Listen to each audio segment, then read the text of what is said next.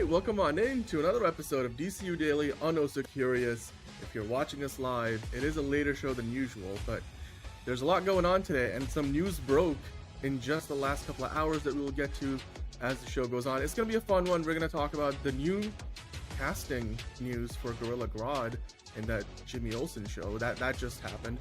Of course, earlier in the day, Matt Reeves announced that the Batman Part 2 is indeed delayed yet again. We did get a screen test, I don't know what you want to call that. We get a look at the new Batman suit, which looks pretty much the same, minus maybe a couple of minor differences. We'll talk about that later.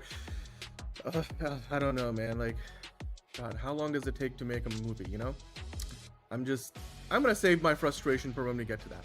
But of course, we have to talk about the Odyssey, the opening weekend. I'm going to see it tomorrow. So many people are going to go see it in the next couple of days. We'll have a review for you guys, a full review as the week goes on, and Liz will be on tomorrow to talk about it as well. And of course, John is also going to see it later in the week. So today we'll talk about the opening weekend. We'll talk about the reviews, the Rotten Tomatoes rating. Is it the highest of Christopher Nolan's career? We'll get into that. Of course, on the Marvel side of things, more rumors about the future of the past Spider-Man in the MCU. If you know what I mean by that, of course, I'm talking Toby and Andrew. And of course, moving forward, what's going to happen with Tom Holland's Spider-Man? He was giving us another hint about the ending of Brand New Day. And there's updates with the Paramount lawsuit. It turns out even more people want to sue the Ellisons. So we'll get into all of that fun stuff as the show gets going. Let's hit that news intro and get things on the road. It doesn't seem to matter what I do. I'm always the number two. All right, mister, I need to paint my abs on to get nominated. You don't see Robert Downey doing that. You're kidding. You're kidding. I can't open the envelope without the... Warner Brothers is heading back into the Matrix with a new movie in the works. Wonder what other surprises are in store. I want to be Bruce Wayne. I like that. You're gonna love me. There's the shot right there. That. Okay, we don't need to see chords. Right there. You look ridiculous. Well, not no more, he don't. What, dude? I can barely understand you. Your accent's insane. What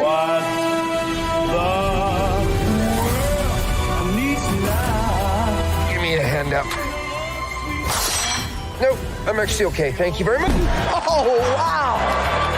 Wow.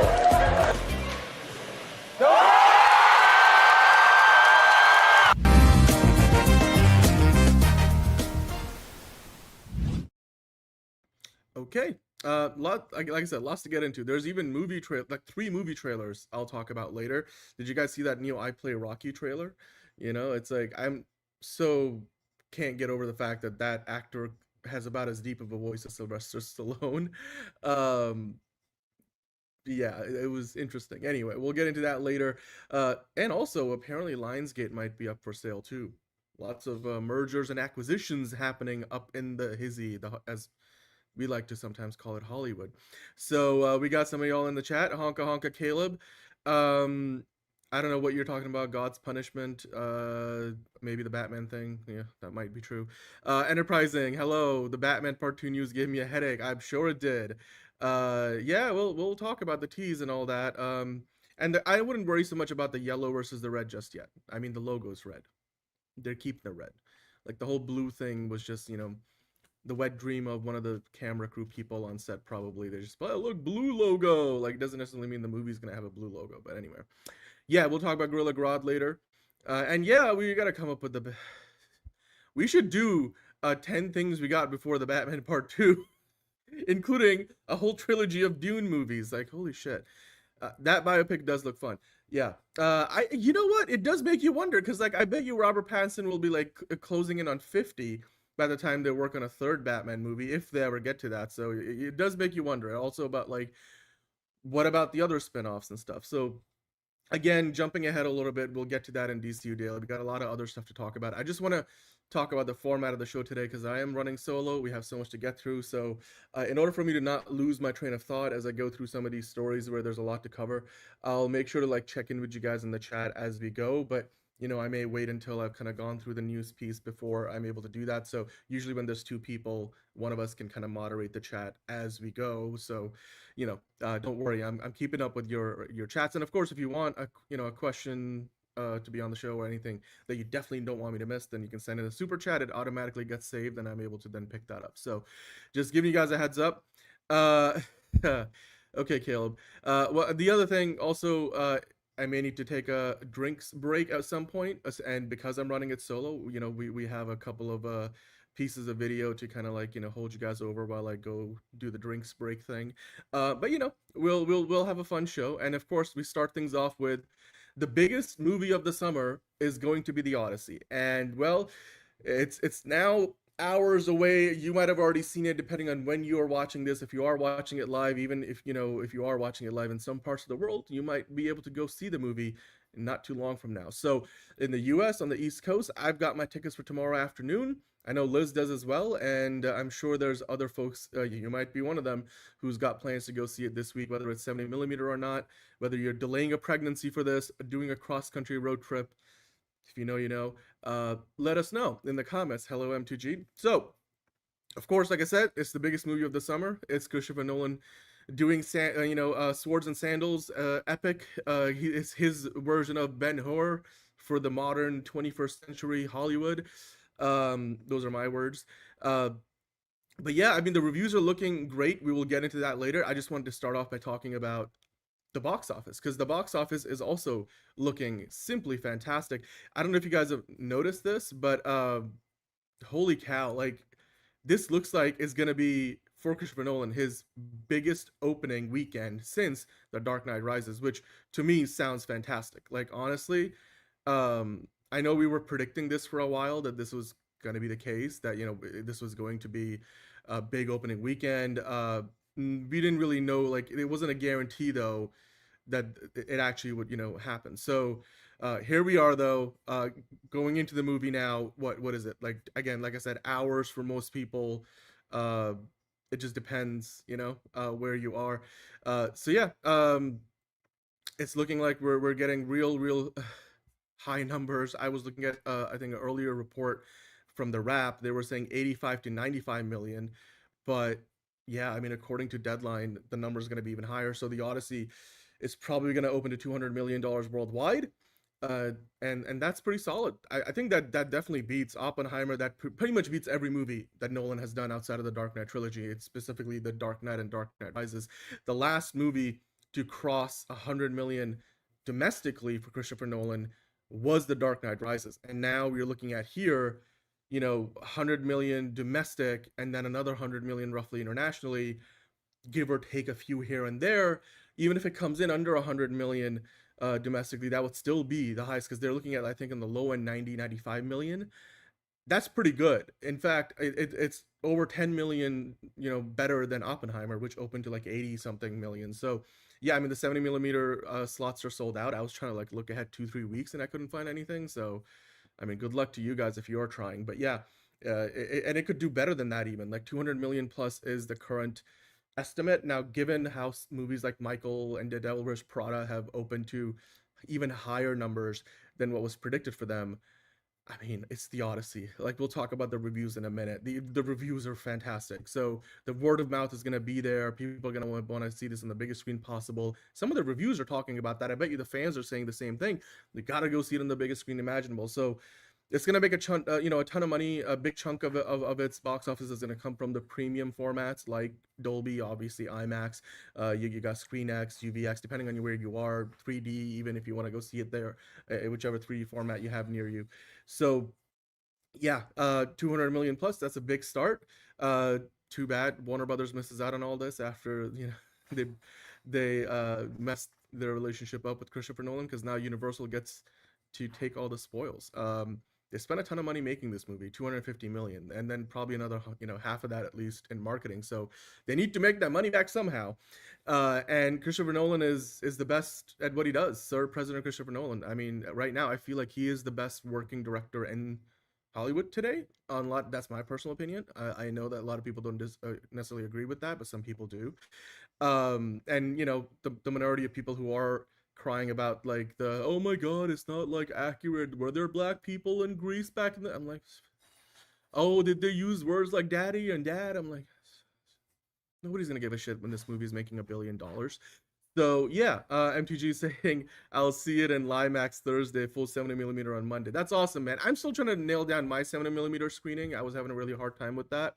So, but I will go to see it in a different format before that. I think it's IMAX actually.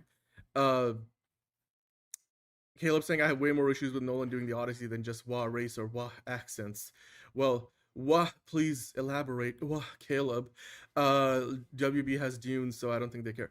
Oh, believe me, Caleb, I think WB cares. I think WB cares more than you know, because, like, honestly, for Warner Brothers, dude, all they want to do is have Christopher Nolan back in house. Like, it's been what 4-5 years, something like that, since Christopher Nolan left the house of Warner. After that happened, the new current co-CEOs, Mike DeLuca, Pam Abdy, took the money that was owed to Nolan from Tenet's, release, because obviously by that time he was over at Universal. They went personally to his house to give him the money that he was owed. They could have just done a wire transfer, sent a check. No, they personally delivered the cash to Christopher Nolan. Why do you think that was? It was because they were trying to make amends, because they wanted to have Nolan back. But you know what? I think Universal, again, one of their several, masterstrokes in recent times with what they did with Nolan. Obviously now they've got Taylor Sheridan in tow. So, yeah. But hey, it's just one of those things where if Warner Brothers could have Nolan back working with them, they definitely would, like, in a heartbeat. So yeah. Caleb saying I think the visuals are bland. Think some of the actors are miscast. I don't know about the bland visuals, Caleb, because they shot it on film and there's not a lot of color grading here. Like, it's a Greek myth turned into an epic. Like, what do you want? Like a Technicolor movie? Even then, like, did you watch Lawrence of Arabia? I don't think there was a lot of rainbow colors in that movie either. So, and you haven't seen the movie, so like the whole miscasting thing is like you can't prejudge the miscasting thing. Like, that's the thing about, like, there were people probably out there who still weren't convinced that Heath Ledger would be a great Joker until they saw the movie. And, with just having seen the trailer. So it's like you can't judge that until you see the movie. So I would say, like I always say, is go to the movie first with no expectations. Just, let all that stuff, set aside at the door, walk in, watch the movie, make up your own mind, your opinion. If you still don't like it, fine. If you love it, great. It's completely your opinion. Nobody's gonna try to put your opinion down. I mean, we are here to, obviously discuss our opinions and compare and contrast. But, somebody said don't yuck on anybody else's yum. I think that's the right way of looking at it. And I mean, the whole critique about it looks middle-aged and bored, I don't necessarily, again, know what you mean by that. That's just also an opinion. Sure, cool. Maybe that's the territory that comes with being super pretentious, Caleb. So, or you're just trolling. In which case, let's move on to talking about. There's more reactions coming from some other influencers who did get a chance to see the movie early. And yeah, I mean, we talked about the 200 million opening weekend, potentially even higher. I would guess that the movie probably opens to 220, maybe 230 million. It's just one of those things where you got to remember, if Delrish, Prada, and Michael can make more money than they were anticipating, then of all the movies this year, The Odyssey can make more money. So, that being said, we'll see how well it holds up in consecutive weeks. Nolan movies tend to have good legs, and especially when they're well reviewed. I mean, Oppenheimer almost made $1 billion. It's a non-action movie with a lot of navel-gazing dialogue scenes and shit, and the atomic test happens like halfway, a little more than halfway through the film. Like, and that movie people went to see enough times for it to make almost $1 billion. It's wild. So I don't think The Odyssey is gonna have trouble, making money. But yeah, Eric Davis online was saying massive cheers, applause out of the NYC premiere for The Odyssey. A second watch is essential in my opinion. Found myself overwhelmed by emotions the second time through. Lots of tears, leaned into the details, lost myself in Ludwig's incredible score. By the way, again, Nolan's worked with Hans Zimmer for so long. Now he works with, like, I think the current generation's one of the greats with Ludwig Göransson. Between him, Michael Giacchino, and Hans Zimmer. I mean, come on. Like, I know John Williams is like partly retired basically, but like these guys are like the cream of the crop right now. So yeah, Eric Davis is saying that he really loved the movie. Jonathan Peugeot maybe, saying there was a scene at the very beginning of the film in which, in the absence of his father, Telemachus is being trained by the blind Eumus? Okay. Odysseus' loyal servant. Eumus warns that the reason Telemachus is constantly being bested by his blah blah blah. Too bad this doesn't fit into that tweet. Anyway, I'm guessing that was a compliment. Here's somebody. Alan traveled 90 minutes to see a 3-hour-long movie, and you don't want it to be bad. He said, I could have stayed home for a bad movie. Anyways, here are his thoughts, and I looked into some of his thoughts, and he was really excited. So again, more positive reactions. But Edward Douglas, on the other hand, saying, struggling to give The Odyssey more than a mixed review.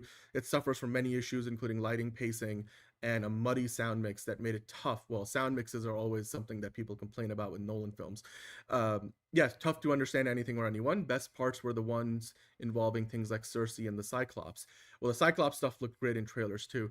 I think with the sound mix also, it's one of those things where, depending on the theater you're in, this is why I think the premium formats matter, because you go to the one, like whether it's Dolby, whether it's like, some other laser projection, whether it's IMAX, you get better sound, you get, there's just better quality control on the hardware that is in that movie theater specifically. So if this is the reason why I think you got to see it at least once on the biggest, best possible screen, therefore best sound system that you can possibly get, whether it's IMAX 70mm or not. I think this is also the kind of movie, it's so long, it covers so much ground, like Oppenheimer, like Tenet.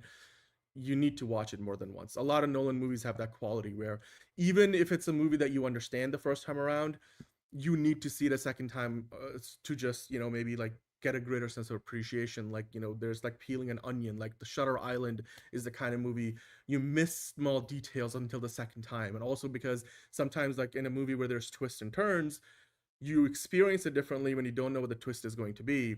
And then the second and third time around, you're like, oh, now I know the twist, but that informs other parts of the movie earlier, and you catch things you missed the first time because you weren't looking for them. So I'm hoping that The Odyssey kind of gives that kind of an experience as well.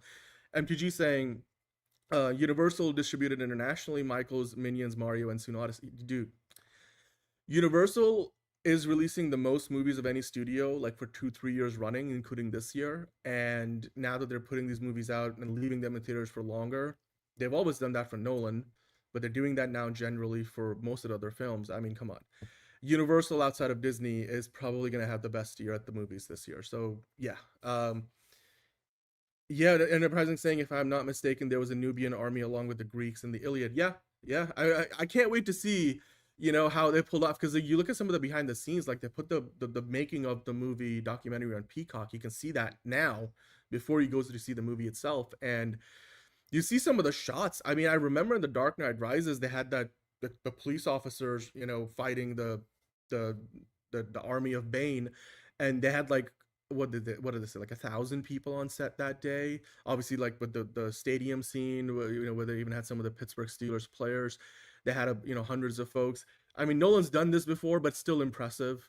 And Oppenheimer wasn't a movie that lent itself to that kind of like big action sequence, but like here, like you could see the scale. They're not faking it. It looks big because they have thousands of people on set. So many extras. That's grueling. That's not easy to do on set. Just the logistics of that alone is insane. Like, having done stuff on a much smaller scale, I can tell you, like, sometimes it's hard to keep your head on a swivel, and then to be on a set line, it's just the pressure is on to also make sure you make use of those resources while you have them, because time costs money on movie sets. So yeah, again, Nolan knows how to do that very well.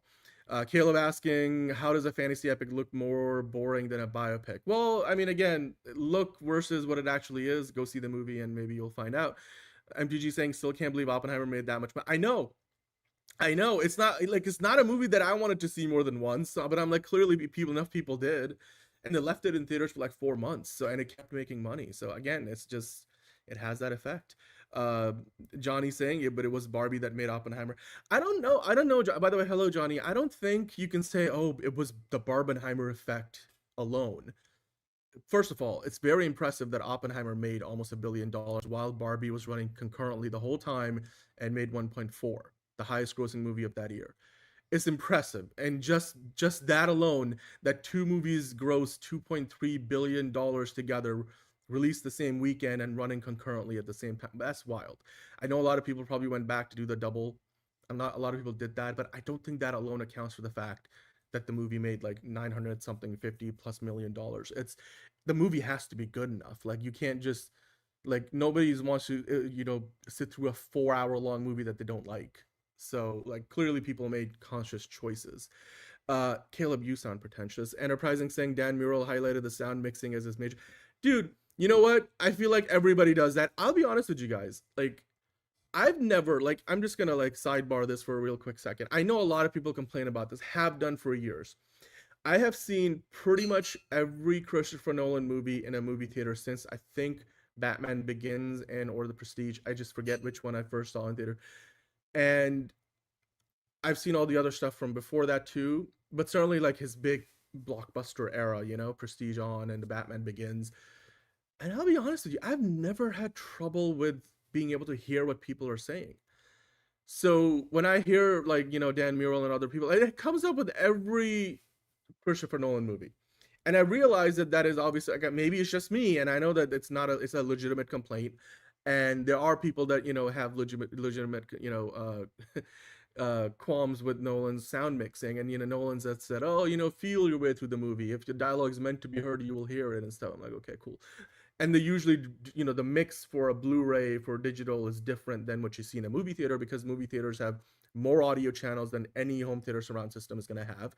And it's in a different format, uncompressed or otherwise, than what a Blu-ray disc can fit versus what you can see, playing in a movie theater. Like, so, and depending on what format you're watching it in. So, yeah, I personally have never had that issue. I feel like Dunkirk was a movie like where there was barely any dialogue anyway, and most of it was in scenes when you can hear it, or other than that, I never had. I feel like Dunkirk was the only one where my ears blew out because I saw it in IMAX, and like every time the dive bombing the plane with Tom Hardy, that scene, I was like, holy crap! My ears were ringing at the end of that. But I personally had never had that issue.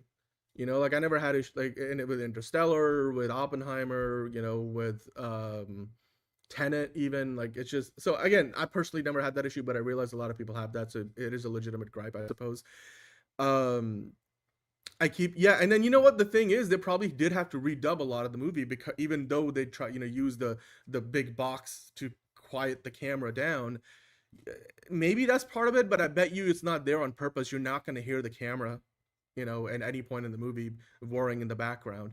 So yeah, Oppenheimer was a good movie. That's when Nolan learned the right lessons from disaster. That was okay. Tenet was not a disaster, but sure. It was, the box office was, you blame that on the pandemic times that it came out. Nolan's biggest weakness seems to be sound. Too much exposition at times, can be pretentious at times. Yeah, I mean, I'm biased, so I don't usually have those criticisms for his movie. I feel like Nolan's strengths are the pacing of the movies and having it be so tight that you don't have a lot of exposition dumps. Exposition dumps, sometimes when they do those, I mean, every movie has, every single film has exposition dumps. It just depends on how well you go about doing those. Like, in some movies, you need a little bit of explanation so the audience can follow along, because not everybody is gonna know, the theory of relativity, or like in Tenet,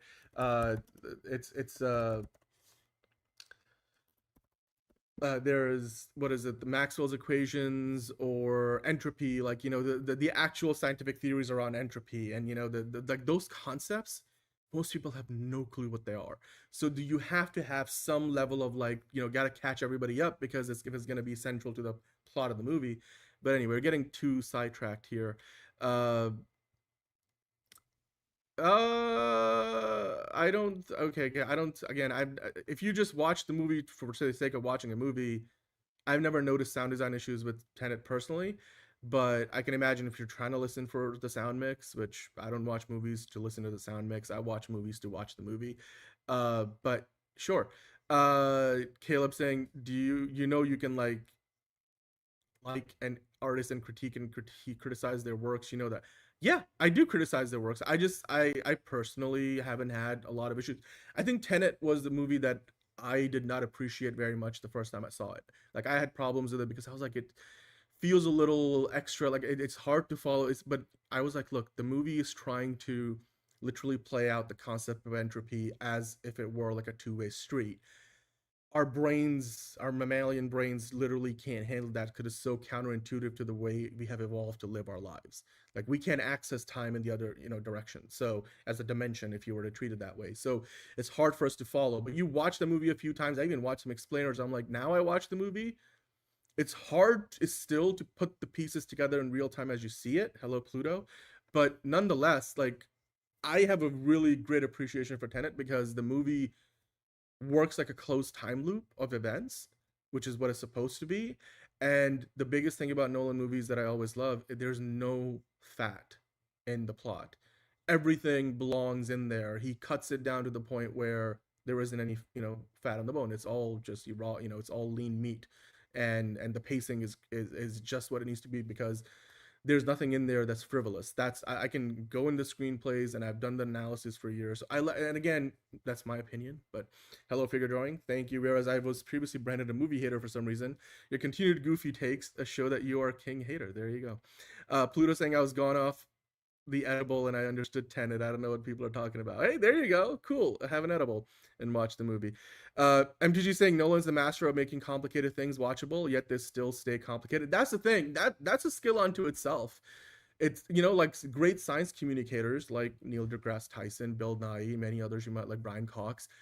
They take very complex ideas and turn them into something you can understand, that are easy to communicate, that people can like, who have no sense of even concept of like what that idea might have been, they can sort of relate to that. And I think Nolan does that with filmmaking in a way that most directors don't, and that's credit to his willingness to stick to his guns with stuff, and having the right people working with him, because I'm sure he doesn't know everything by himself. Like obviously Kip Thorne was a big part of Interstellar, and he's had other people for different movies, I'm sure. So like the author of the book that wrote the Oppenheimer autobiography for Oppenheimer. Denis is the master of taking some complicated things and making it easy to digest, visceral, and realistic. Yeah. I mean, Nolan and Villeneuve are two of the best directors working in the game today. I agree there. Yeah. Tenet is not a lightweight movie. Tenet is a movie you will appreciate truly once you understand like how the events are pieced together. And I mean, it's there for you. It's not like it's not like Pulp Fiction where it's purposefully, editing the movie to be non-chronologically lined up. They do it in a way where everything logically adds up. It's just our brain instinctually, humans in general, like it's hard to follow the idea of like, oh, there's a story playing out moving forward, but also at the same time moving backwards. Criticism is not always equals to hating. It's just when you make undue criticisms that seem either premature or they're not well informed, that's when I think the word hating could be used. But anyway, yes, story structure is critical to all Nolan movies, which I think is why the pacing is always great for him, because a good story structure will always save you at the end of the day, because you can make some mistakes along the way, but if you have good story structure, there's a reason why there's a 3-act structure for most movies. There's a reason why it works. It's more fundamental than just like movies. It works in literature, it works in movies, and works in other forms of storytelling for humans. So yeah. Anyway, the Odyssey, Rotten Tomatoes. Let's talk about the Odyssey, shall we? The movie that is out now, rather than the ones that Nolan has done before, because of course Matt Damon coming back, and you got reviews here. I don't want to go too far down because there's so many here, but the review embargo was lifted today, and we got some reviews. Amy Nicholson of the LA Times said Nolan refuses to tremble before the canon. Grabbing mighty scissors, he cuts and rejiggers Homer and a bit of Virgil to transform the classical text into his type of tale, one fixated on memory, self-identity, destructive genius, and the slippage of time. Again, time is like the ultimate theme in Nolan's filmography. Always, like every movie that he has ever made is playing with time in some way. Guy Lodge of Variety also liked the movie, saying there's so much to feel here at a sensory level that the film gets away with its slightly aloof, soul-skirting chill. Well, there you go, Caleb. Soul-skirting chill. We leave it feeling that we have been to hell and back, and exhilaratingly so, which is, again, if you have read the original Odyssey, Homer's Odyssey, It's it adds up. It's not a very light story. Peter Bradshaw of The Guardian said he gave it a 5 out of 5 perfect score, saying this is a film that with thrilling ambition, boldness, seriousness, generosity, and flair. There were some broad brush moments in the dialogue, yes, but even these are applied with a muscular flourish. It's a lot of language, but I'm guess all that means he likes the movie. David Rooney of The Hollywood Reporter said he had some reservations, but he still gave it a positive review on Rotten Tomatoes. While The Odyssey is uneven and no match for the sure-footedness and intellectual complexity of Oppenheimer, it's elevated by the blindingly charismatic ensemble. Charismatic ensemble, of course, including Anne Hathaway, John Bernthal, Tom Holland, Matt Damon, Lupita Nyong'o, and on and on and on. Robert Pattinson. So, sure. Well, I will say the language in some of these reviews it's not, I mean, I think people overuse the word pretentious, but it is a little verbose, some of these reviews. Like, I'm like, oh God, like, okay, get off your butt, put the thesaurus away, just tell us how it is, talk to us like a normal person. But some of these critics, I mean, this is how they write their reviews, and even the ones that you read and the ones that they don't, or the ones that you don't. Like, for every 10 reviews that they write, we might only read one of them, and we're like, oh God, like, they don't sound like normal humans. But you look at all their other work, and this is how they write the review. They're professional critics. This is their job. They get paid for this shit. It needs to pass an editor, and multiple editors to get it published. Like, unlike us, where we just say our shit and we're like, okay, who's gonna fact check us? Hopefully you guys in the chat. But yeah, let your hate flow through. Focus it. It makes you stronger, Caleb. Dude, The Odyssey is probably going to be a big Oscar contender next year. Like, we've talked about it, like Project Hail Mary. There's going to be other movies that might have otherwise been stronger contenders for the Oscars, but The Odyssey, like Oppenheimer did, is going to probably win several of the big Oscars this year, or this upcoming year. Hello, Steven. John is not sleeping. I mean, he might be, but he was on assignment today. He took a trip, so he'll be back tomorrow. And I think Liz is also going to be on tomorrow. So it's just me here today. Robust? Did I say robust? All this speech barf? No, I'm saying like some of these critics just are verbose in a way that it's like they're saying something they could have said with 5 words, but they're trying to say it with 10 words because they want to sound grandiose. I get it. Like, some of these reviews sound that way. But talking about the Rotten Tomatoes score, like, just we went through the reviews. Obviously, most people love the movie. Some of them are giving it 5 out of 5. Perfect scores. Now, the Rotten Tomatoes score initially came up with over 100 reviews at 98%. That does make it the highest rated on Rotten Tomatoes movie for Christopher Nolan ever, because The Dark Knight and Memento had the previous record, 94% each. Then you got Oppenheimer at 93%, Dunkirk had 92%, Insomnia had 92%, The Dark Knight Rises had 87%, Inception had 87%, Batman Begins at 85%, The Prestige at 76%, Interstellar 73%, and Tenet 70%. So yeah, the score here is higher than all of those. Now, of course, the score has updated as we're now approaching 200 reviews. So it's sitting at 96%. So it's not 98% anymore, but the previous record for Nolan, The Dark Knight, and Memento were tied for 94%.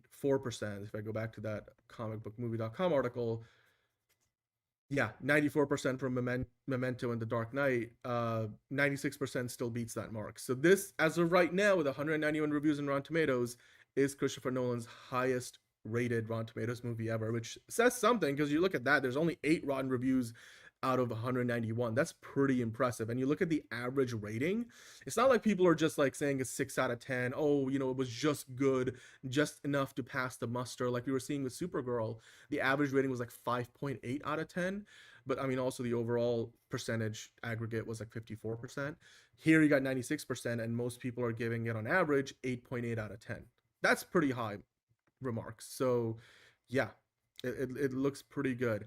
Steven's saying, Dan, do you like all the Nolan movies? I like most of them. I think his early works, obviously, in some ways, like Memento holds up. Some of his other older work, not as much, but still, again, it's always Nolan.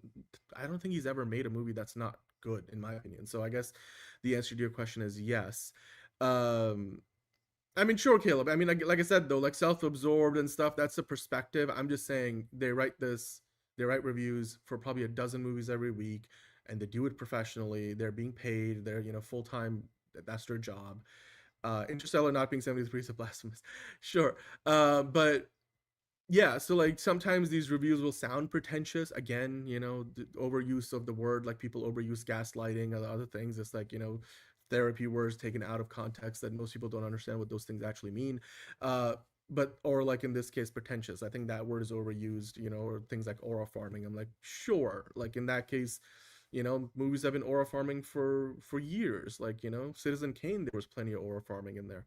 But anyway, I digress. Enterprising thing, I have to work until 10 p.m. tomorrow, so I'll probably have to rewind. Well, that's okay, man. We'll see you on the next one. I mean, we've got a lot of show left to go, so thank you for joining us while you have been here, and we'll talk to you tomorrow. And hopefully, yeah, you can rewind and see the rest. But hit the like button while you're still here.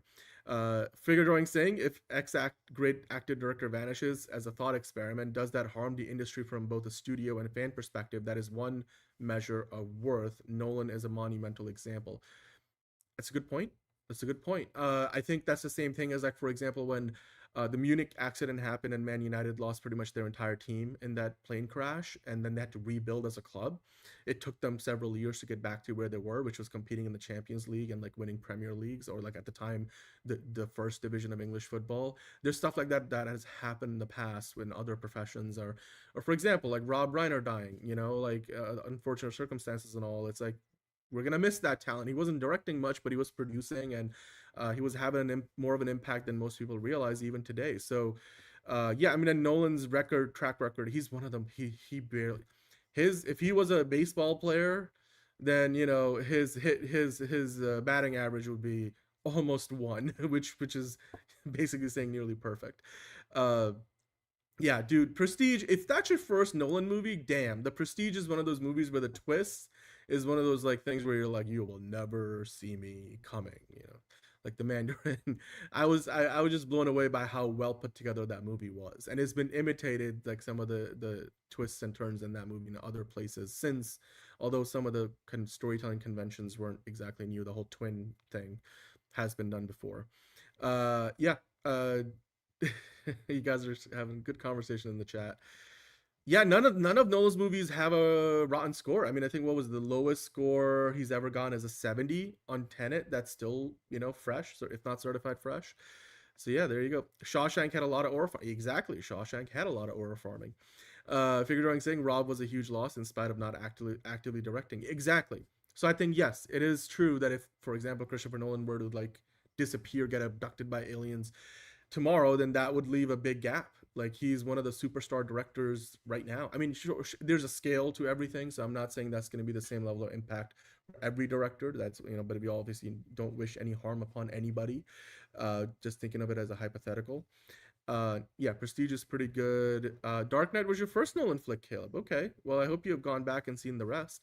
Pluto saying, I was shook in my mind Nolan killed Wolverine over and over. I know, right? Like, you see that, like, the whole context of the hat strewn out on that landscape after hits different, because it's like the gravity of, like, they wanted to best each other, but one dude clearly went way, way, way further down a rabbit hole, a dark rabbit hole, than the other guy. Like, it's like, holy shit.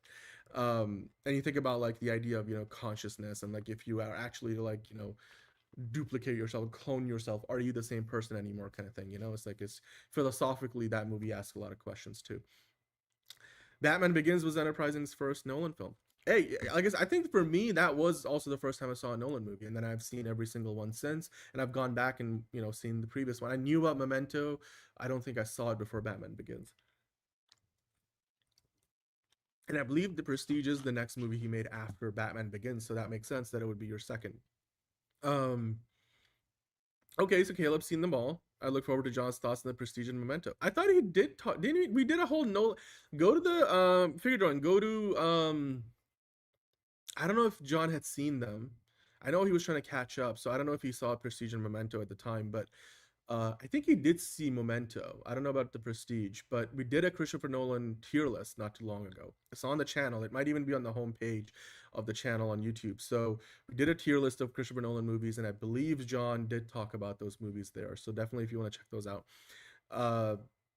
Yeah, Dark Knight. Yeah, that makes sense. That's also the one after The Prestige being your third, and then Nolan. I mean, Memento came out obviously before all of those. Yeah, dude, the Nolan tier list was a lot. The show went for like 90 minutes. Like tier list Tuesday went for 90. It was a lot of arguing, but it was fun. Definitely do check it out, Figure Drawing. But anyway, okay, so the Rotten Tomato score for The Odyssey sits at 96%. It's currently the highest Rotten Tomato score for any Nolan movie to date. Oppenheimer had a decent score. It was in the low 90s, I believe. If you go back again to that article, Oppenheimer got 93%. So, 3 percentage points less. The Dark Knight and Memento have 94%. But The Odyssey sitting at 96 with 191 reviews. Whether that number holds or not, I have a feeling that's probably not going to budge too much at this point. It might settle at 95. It may go up to 97, or it may just hold at 96. But that does mean that the people love the movie, or at least the critics love the movie. The people, obviously, we'll find out in the next couple of days. But yeah, we'll leave The Odyssey there for now. You guys let us know what your plans are to go see the movie. And when you do see it, let us know in the comments down below what you thought about it, or like join us on the next live show and we'll be reviewing it. So there we go. Oh yeah, Memento as part of your college course definitely sounds like a good idea. Steven saying he plays Rocky. In what like did in the movie? I didn't think you were in the movie, man. I didn't see you in the credits, but okay, Caleb likes Insomnia. Okay, cool. Well, that's not true. Nolan has not written okay, so Nolan has not written several of his other movies. I believe I don't know if he co-wrote Inception or if it was all Jonathan Nolan. And I don't know about Interstellar. There's been several Nolan movies which he didn't write by, like Jonathan Nolan, his brother wrote a lot of the movies that he's worked on, or like David Goyer, I think, was a part of the Dark Knight trilogy. So yeah, co-writing, I think when it comes to Nolan writing his own movie by himself, I don't think more than half of his movies he's written solo. So just to let you know, Caleb. All right, so Enterprising going to see The Odyssey on Friday. That's awesome, man. I think John might see it on Friday too. So there you go. I'm sure a lot of people will make it out to, on Friday, because obviously it's still a busy week if you're working, and even if it is the summer holidays for you, then still there's a lot going on during the week. And like, for example, Fiona is actually traveling this week, so she's tied up trying to like make sure that everything is settled before she heads out. So yeah, maybe whenever you get a chance to see it, let us know what you think about The Odyssey. No, Nolan did not write all of his other movies. He's co-wrote a bunch, but like a lot of stuff Jonathan Nolan wrote until like the last few. And I don't know if he wrote all of his Batman movies either, to be honest with you. Like, obviously, he's been very involved in that process. Again, you'll see some writing credits, but certainly not solo writing. I think solo writing, Oppenheimer, he wrote by himself. I'm pretty sure Tenet might be also another one of those. And then it looks like The Odyssey he also wrote by himself. So, yeah, go back and look at IMDb. Yeah, Goyer helped. Yeah, exactly. David Goyer that's why it was David Goyer's idea for Superman, which became Man of Steel, that Christopher Nolan lobbied for. So yeah, David Goyer was a big part of that era of DC movies. Now he's doing stuff like Foundation on Apple TV. Fantastic stuff. Anyway, we'll move on from The Odyssey. Let's talk about some MCU stuff. We got MCU Weekly, some Spider-Man stuff coming up. But to start off here, Epoch Horseman, of course, one of the scoopers du jour right now on Twitter or on the internet in general. Yeah, there you go, Enterprising. So on the Nolan thing. But yeah, talking about Epoch Horseman and the X-Men, he just put this up, I think today, was it? Yeah, so he put this up, well, it was yesterday now because it's past midnight on the East Coast, but he was talking about, according to what he knows, this is what we have for our X-Men lineup coming up in the MCU. You got Cyclops, Jean Grey, Emma Frost, Rogue, Storm, Professor X, and Magneto. So outside of Emma Frost, I believe everybody else was in the original X-Men movie in 2000, right? I'm sure there'll be more. Like he says, there's other characters he's heard about, but he hasn't been able to confirm, including Beast and Angel, so which we also had in the original X-Men movie. It would, lead you to believe like, okay, so this isn't exactly like the whole going back to like the OG X-Men team. This looks very similar to the team that we got in the Bryan Singer X-Men movies. But yeah, good lineup. Again, coming from a scooper, I still wouldn't, take it at face value, but he's been more right than wrong. So I certainly believe, that he's probably not misleading us here. So there you go. I mean, the villain is also somebody that we're not quite sure about yet. So if it is Mr. Sinister, that I wouldn't mind seeing that either. That is a solid lineup, though. Again, it looks very similar to the original X-Men movie in the 2000s. I believe, pretty much every one of those characters was in it. I think Emma Frost was one that wasn't. And then if they confirm Beast and Angel, then there you go. I think Angel might have been introduced in the second X, like X2. But certainly Cyclops, Jean Grey, Rogue, Storm, Professor X, Magneto, they were all there. The only big one missing here is obviously Wolverine, which we know they're going to try to probably keep separate for at least the first few movies. So that's fair. Yeah. Adam Driver, I think several scoopers have confirmed, including, I think Apoc Horseman said it the other day, that he pretty much knows that Adam Driver is playing Magneto. Again, because it's a scooper, it's not corroborated by like a big industry trade, and it's not coming from Marvel themselves, which we may not have to wait for more than a week, because by next Saturday we might know that it is Adam Driver with the Comic-Con happening. But yeah, and right now the thinking is that Adam Driver is Magneto. Sinister and X-Men is as cool as Brainiac and Superman. Exactly. Somebody that Fox really didn't utilize all that much, if at all. Angel was introduced in X-Men 3. Okay, so got it. All right, the last stand. Right. So that would be something different again. The Last Stand. There we go. Cool. All right, well, that's a good lineup. Figure drawing saying, I just checked the Nolan tier list. I was in the chat after all, and no, John had not watched The Prestige or Memento, but maybe he has done since. I don't know if he has, but I will certainly ask him for you. Maybe we can ask him together tomorrow when he's back on the show, whether he has seen Memento and The Prestige yet. I think he was gonna watch The Prestige, so I might be misremembering it. But yeah, I would love to get his opinion on it. I think those are two great movies. I honestly thought he did see Memento in anticipation for the tier list, but maybe he didn't. So I believe you, though. I believe you, Figure Drawing.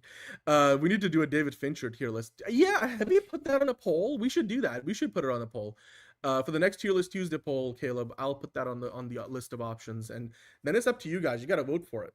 You got to. I think we did put it on a poll before, and it just never won. So we'll put up a poll for that. Right now, we have a Fancast Friday poll going, and well, I'm glad I didn't put DC Gorilla Grodd in there, because we know now who's going to play him. We'll talk about that later, but currently the Fancast Friday poll, Professor X is winning, and new DCU Wonder Woman writer is coming in second, and Freddy Krueger is in third.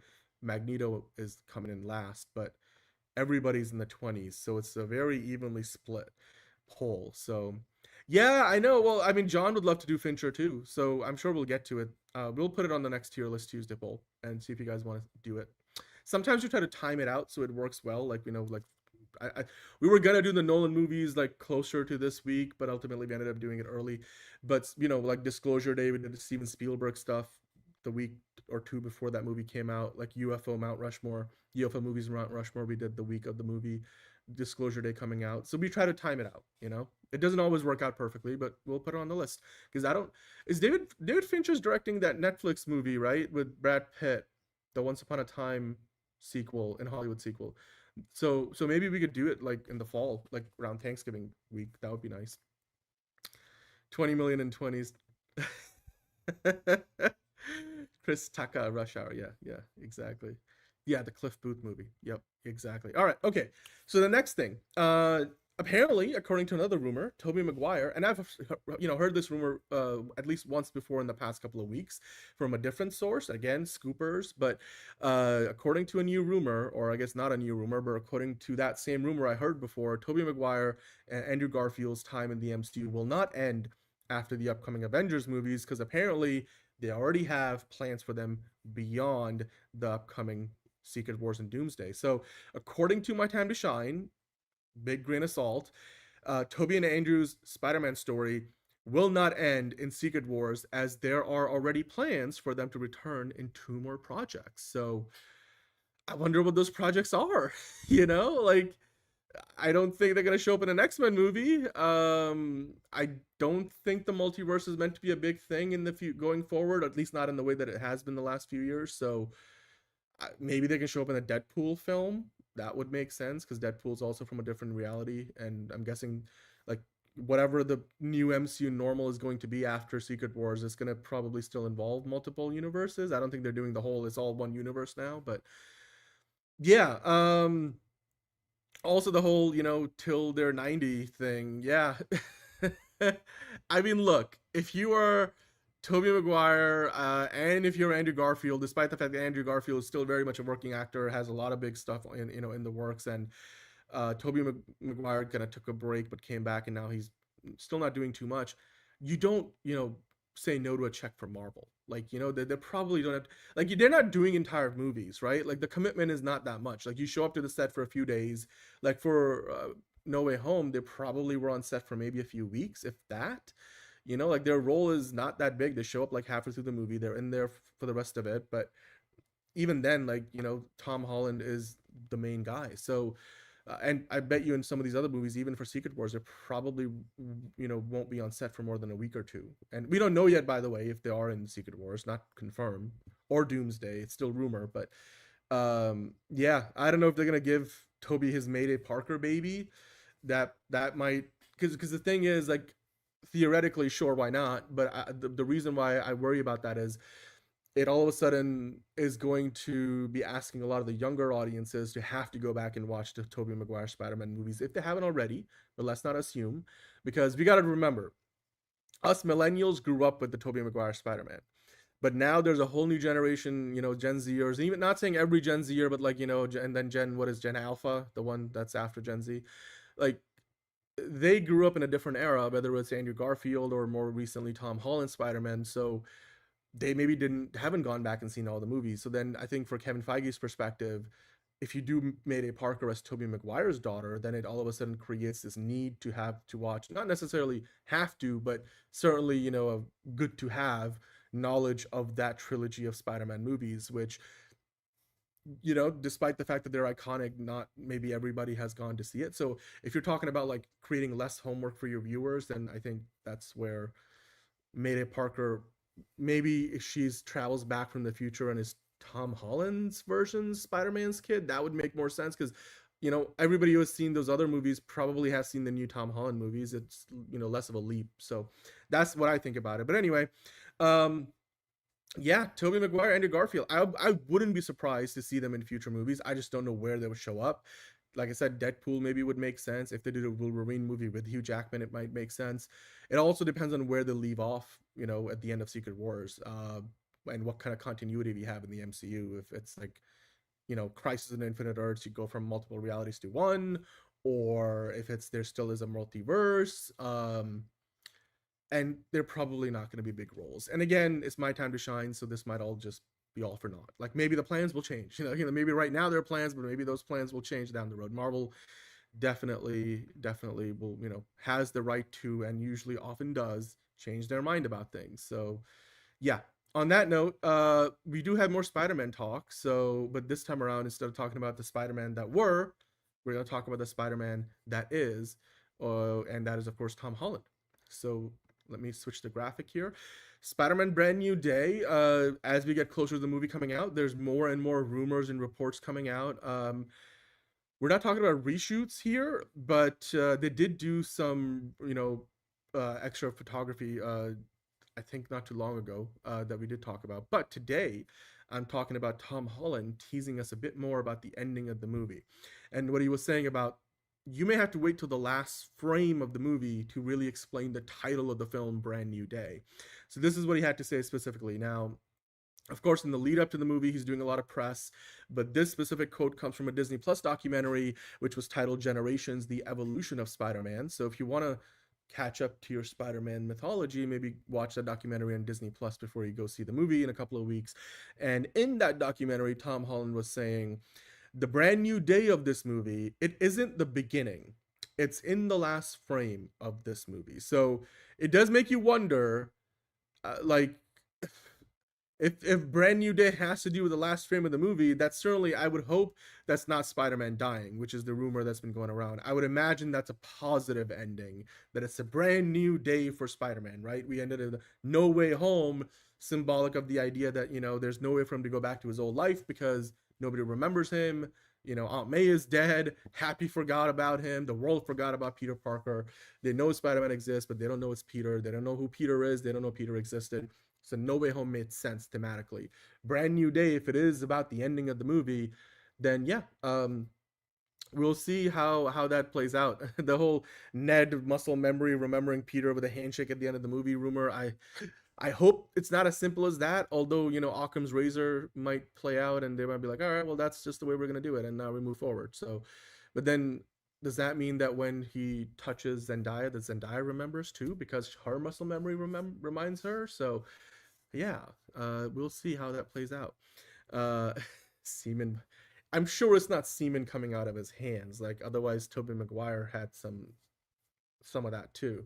Caleb saying, I pray to God it's nothing Venom related. He's the Joker of Marvel, meaning he's in every damn Spider-Man story. Well, there's no hint outside of the little bit of symbiote that was left behind in the last movie's post-credit scene, so I wouldn't worry about it too much. And honestly, if they do bring in Venom, like, dude, Venom was great in those 3 movies. I know we've seen a lot of Venom lately, and I'm sure Amy Pascal is aware of that, but if it did come down to it, like, it's not the worst thing ever. Clearly they were gonna go places with the whole Null story, but obviously that flopped, so like they're not doing that. But I'm pretty sure that was thoroughly separate from the MCU. So yeah, I wouldn't go in that direction. I don't think that's what they're doing. But Filmology is saying there's no way they're killing Peter. Even if they do, I can guarantee you he'll return via multiverse shenanigans. Well, hello to Filmology. Please hit the like button while you're here.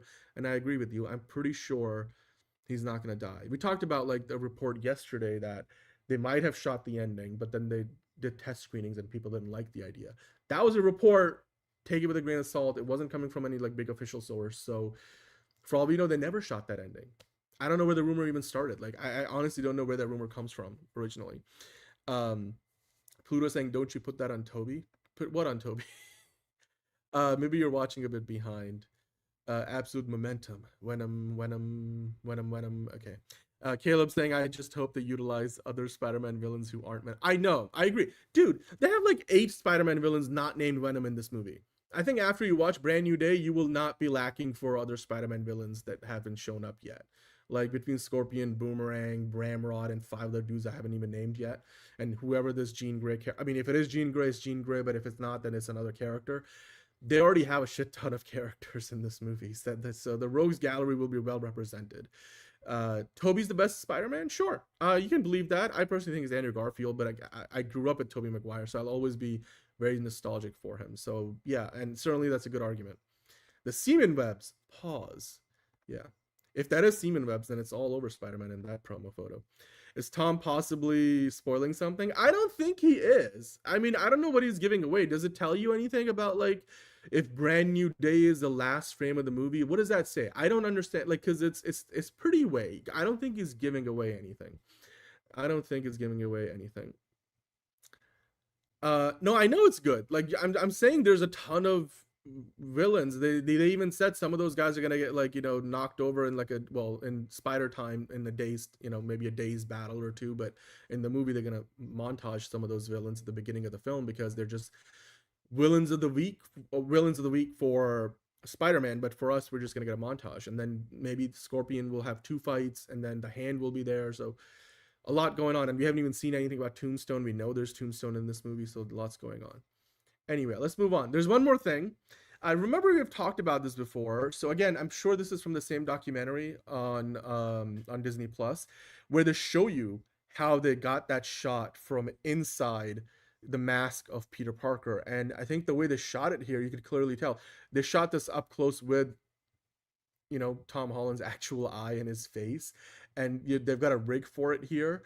And then I'm sure what they did is they added the suit in the background over it. So you get to see the eye, which is real. Obviously, that's not animated. They shot it practically. Maybe they did some alterations, some changes. Maybe they enhanced it a little bit in post with VFX. But, as far as being inside the mask, I don't think they were inside the mask. It was more just they shot it the way that you see here. And then afterward they added in the back, like, you know, they probably rotoscoped it and added the mask in the background, which is cool. It shows you like I'm not saying every shot in the movie with the eye probably was exactly that. Also, like, one of the things you would have to use VFX for, the way they filmed this, is the reflections in the eye. But the fact that they shot it for real gives them great reference footage to be able to then replicate it in CGI, and the reference footage makes the CGI look a lot more believable. But like I can tell you, like, those reflections would be different. I otherwise they would have to sit him in front of a, you know, a volume screen of some kind, LED panel, and then that would have to reflect what he's meant to be seeing, which too much work probably. So yeah, still VFX involved, but they shot a part of it practically, which is great. Thank God it's human eyes. I don't want to see it. Yeah, well, dude, the thing is, some of the best eyes in movies today, those up close shots, you won't realize they're, you know, animated, but sometimes they are.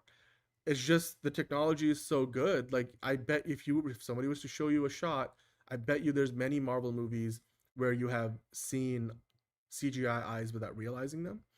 And like in this case, I'm pretty sure this is a mix of real stuff and CGI. Like, I was doing VFX for like an indie movie a long time ago where they just wanted me to like put specific reflections in the eye. It's not easy because you got to track the eye, because your eye has these like micro movements, like, you know, these little like movements like you can see here in these shots. You got to track it, which is difficult to do. Then you got to like composite, you know, whatever the reflection's meant to be. You got to make that reflection look real, but like the thing is, in reality, the image wouldn't look as perfect as it does in these shots of whatever he's seeing. So there's a very fine line between making it look absolutely, you know, physically believably real, the way it actually would be, and kind of blurring that line and then like exaggerating a little bit, but not too much so that it looks fake. So there is a lot of nuance to this effect. I'm just trying to explain it a little bit. Yeah, I mean, the Flash is, I guess, an example, probably a bad example, but yes. But what I'm trying to say is they had physical shot reference, which is always better than just CGIing it from scratch, because now you're going to be able to catch, for the animators, all those micro movements, and you use that as inspiration. It's like, you know, Disney has done this for decades, even before we were doing CGI. Like for the Lion King, they brought in real animals like lions and giraffes and stuff, and the animators observed them, recorded them, and, you know, obviously, you know, using like National Geographic footage for reference of how animals move, how they react to each other, how they interact, you know, what part of their body twitches. And because like a lot of us do things without even realizing it, like the micro movements in your eye, you don't notice it, but when somebody's looking at it, especially that up close, it's noticeable. So the actual physical reference helps the animators and the CGI, you know, VFX artists a lot, even if the final shot is not, you know, gonna be completely live action. It's definitely informed by the live action, you know, reference footage, which, like I said, makes it a lot more believable than if you were to just do it from scratch without any reference footage. So yeah, anyway, I'll digress there on the VFX of Spider-Man Brand New Day until the movie comes out. Let's move on to the next thing. Now it comes time for the business of Hollywood. Stick with me here. I'm going to explain a few things. We could talk about it, then we'll move on. We got quick hits coming up. We got some trailer reactions. But the first thing, of course, the big Warner Brothers, you know, Paramount merger is it's supposed to be like in this final run to completion by September 30th. We're sitting in middle of July here, but it does look like there will be quite a few hurdles for them to cross at this point. We know that just this week, the attorney generals, 12 of them in the US, filed a lawsuit to block the merger. Then also the next day, the WGA filed a lawsuit to block the merger, the writers' unions, both the East and the West. And so in addition to those two lawsuits, there's another consumer lawsuit that was against Paramount Plus specifically from earlier this year that's running. And then now there's actually another one that we'll talk about later. But what does all this mean? Because I talked about this in detail the other day. But basically where we're at right now is that the attorney generals have filed for a temporary restraining order, which would be for 2 weeks. If they can get a preliminary injunction, that would be for a month. And that's what they're trying to do. They have a hearing set for this Friday. And in that hearing, the judge can decide whether that TRO, the temporary restraining order, is granted or not. So that could, again, pause things for a couple of weeks. That would pause all the review processes and everything from the different you know, regulatory commissions and stuff. Basically, it would freeze things for a couple of weeks. And obviously Paramount doesn't want that because they're up against the clock. Otherwise, they'll owe millions, billions more potentially to Warner Brothers shareholders if they don't close by September 30th. Now, of course, keeping all that in mind, you have obvious opposition from many different sources, but basically, there is one specific thing that I want to kind of get in this, which is, and I'll read this a little bit because I think this is kind of key here. So in the lawsuit, the states claim that the merger would stifle competition in areas of wide release theatrical distribution, anticipated top grossing blockbusters, and the basic cable channel licensing. Those are the three main things they're talking about, that it's going to affect those three things specifically. Now, in their argument for the temporary restraining order, the states are saying that the merger is presumptively unlawful, pointing, among other things, to market share. They argue that a Supreme Court precedent did not specify threshold for undue concentration. Instead, it was satisfied that 30% sufficed, but they also noted that courts have applied, the states did, that the courts have applied in the past the presumption of undue concentration figures below that. So basically what that means is, and in normal people talk, the states are saying that the combined company, Warner Brothers Paramount company, is going to have a less than 30%, but a significant percentage of market share in like cable channel licensing, top grossing blockbusters, and wide release theatrical distribution. Wide release theatrical distribution they define as over 600 theaters, anticipated top grossing blockbusters over 2,000, which is like the number of theaters a movie plays in. That's significant. Why? Because some of those figures that the states are giving for how much of the market that this new company is going to have are actually below 30%. In the past, 30% was a number that the Supreme Court had thrown around, but other courts have ruled on a number below 30%. So that's what the states are talking about. Basically, they're making the argument that too much of the market will be cornered by this new company. For example, they're saying between Disney and the new Paramount Warner Brothers company, they together would control 59% of the market for the big blockbuster movies. And they're saying that, of that percentage, the new Warner Brothers Paramount is going to control 27%. Disney will still have 32%, but Disney's not in this, merging right now. But they're saying the Warner Brothers Paramount is going to have a 27% share of blockbusters, which is too big for one company, and obviously Disney already has an even bigger percentage, so that they're arguing that.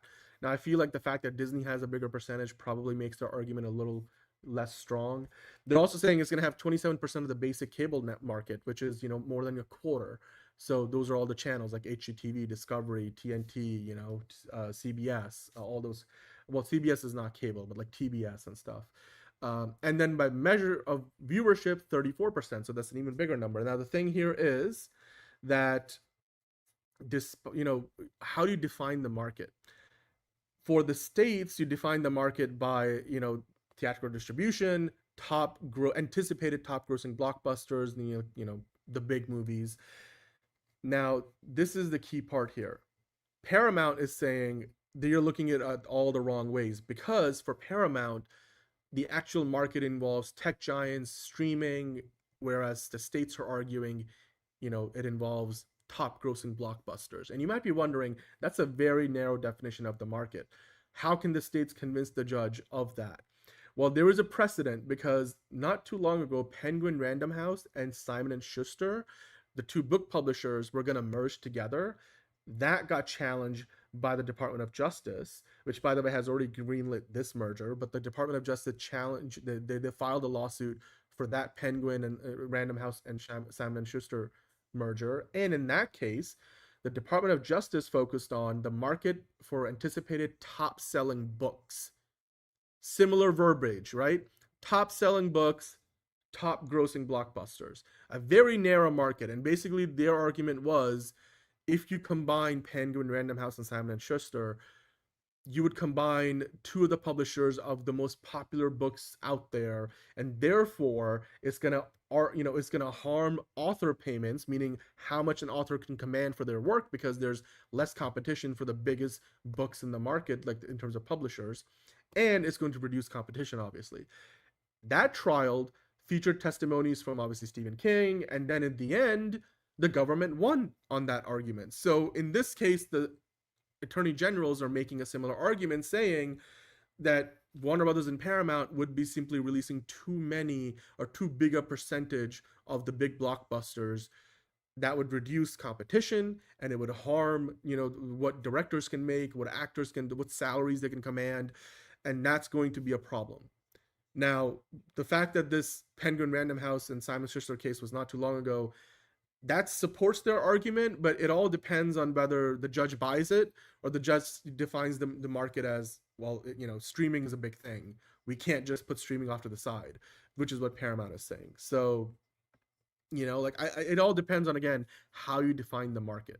So whether it's the Attorney General's argument or whether it's Paramount's argument, we'll see how it plays out. I mean, I think big tech is a big thing here. Like, obviously, Apple, Amazon, Netflix, they aren't really built the same way that Paramount, Warner Brothers, Disney even is built as a company in terms of what they do. So again, this is going to be the pivot on which, ultimately we'll see if the judge actually, rules in favor of one company or the other. Now, the thing is, ultimately, I still don't think this is going to lead to the merger not happening. What's likely going to happen is that the attorney generals could get some kind of a settlement from the Paramount.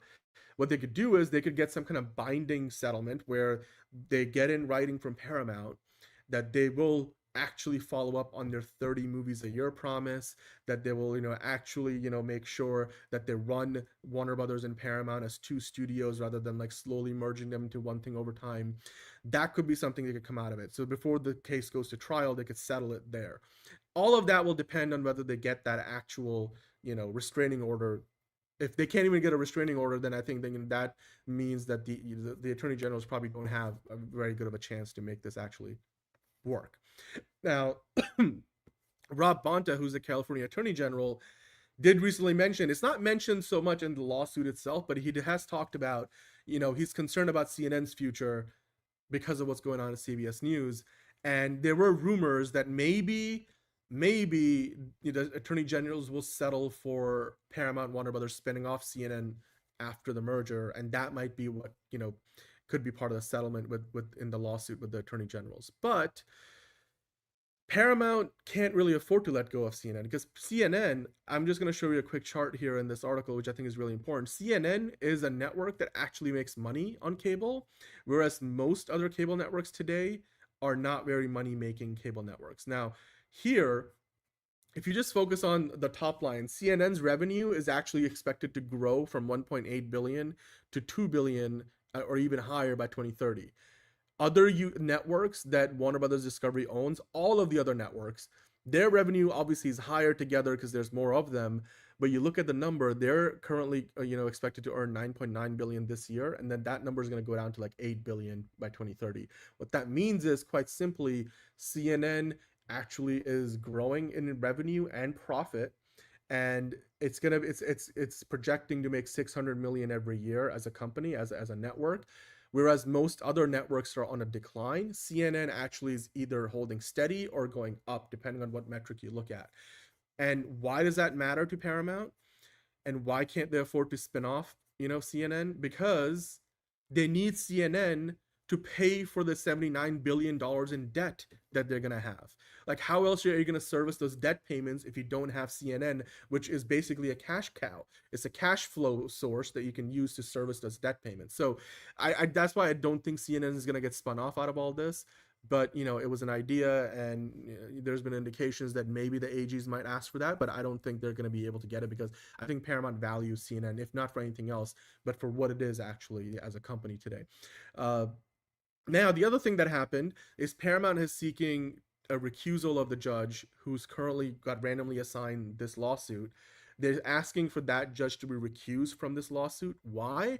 Because that particular judge, whose name I have here, let's see, Judge Casey Pitts, they used to work for a private law firm which represented the WGA for a long time, and they were basically the labor counsel for the WGA. Now obviously the WGA is also suing Paramount, and they have said they'll support the attorney generals in their lawsuit.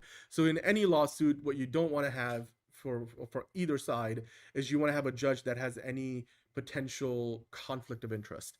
So Paramount is asking for this judge to be recused, and it looks like that's going to happen. Now, of course, usually the cases get randomly assigned. That's what happened here. It does look like they're already going to go to a different judge, Judge Araceli Martinez Olgan. Sorry, I mispronounced your name. She's already overseeing the other lawsuit that the consumers brought against Paramount Plus earlier this year for the same exact merger.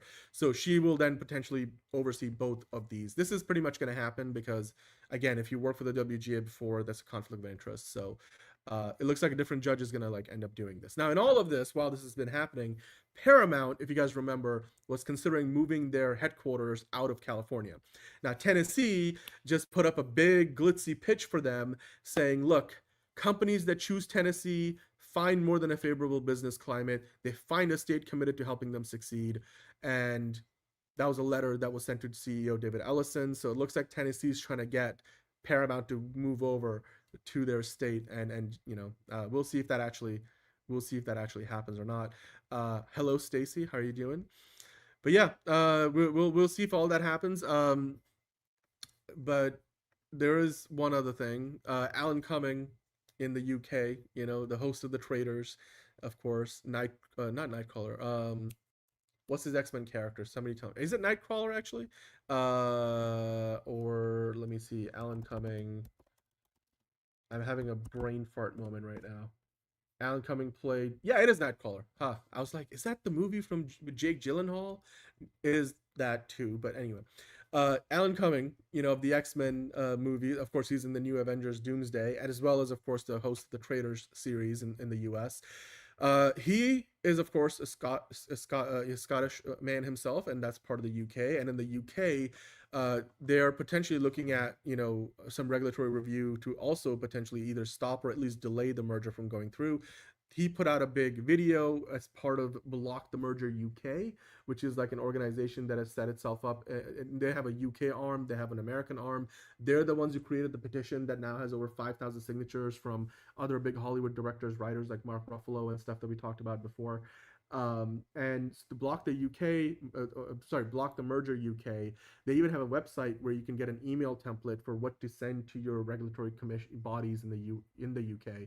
And ask them to actually go ahead and do an investigation. So yeah, it looks like in the UK they're making an effort here. Again, this is all all happening at the same time, and for very good reason, because we are getting closer to this deal actually going through. So in addition to the consumer lawsuit against Paramount, you've got the WGA lawsuit, the state attorney's lawsuit, you've got, of course, potential regulatory investigations in the UK, and now the Ellisons, David and Larry Ellisons, have been sued by a Paramount investor who's alleging illegal side dealings with the president in the U.S. to secure U.S. approval for the Warner Brothers takeover. They're saying that there were some illegal, inappropriate side dealings between the Ellisons and the Trumps, and that led to the very dubious, easy approval by the Department of Justice under the current administration. So, yeah. I hope that the all of these things go in favor of the labor unions and all of us who don't want this merger to go through, because I would really, at this point, like to see Warner Brothers live on as its own company and Paramount to stay like the way that it is. And Decole, we will get to the Batman stuff in a bit, but yeah, it looks like Paramount is getting sued left and right, and we'll see if any of these lawsuits actually succeed. Which of them? Chances are most of these are either going to get settled.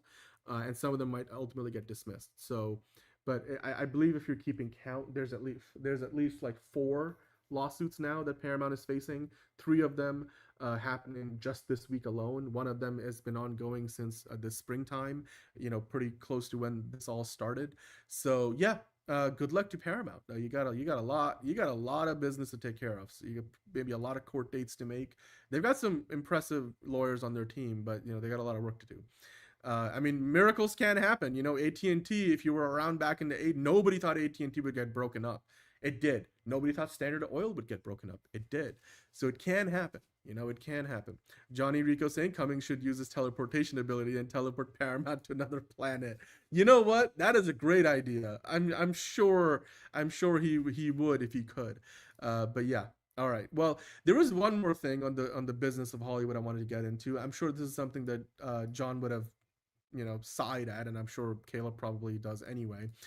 So, in this current environment of mergers and acquisitions, it does look like, in addition to Paramount, Warner Brothers, potentially getting together, and obviously Fox just bought Roku. NBC is actually doing a split, so NBC, Universal, and Sky are going to go their separate ways from Comcast. So that's a different kind of a merger and acquisition deal, really more of a split than a merger. Apparently, Lionsgate. I mean, we talked about Letterboxd is up for sale. Lionsgate, might also be up for sale, potentially looking to sell itself to a European buyer. So, amongst all these reports, which I'll tell you where that was coming from earlier today, the shares for Lionsgate surged because obviously anytime a company is potentially up for sale, people go in and want to buy the stock so that then they can, get paid probably much more than what the shares are actually worth, because usually when a company buys another company, they will pay above the actual trading price. So that's why the shares usually go up. But yeah, it looks like Lionsgate might also be looking to sell itself. Now, here's the thing about Lionsgate, right? Just to kind of set the groundwork for you guys. So Lionsgate and Starz were one company. Starz is like one of those premium cable channels. They are streaming service now, mostly. But, like HBO, there's Showtime. There used to be Showtime, and now there's Starz, or has been for a while. Now, Starz and Lionsgate were one company. Now, I believe about a year ago, Lionsgate and Starz split up. They did the thing that NBC Universal did with Versant. They did the thing that NBC Universal Sky are about to do with Comcast. They basically split it into two companies. The reason why they did that is because Starz obviously still has a cable business, because they're like a premium cable subscriber channel as well as a streaming service. Lionsgate now is a pure play media production company. They make movies, they make TV shows. They don't have to worry about cable. They don't have to worry about all the other stuff. And when that was happening, people were expecting that was a precursor to them wanting to potentially sell themselves or get acquired, or maybe go out and buy another company, because Lionsgate has always been considered a mid-major rather than a major studio. They don't have the scale to truly compete with Warner Brothers, with Sony, with Disney, with Paramount. So, and now like Amazon MGM and stuff. So it's been a speculation for about a year now that Lionsgate may have did that split with Starz to kind of work their way eventually to selling themselves off. And it looks like that's what might be happening. So their shares jumped 9% today because there were reports out there. Initially, Reuters reported this. They were reporting that after the $1 billion gross of Michael, which certainly puts Lionsgate in a much more positive light than, a year or two ago when they were releasing like, Ballerina and, the bunch of other movies that just either had controversies and PR nightmares or just didn't make a lot of money.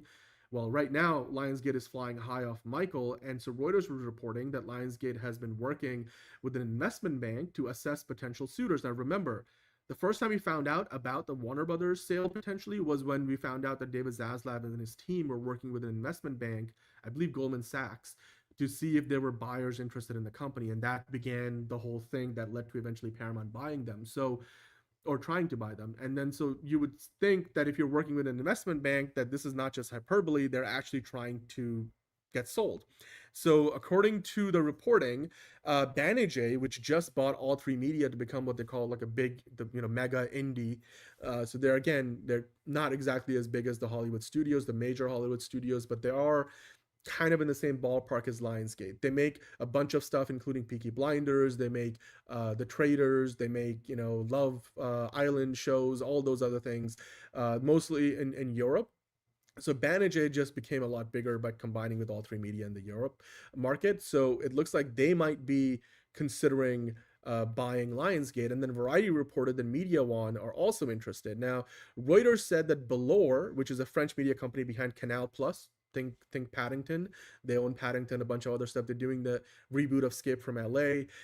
So that company might also be interested. Now, Variety said they're not interested in bidding, but Reuters did say that. So it looks like there's potentially three companies, Banijay, Media One, and Belor, all of them European giants in the media world. They seem to be, depending on, you know, who you believe, whether it's Reuters or Variety, all three of them might want to buy the studio behind the Hunger Games, behind John Wick, behind the Michael movies, or 2B movies, and certainly the one that came out this year. So yeah, it looks like much like what happened with MGM. Yeah, I mean, Megalopolis was, yeah, well, actually, no, Megalopolis was released by, I'm pretty sure, Lionsgate too, just to let you know, Caleb. But yeah, I mean, Lionsgate would be much bigger when they combine with one of those companies, but it looks like Lionsgate is also interested in selling itself. So yeah, if we live in a time, look, this is usually an indication that we're living in an era of, you know, consolidation means that the industry is in a bad place, is struggling. Like, you know, you see the Warner Brothers Paramount merger, Fox, you know, buying Roku, Comcast splitting off its Sky and NBC Universal, which might be a precursor to another merger of a different kind. Like NBC Universal and Sky might go and buy something like Sony or some. There's been rumors about that. Letterbox potentially could get sold to Versant or somebody else like that. Netflix was rumored to maybe want to buy Lionsgate. It turns out that's not happening, but yeah. Lionsgate has a few franchises. I don't think Power Rangers succeeding would have given them enough scale to become a major, but you know, being bought by a big major, you know, European company, production company, studio would give them much more scale. And then that European studio could be the closest competitor to the big Hollywood studios. So yeah, I mean, we live in a time when the media landscape is changing rapidly. You got a lot of new players like Netflix, you know, tech giants like Apple. And I mean, Netflix isn't new necessarily, but you know, you got Amazon, you got Apple money, and that's changing how Hollywood operates. So if you know, been around long enough, you've seen this happen before. This is the latest wave of it, but we'll see how it goes, whether Lionsgate actually ends up selling or not. I'm guessing this will happen. And you know what? Better than selling to like a Netflix. I'd rather like a European company get it, so that again, it keeps another player in the market that's not, you know, one of the big ones. Yeah, there's an yeah, you know what? Also, the current administration in the U.S. is also, and in many governments around the world are very, you know, merger friendly right now, so that's part of it as well. But anyway, movie talk madness. Let's move on to talking about the movies again. I've got some trailers to talk about, guys, and then after that we'll get to quick hits, and then we'll get to all the DC news. There's a lot of DC news today, so don't you worry, we're working our way through all this. So now that we got all the business stuff out of the way, let's talk about 3 movie trailers that we got today. We got first, I think the best trailer that I saw all day. Let me start there. Remember they announced the young Sylvester Stallone movie? Basically, it's a biopic of Sylvester Stallone from when he, you know, made the first Rocky film and the lead up to that. It's called I Play Rocky. And I think it's Anthony Ippolito, if I'm saying it correctly, the actor you see here in the image. And like, dude, this trailer, this first trailer for I Play Rocky, which is coming from Amazon MGM Studios, it's got the Oscar-winning Green Book filmmaker, the director behind it, Peter Farrelly. It's impressive. It's got Anna Sophia Robb playing his wife in there. God, like I watched this trailer and I'm like, you know what? I saw somebody saying like they were laughing at it, but I'm like, dude, I can't believe the guy sounds like Sylvester Stallone. Like he's got that voice. He's like, I put my heart and soul into this. If I can't live up to it, then why does it matter or something? I mean, I had a better impression going earlier in the day when I watched the trailer, but like, holy crap, like he looks the part, he sounds the part. The movie doesn't look like super revolutionary. It's got Toby Kebbell from For All Mankind in there as one of the producers, the 2 producers who, you know, got the rights to Rocky, and you know, were eventually convinced to allow Sylvester Stallone to play Rocky in the movie. The trailer looked fantastic. I thought this was a great trailer. The passion is there, and here's the thing. This is one of those movies where people's nostalgia for Rocky is going to carry you through. So as long as you don't completely shit the bed, people are going to be cheering you on because it's like you are watching Rocky again from this different lens. And in the movie itself, they're watching like the making of the film, and I don't know if they're going to show any shots from the original movie or if they're just going to do recreations of it. But it looks, and you know what, they have all the rights because, you know, it's the same studio that owns the franchise, so it looks like one of the better biopics. I agree with you, Caleb. It's been a minute since we have seen Anna Sophia Robb, great actress, going all the way back to like the Race to Witch Mountain and her Disney days. This looks good. I genuinely feel like this is gonna be a good movie. I don't know what John's gonna think about it, but Anthony Ippolito, uh, dude, he's got one of the most spot on Stallone impressions. And yeah, I mean, you know what? The biggest thing about this is like this here, the story of Rocky, the story of Sylvester Stallone writing the screenplay, working odd jobs and stuff, being, passionate about boxing, writing the screenplay, convincing two Hollywood producers to actually let him play the lead when he had no acting, career, resume, portfolio whatsoever. It's wild. It's one of those like unlikely Hollywood stories that is too good to believe. Like, Hollywood doesn't write shit this good. It's like, only in real life can this stuff happen. But then Hollywood can make a movie about it, but they're not the ones who are going to write this because of how unbelievable this is. Because, you got PJ Byrne playing Erwin Winkler. You've got the two producers behind the franchise who bought the rights, which is why the Amazon MGM owns the rights to the franchise, even though Sylvester Stallone got to play himself. Because the story goes, he said, I'll let you have the rights, but I get to play the lead. And now we get to see the story of that. And you know what? This trailer gave me chills. You got like the hints of the original music. You got some of those iconic catchphrases. It's like, the dialogue. I watched this trailer 3 times. I had a lot of fun with it. I know that I like First Blood. I'm not a big fan of the other Rambo movies. For me, Sylvester Stallone, obviously, like this is the movie that made Sylvester Stallone a household name all over the world, in the United States, all over the world. If you they're doing a Rambo prequel movie, but they've got Noah Centineo playing him in there. So that is already happening, M2G. I wish, now I'm like, dude, you got to get Anthony Ippolito to become like the de facto young Sylvester Stallone now. Like, go and recast that movie. Like, I don't know if it's an Oscar contender. I'm not going to go that far yet, but the trailer is definitely impressive. And you know what? Good on Amazon MGM Studios. A very different take on the franchise, because it's not like they're making more Creed movies, which they are, but how do you go back and approach Rocky in a way that feels original and not like, oh my god, we're getting a 7th Rocky movie, the test preview at CinemaCon was fantastic, like Stacey is saying, and now we get the trailer. It looks great. First Blood is a masterpiece, the best Rambo movie, and this might be the best Rocky movie in quite some time too. So yeah, I've watched this trailer 3 times, Enterprising, and you and I both. You saw it twice, I saw it 3 times. I'm sure people might have seen even more than that. But you know what? That was not the only trailer. We got to talk about that new movie Mayday, which I think we talked about it a couple of times on Quick Hits in recent months. It's got Ryan Reynolds in it. It's an action comedy. It's of course got Kenneth Branagh in it as well.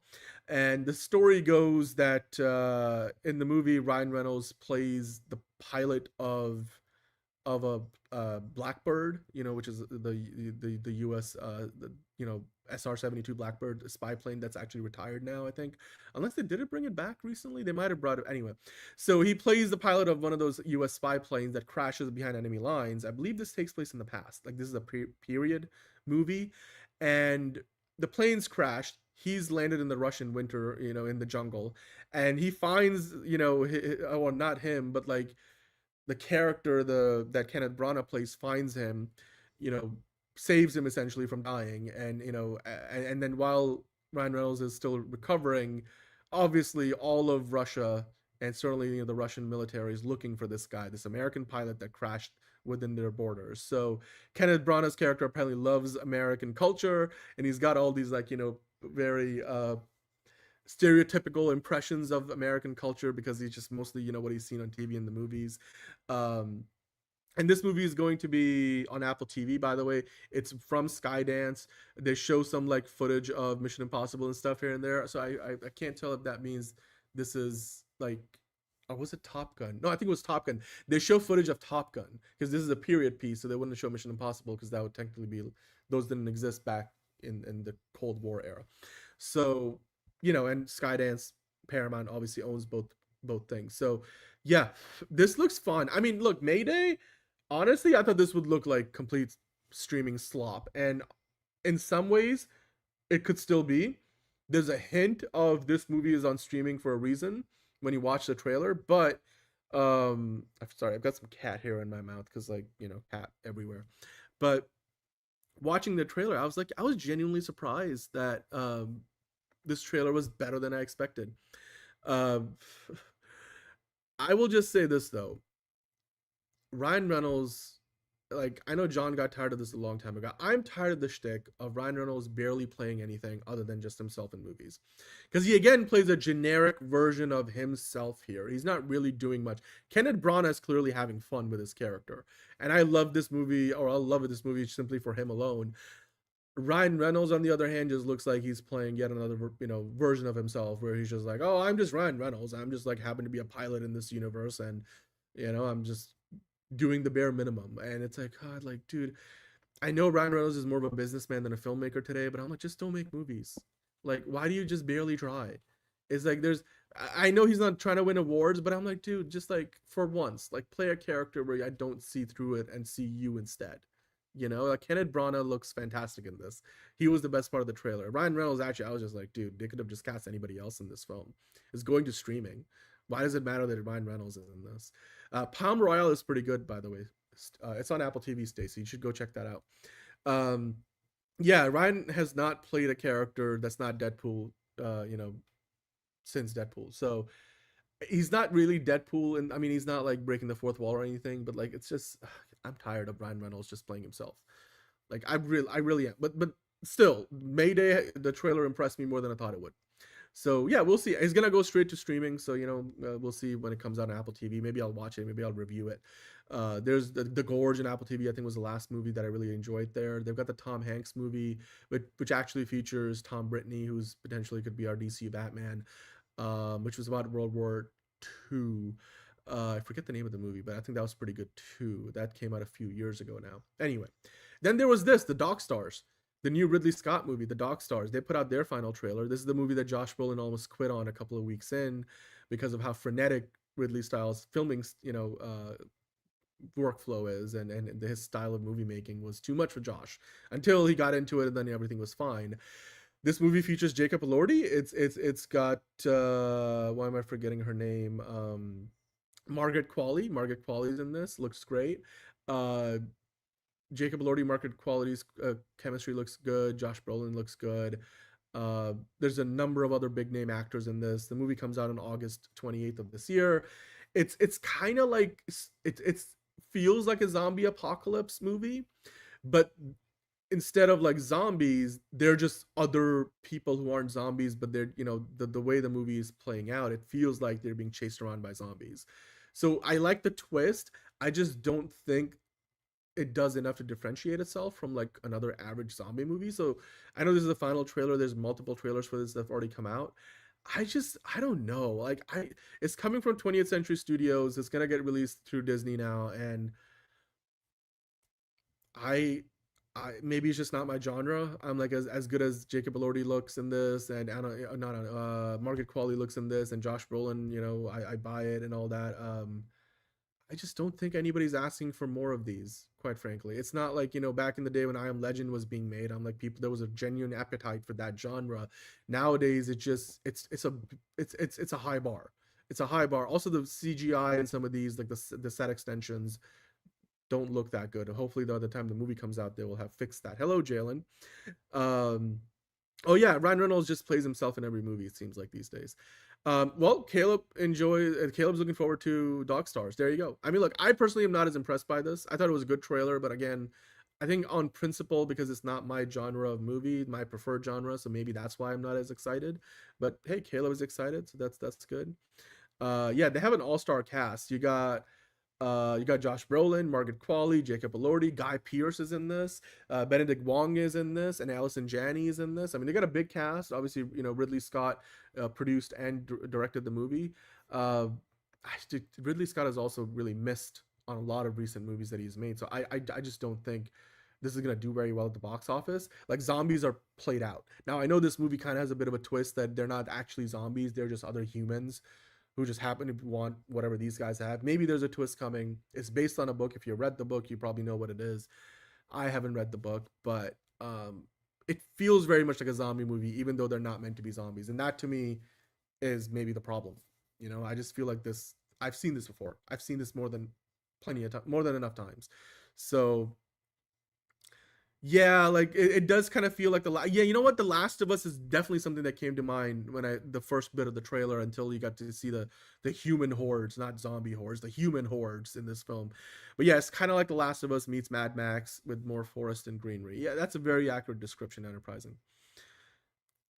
I mean, look, honestly, I'm very hit or miss with Ridley Scott movies. I probably only like 40% of his films, quite frankly. I think 60% he misses more often than he hits, for me personally. Yeah, I don't think it will do very well. I mean, I'm sure most of us will go see it. I'll go see it, but I just don't think this movie's gonna make a ton of money. I'm sorry. Like, I know Ridley Scott carries a lot of weight because of his because of his portfolio, his pedigree. But I genuinely don't think this movie's gonna do very well. Like I'm sorry. Like, it just, like Figuring was saying, the genre is played out, and I feel like even though there's a twist that these guys are actually not meant to be zombies, the fact that they look like zombies is problematic because like they didn't do enough to differentiate. And obviously it's based on a book, so I'm speaking without having read the book, so I don't know how much influence that had on this and how much they changed or not. But I guess I have some time between now and August 28th to actually go read the book, or maybe read about the book and then judge the movie for myself. But yeah, I see a little bit of Alfonso Cuarón as well in this. I agree with you guys there. Gladiator is a masterpiece. Not denying that there. I think Gladiator is a great movie. Again, like I said, 40%. I like The Martian. I like Gladiator. I like a few of his other movies. I just don't like all. I even thought Napoleon was kind of fun, even though most people hated that one. So, but he's very hit or miss, especially if you look at his more recent work. He's more miss than hits. Like, after The Martian, like, it's been, and especially box office wise, Ridley Scott has had quite the dry spell. So yeah. Yeah, I mean, you know what, whatever, if it's executed well, any genre story could work well. But I think that's a pretty generic statement, like, no offense, but again, we'll see. It's the final trailer. Maybe I'll go back and watch the other trailers, and maybe that will be better for me.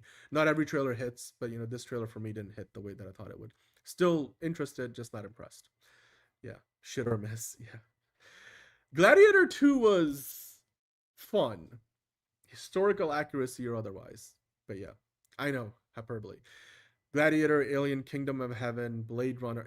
Again, Blade Runner is another one that I love from Ridley Scott. So yeah, again, 40%. That's probably also hyperbole, that number, but batting average, ballpark estimate.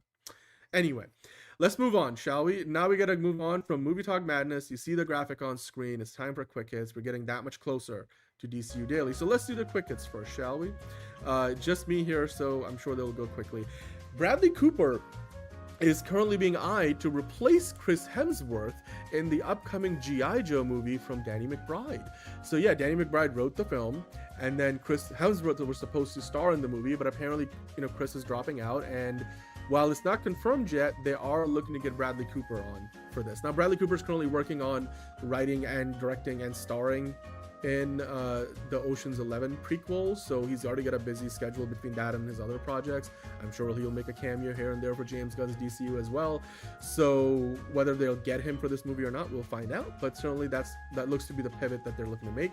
Speaking of the movie itself, not only is Danny McBride going to be the one who wrote the film, but he's also going to be the one directing it as well. So really, Danny McBride is gonna have to own this, whether it's good or bad. It's his movie through and through now.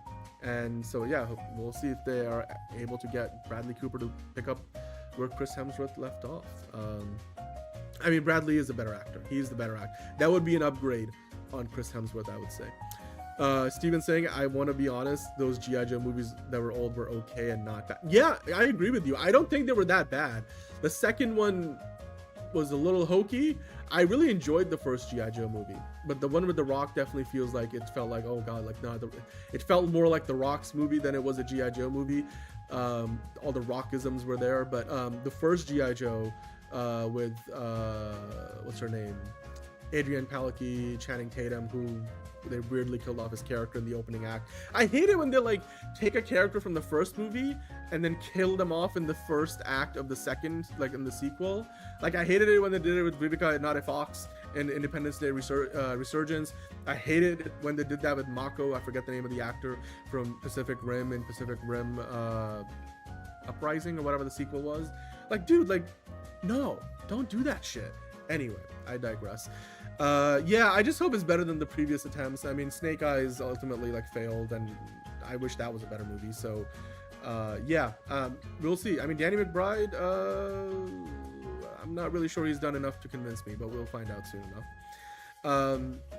But they are working on multiple ideas, so it's not like this is the only G.I. Joe movie in the works right now.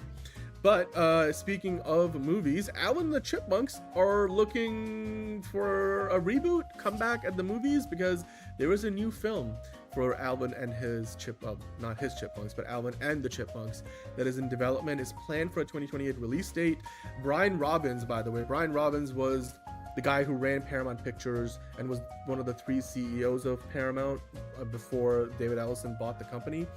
He then left the company and went off and started his own Big Shot Pictures. He's focusing on a lot of YouTube stuff, but also now it looks like, you know, they have just acquired the stake in this franchise, which has been dormant for a while. And, you know, since 2015, we haven't seen one of these movies. They have had some shows on Nickelodeon, but it looks like now they're going to develop a new Alvin and the Chipmunks movie. So the TLDR on this, though, is a little interesting because the new co-owners, Big Shot Pictures, plan on using cutting-edge technology across their animated projects, and it seems like generative AI might be involved a little bit. Apparently, they're hiring talent with experience in generative AI. We'll see how much of that plays out in the movie itself. Maybe we'll put the marketing alone. The Chipmunks will appear online, almost like influencers ahead of their next film. So whatever viral marketing plan they have, I guess we'll see what that. I honestly, the original Alvin and the Chipmunk movie was fun. The sequels got weird, but the original one I had fun with. You know, maybe it just hit me at the right time. But yeah, we'll see. You know, Alvin. We'll hear that once more at the box office in 2028. So, speaking of the box office, this is great news. Hannah Waddingham is gonna star opposite Jason Statham in the David Leitch action comedy Jason Statham Stole My Bike. You know what? Take my money right now. I'm gonna grab my wallet. I'm gonna take my money right there. I'll buy the ticket right now. You know, right there. Jason Statham, Hannah Waddingham. Now my money's all over the place. But, you know, seriously, yeah, this is perfect. Jason Statham Stole My Bike. Perfect. Great. Jason Statham, Hannah Waddingham. I'm there for it. This couldn't be better news, you know? Like, this is exactly the kind of movie that we're gonna have fun with. So, yeah, of course, this movie, I think got picked up in February of this year at one of the markets. I can't tell when this is actually coming out, but oh, it's coming out August 6, 2027. Okay, great. So Hannah Waddingham, Jason Statham, and Jason Statham Stole My Bike from the John Wick franchise's David Leitch. Can't wait. Fantastic news. Take my money. Anyway, Warner Brothers, they just signed the guy behind Longlegs, the producer of Longlegs, just got picked up by WB's new label Clockwork with a first look deal. So you got Craig Ferguson, who, you know, whose label Oddfellows is now gonna have a first look deal with Warner Brothers' new studio Clockwork, which is gonna be making those, like, you know, viral marketing focus, you know, for the younger audiences, hip movies. And it looks like, you know, well, you know, Longlegs was one of them, I guess. Well, not part of, you know, the Clockwork label didn't exist, but now it looks like he's got a first look deal. So every idea that he comes up with, Clockwork gets to see it first, and if they pass on it, then he can take it elsewhere. So that's good. Conjuring prequel, they just cast a young Ed and a young Lorraine Warren, and they have set a 2027 release date. It looks like Garrett Waring and Amanda Fix will star as young Ed and Lorraine, taking over for Patrick Wilson and Vera Farmiga, who have portrayed the adult versions of the characters across several commercially successful films. They are commercially successful, or at least they were. But yeah, I know. Where's John with the Jason Statham voice? Is, you know, like, I can't do it as good. Like, I'm a beekeeper. I'm a beekeeper too. That's the best I can do. So yeah. How hip. Neon A24. Yeah, Clockwork and I think Paramount Primal are trying to compete in that category. But yeah, Conjuring prequel, I'm not really all that interested in this. But if you're a horror fan, then I'm sure you would like this. So anyway, moving on. Daniel RPK, recently gave us an update on the Naruto casting. He's saying, according to his sources, they're casting an all-Asian cast for the movie, which is a good thing. They're starting at age 16, which worries Daniel a little bit, saying they're doing the Percy Jackson movie thing. So I don't know if I'm going to jump that far ahead just yet, but I mean, maybe they want to do a whole franchise. So, like, you got to start young, right? 16 might be still a little too young, but I mean, look, it's a Naruto movie. It's going to be a big deal for them. So, yeah, I mean, at least they're casting an all-Asian cast. And you know what? On the look on the bright side. Anyway, let's keep going. So Jessica Alba just joined Netflix's 13 going on 30 reboot. You know what? Perfect. I 13 going on 30. I think you can describe Jessica Alba as literally that. So I think that's a perfect casting. Yeah, dude, I still have dreams about Jessica Alba's Invisible Woman from those Fantastic Four movies, particularly the sequel when, you know, she goes invisible and doesn't have her uniform on. Anyway, I should probably have not said that out loud. Moving on. Avatar Aang, The Last Airbender, to play in select movie theaters for awards qualifying run. Of course, this is a movie that's going straight to streaming, but they will put it in theaters just long enough so that it qualifies for Oscars, which I suppose is a good thing. So it will debut on Paramount Plus on July 25th. And then, if you happen to live in LA or New York, which is usually where they do this stuff because the two biggest markets in the US, there they will have an awards qualifying theatrical run from July 24th to July 30th, which I believe is a week from now. And you'll have 3 showtimes per day at the AMC Burbank Town Center 6 in LA and the AMC Empire 25 in Manhattan. So if you want to see this movie in theaters, July 24th to July 30th, 3 run times. There you go. No, please don't tell. No, you could tell Fiona. That's fine. That's fine. Dude, it's an old movie. Yeah, I said the quiet part out loud. I did say the quiet part. You know, I knew I was in trouble. This is a live show. It's a live show. It is what it is. You know what? Honestly, can you blame me though? Can you blame me? Have you seen Jessica Alba lately? She looks fantastic. Anyway, Dexter Resurrection season 2 cast. Gabriel Luna. So they've got Gabriel Luna in the upcoming season. Wasn't he in the Agents of S.H.I.E.L.D.? Didn't he play Ghost Rider? Or am I thinking of a different... That was Gabriel Luna, right? Because like Diego Luna is in Andor. Gabriel Luna was... So yeah, it looks like he's joining Dexter Resurrection Season 2 in a guest star role. That's cool. I mean, they already got Uma Thurman in that season. You got Dan Stevens and stuff. You know, all-star cast. All right, let's keep going.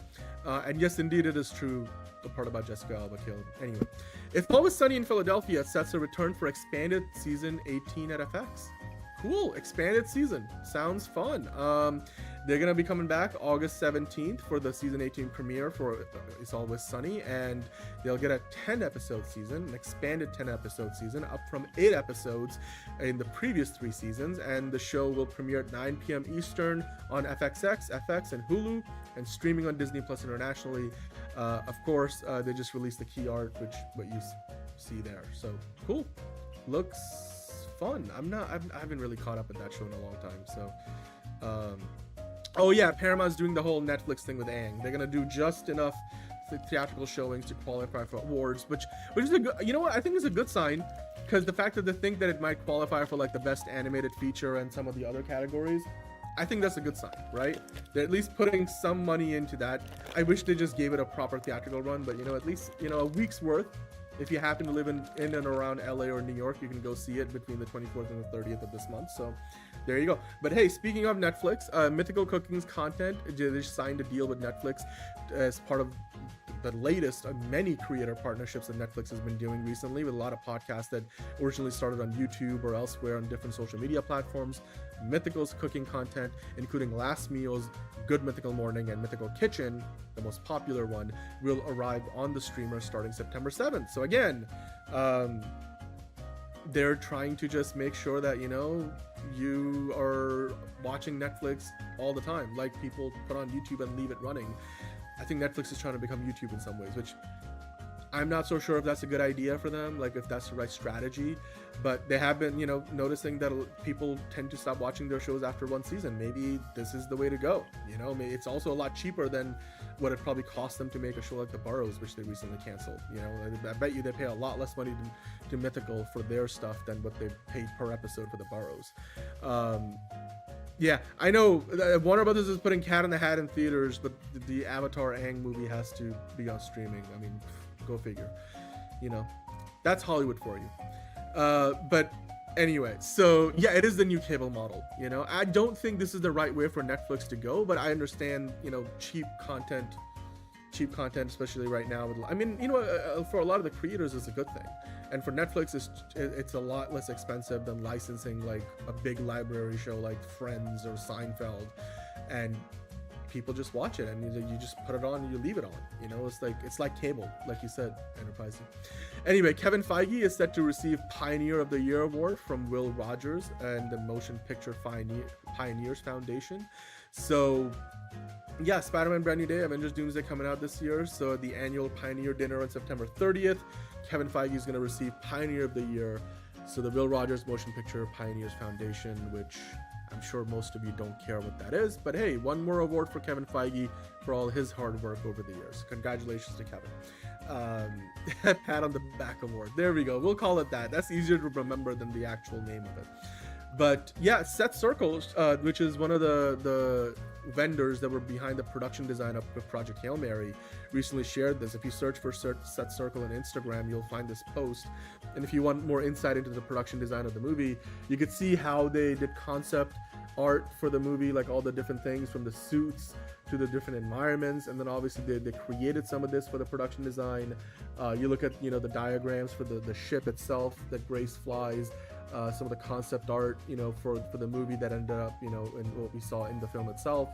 The cockpit was apparently nicknamed the Coke Can. I love this behind the scenes making of the movie stuff. You also get to see again the scale of the sets they built for this movie. Like, it's big. Like, this stuff is big. It's life-size big. Like the sound stages they were on to make this stuff, and you can see how much work and time and effort into just lighting it. And we've talked about it before. The production design on Project Hail Mary feels very tactile and real because they did it for real. Like, they did everything except put the ship out in space, pretty much, which is great. So yeah, your mom and dad just recently watched Project Hail Mary, Caleb. That's awesome. They loved it. I'm gonna watch it soon again at home. I haven't seen it at home yet. I just keep saving it for a day when I think it's the right time, but I think I should just give in and watch it because it's better than just putting on a random YouTube video and falling asleep. It is one of the greatest sci-fi movies of the modern era. I will agree with you on that, Caleb. But yeah, the production design is fantastic. Again, you see the concept art and then what it became in the movie, from the labs on Earth where they test out the technology, to the ship itself that they fly, to even the ship that Rocky came in. Like, in the design for that, you see how it developed and then what it ultimately became in the movie. Great artwork, great concept art, and then again, you could see the vision was very concise all the way from pre-production into post, because some things changed, but you could see the basics always stayed the way that they imagined them in the beginning. And you can see there's a lot of innovation that they had with how they were going to go about the VFX of it, because they didn't want to just lean heavily into CGI, and some of the scapes on on Arid itself and how they planned on doing it versus how they actually ended up doing it. Project Hail Mary is a beautiful movie. If you guys haven't seen it yet, what are you doing? Like, pause the show, go watch it, come back and watch this later. So, it's that good of a movie that I'm asking you to turn the show off and go watch it. But, come back and finish the show after. So, yeah, there you go. That's all the quickest we got. I hope I didn't take too long with that. So, thank you for watching the news part of the show. But you know what that means, guys? That means that we're just about at the DCU Daily portion of the show. So, with that, like Enterprising was saying, hopefully James Gunn can get, the shit back together and on the right track with DC Studios. So why not we just get blessed from the beginning and get into all that DC news? It's another project that's been blessed from the beginning. There's the shot right there. That. Okay, we don't need to see chorus. Right there. Hey, buddy. Eyes up here. Now you want to get nuts? Let's get nuts. Here we go. Vic victory mine. Ask me how am I doing, I'm telling you really I'm doing sublime. I never wait in a stewardess line, I just go do it, I'm moving my time. Really had nothing to do with it, how am I moving? I'm moving like you wanna shine. Follow my lead, don't listen to lies. I had to put me all on the line, that's why I know that victory's mine. I prefer Jared Leto. Hunka hunka!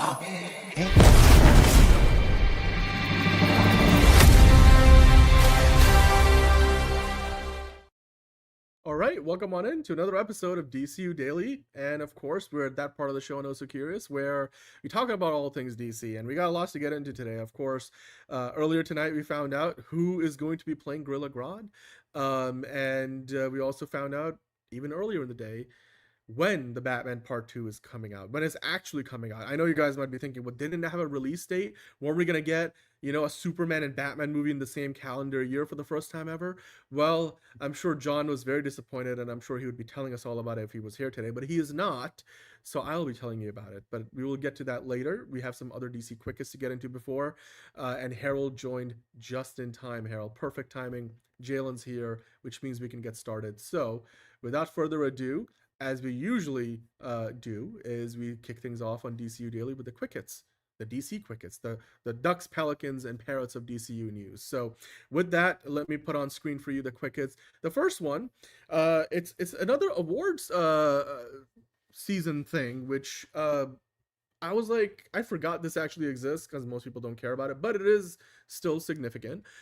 Critics' Choice Super Awards, which is basically the critics, association with like it's television and movies, and the Critics' Choice Super means is specifically for the superhero genre. So I don't think this holds as much value as like the Eisner Awards or the Saturn Awards, but this does, and we'll get back to your hot take later, Caleb, but it does mean something, it's and I'm sure like if any of the big movies and TV shows won, they'll go pick up a few trophies. Now they did announce the nominations. Superman, The Boys, Supergirl actually got a few nominations as well. So let me get into it here. So for the best superhero movie and 3 best actor mentions, we got David Cornsweet, Eddie Kategi, Nicholas Hoult. All 3 of them got best actor nominees.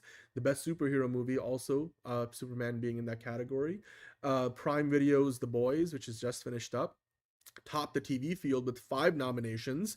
So they got the best superhero series, best actor for Anthony Starr, so they got some there. Then there were 8 titles that got 4 nominations apiece: Master of the Universe, Obsession, Project Hail Mary, The Fantastic Four, First Steps.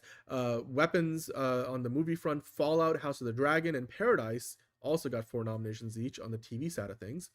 Let's go through the list real quick. We don't have to see all of them, but you can see for best action movie, you got Furious, you got the Mick and Nick and Alice, which I think is on like one of the streaming services. The Naked Gun, nice. Normal, Motor City, cool. The Rip, and CCU Road to Revenge, cool. Best actor in an action movie, you got Matt Damon, the Rip, Taron Egerton for Apex, Z Meow for The Furious, which is a Chinese movie, Bob Odenkirk for Normal, Alan Ritchson for Motor City, and then Joe Taslim for The Furious. That's the Hong Kong action movie we talked about.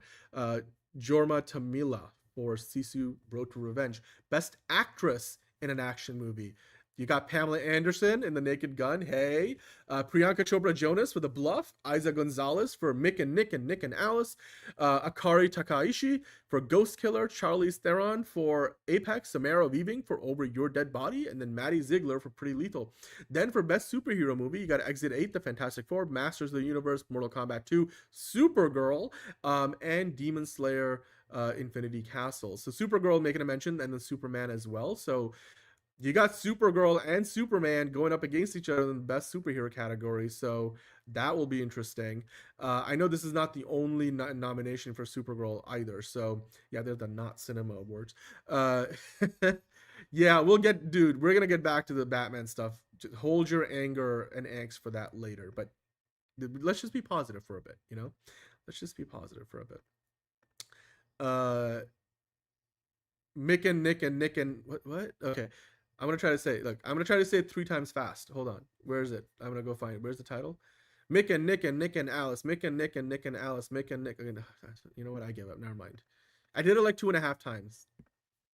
that's plenty. I think that's plenty. Best actor in a superhero movie. I talked about. You got 3 of the Superman dudes. You got Exit 8's guy. You got Pedro Pascal in there. Nicholas Galtazine in there. Best actress in a superhero movie. Millie Alcock, our girl. Supergirl is in there. Rachel Brosnahan from Superman. I wonder who's gonna win between those two. Julia Garner from the Fantastic Four. Vanessa Kirby from the Fantastic Four. Camila Mendes from Master of the Universe. And Adeline Rudolph from Mortal Kombat 2. Wow, that's a tough one. I mean, I don't know, like between Millie Alcock and Rachel Brosnahan, you're putting me in a bit of a pickle here. And Vanessa Kirby to boot, and Julia Garner, come on now. Well, Superman probably wins that the other category, but for this best actress one, that's pretty stacked. Best horror movie, horror theme this week on the show. 28 Years Later, The Bone Temple, Backrooms, The Long Walk, Obsession, Send Help, and Weapons. I wonder which of those you guys would want to win. I feel like probably Obsession is going to win, or Weapons, but you know, maybe it's more of a recency bias with Obsession. Best actor in a horror movie, you got Josh Brolin and Chiwetel Ejiofor, Ray Fiennes, Michael Johnston, David Johnson for The Long Walk, Jack O'Connell for 28 Years Later, and Adam Scott for Hokum. I'm not a big horror person, but I think Ray Fiennes should win this because he's the best actor of them all.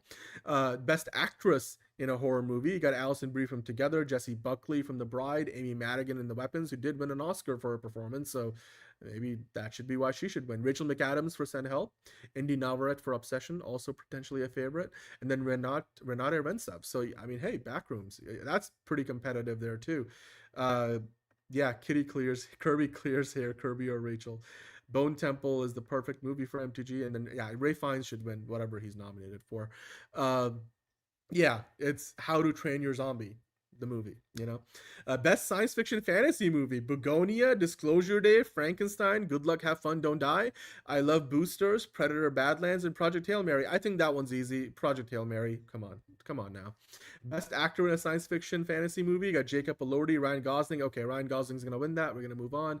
Best actress in a science fiction fantasy movie, Emily Blunt for Disclosure Day, Sandra Hüller for Project Hail Mary, Elle Fanning in Predator, Badlands, Una Chaplin, Avatar Fire and Ash, Keke Palmer in I Love Boosters, and then Emma Stone in Begonia.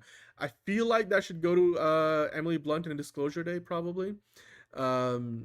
But yeah, Indy Navarrete for the other horror one, I think you guys were saying. Best villain in a movie. What do you guys think about this one? Una Chaplin in Avatar. I liked Una Chaplin's performance in Avatar, honestly. Nicholas Hoult in Superman. Michael Johnston is Obsession. Jared Leto. Hey, Jared Leto for Master of the Universe, Skeletor. Jim Bro Skeletor. Amy Madigan for Weapons. Again, Oscar-winning Amy Madigan. For best villain in a movie, I think I know what you guys are going to say.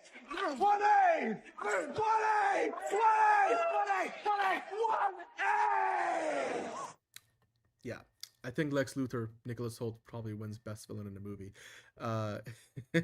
Unless Caleb is the one voting, in which case Jared Leto will win.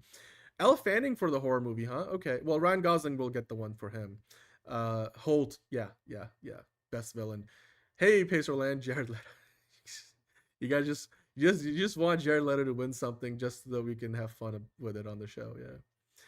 Nicholas Hoult, yeah, should definitely get it. I think, yeah. I mean, Leto did a decent job. I feel like Nicholas Hoult did better. TV side, do we really care about this stuff? Oh my god, I don't care about that. Best actor in an action series, I think should go to Sterling K. Brown. That's my personal favorite. Probably he's gonna go to Mark Ruffalo. He might actually win for the Emmys as well. Hijack is a good show, but second season is not as good as the first ones. Idris Elba. Best actress in an action series, Angela Bassett, Oscar-winning Angela Bassett. Sure, why not? We'll give her to Angela Bassett. Best superhero series. This is the one we care about. Best superhero series, limited series, or made-for-TV movie. You got Daredevil in there, The Boys, Fallout, Gen V, Invincible, Peacemaker, Spider Noir, Wonder Man. That is an impressive tally. That is okay. You know what? I know that the Penguin doesn't qualify because that technically would be a year ago. I would have picked the Penguin if it was. But best superhero movie, limited series, or made for TV movie, basically TV. The best superhero series, anything, I think should be Spider Noir or Wonder Man. To me, those are the two best shows. I wouldn't give it to Peacemaker personally. Caleb thinks Invincible. Pacer Land thinks Peacemaker. Task was good but overrated. The other guy was better in his role. Yeah, true, fair. Enterprising saying Wonder Man or Spider Noir. I know. I feel like that's a 50-50. Smacky thinks Fallout should win. Fallout is a great show too. They already got season 2 filming, I believe, right now. I'm collecting my money from earlier that I tossed at Jason Statham and Hannah Waddingham for their movie that I'm gonna go see. Let me put that away for a second. You know, otherwise the cat will eat the money, and you know, we don't want that. Yeah, Wonder Man was great. Oh, God, you know what? Ooh, Wonder Man and Spider Noir. If there was ever a chance for a tie, you know, but okay, I will pick Wonder Man, but if I do it with a lot of exasperation. Best actor in a superhero series: Yahya Abdul-Mateen II, who's also Emmy nominated. Nicolas Cage for Spider Noir. Oopsie poopsie. John Cena, Freedom. Peacemaker. Walter Goggins, Fallout. I don't know his impression. Hamish Linklater for Gen V. Don't care. Anthony Starr for The Boys. Fuck that guy. Nicolas Cage, Spider Noir. We split it so that, you know, both shows get something, even though probably Yahya Abdul-Mateen would get it. But yeah, another tough one. Best actress in a superhero series: you got Valerie Curry from The Boys, Danielle Brooks from Peacemaker, Kobe Minifie from The Boys, Annabelle O'Hagan from Fallout, Jazz Sinclair from Gen V, and Deborah Ann Wall for Daredevil Born Again. I'd probably do Deborah Ann Wall or Danielle Brooks, but I'm biased, so yeah, I don't know. Okay, you guys are still talking about the actor, but like, I mean, Cena did great. I thought Cena was very deserving. Nicolas Cage, of course, is Nicolas Cage being Nicolas Cage. Annabelle, I think, was pretty good in Fallout. Probably more deserving than Danielle Brooks and Deborah Ann Wall. Yeah, all right, we'll go with that. Best horror series, limited series, or made-for-TV movie.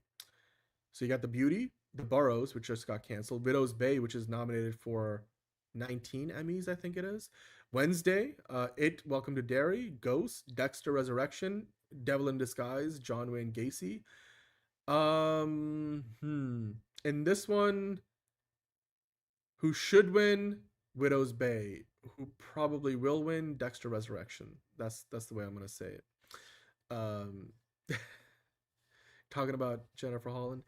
Welcome to Derry. Okay, It. All right. Hey, Chuck Rod. All right, so you guys pick Welcome to Derry. Okay, It or Wednesday. I personally think Widow's Bay is probably the one that should. Widow's Bay might win a bunch of Emmys too. So, but I'm probably in the minority here saying that. Best actor in a horror series: you got Michael Chernus, Michael C. Hall, Charlie Hunnam, Alfred Molina, Harold Perrineau, Matthew Rice. I think, again, should win Matthew Rice. It's probably going to go to Michael C. Hall, Dexter Resurrection. The interesting thing about this is, like, the cycle for these awards is so different from most of the other awards, because they're kind of like going from mid-year to mid-year, so they consider stuff that usually is not competing against each other. Like, Dexter Resurrection doesn't count in this year's Emmy cycle, but Widow's Bay does. But here you see both of them. Harold Perrineau from From is underrated, but I haven't caught up to the latest season, so I can't comment on that. On MGM Plus, I believe, or Amazon Prime actually, as well. Dexter shouldn't win, but I think it will. Yeah, exactly. I think Michael C. Hall is gonna win, but I think Matthew Rice is deserving. Best actress in a horror series: Toni Collette, Wayward, Laurie Metcalf from Monster, Camilla Morrone from Something Very Bad Is Going to Happen, Kate O'Flynn, Jenna Ortega, Taylor Page. I think this one probably goes to Kate O'Flynn, or Taylor Page. Jenna Ortega also a good competitor there, but okay. Best science fiction fantasy series, made for TV movie. Oh, all right. Best science fiction fantasy show. You got Alien Earth. You got For All Mankind, House of the Dragon, A Knight of the Seven Kingdoms, Paradise, Pluribus, Silo, and Star Trek: Strange New Worlds. Wow. That's a tough one. I want to pick For All Mankind. I love half of these shows. Half of them are also on Apple TV. A couple of them from HBO. Seven Kingdoms is good. I personally would give it to For All Mankind. I think that's the best show for me here. Although Paradise, Silo, Pluribus, Alien Earth, Star Trek, Strange New, all great shows. Strange New Worlds is great too. House of the Dragon. Yeah, House of the Dragon probably wins it. I think For All Mankind should win it. Best actor in a sci-fi show: Sterling K. Brown, Colin Farrell, Timothy Olyphant, Matt Smith, Peter Claffey, Dexter, Soul, and Cell from A Night of the Seven Kingdoms. Peter Claffey probably wins. Or Matt Smith. I think Sterling K. Brown would be my pick here if I had to make my personal choice. Seven Kingdoms was it was, oh god, and especially if you don't like the traditional flavor of House of the Dragon, like, you know, the Game of Thrones, it was very different, and it showed that you can go in that direction. I like that show. Best actress in a sci-fi fantasy series: Elizabeth Banks, Sydney Chandler, the daughter of Kyle Chandler, Emma Darcy, Rebecca Ferguson, ooh, great in Silo, Holly Hunter in Star Trek Starfleet Academy, Rhea Seehorn in Pluribus, she's nominated for the Emmy. I think Rhea Seehorn wins it. But it could also be Emma Darcy. So those two, I think, would be the two favorites there. Rebecca Ferguson is also underrated. That new season just started. I haven't started watching it yet. I can't wait to start season 3 of Silo. Yeah, I mean, Emma Darcy probably, again, because in the Emmys, House of the Dragon is not competing this year. Are they actually? You know what? They are in the cycle, aren't they? So the Emmys, you're going to have Emma Darcy and Rhea Seehorn as well. So that'll be an interesting battle. Best villain in a series: Macaulay Culkin in Fallout, Peter Dinklage in Dexter, Paul Giamatti. I would just vote for shits and giggles for Paul Giamatti in Starfleet Academy. Brendan Gleeson in Spada Noir. That's hard. Ewan Mitchell, House of the Dragon, and then Anthony Starr in The Boys.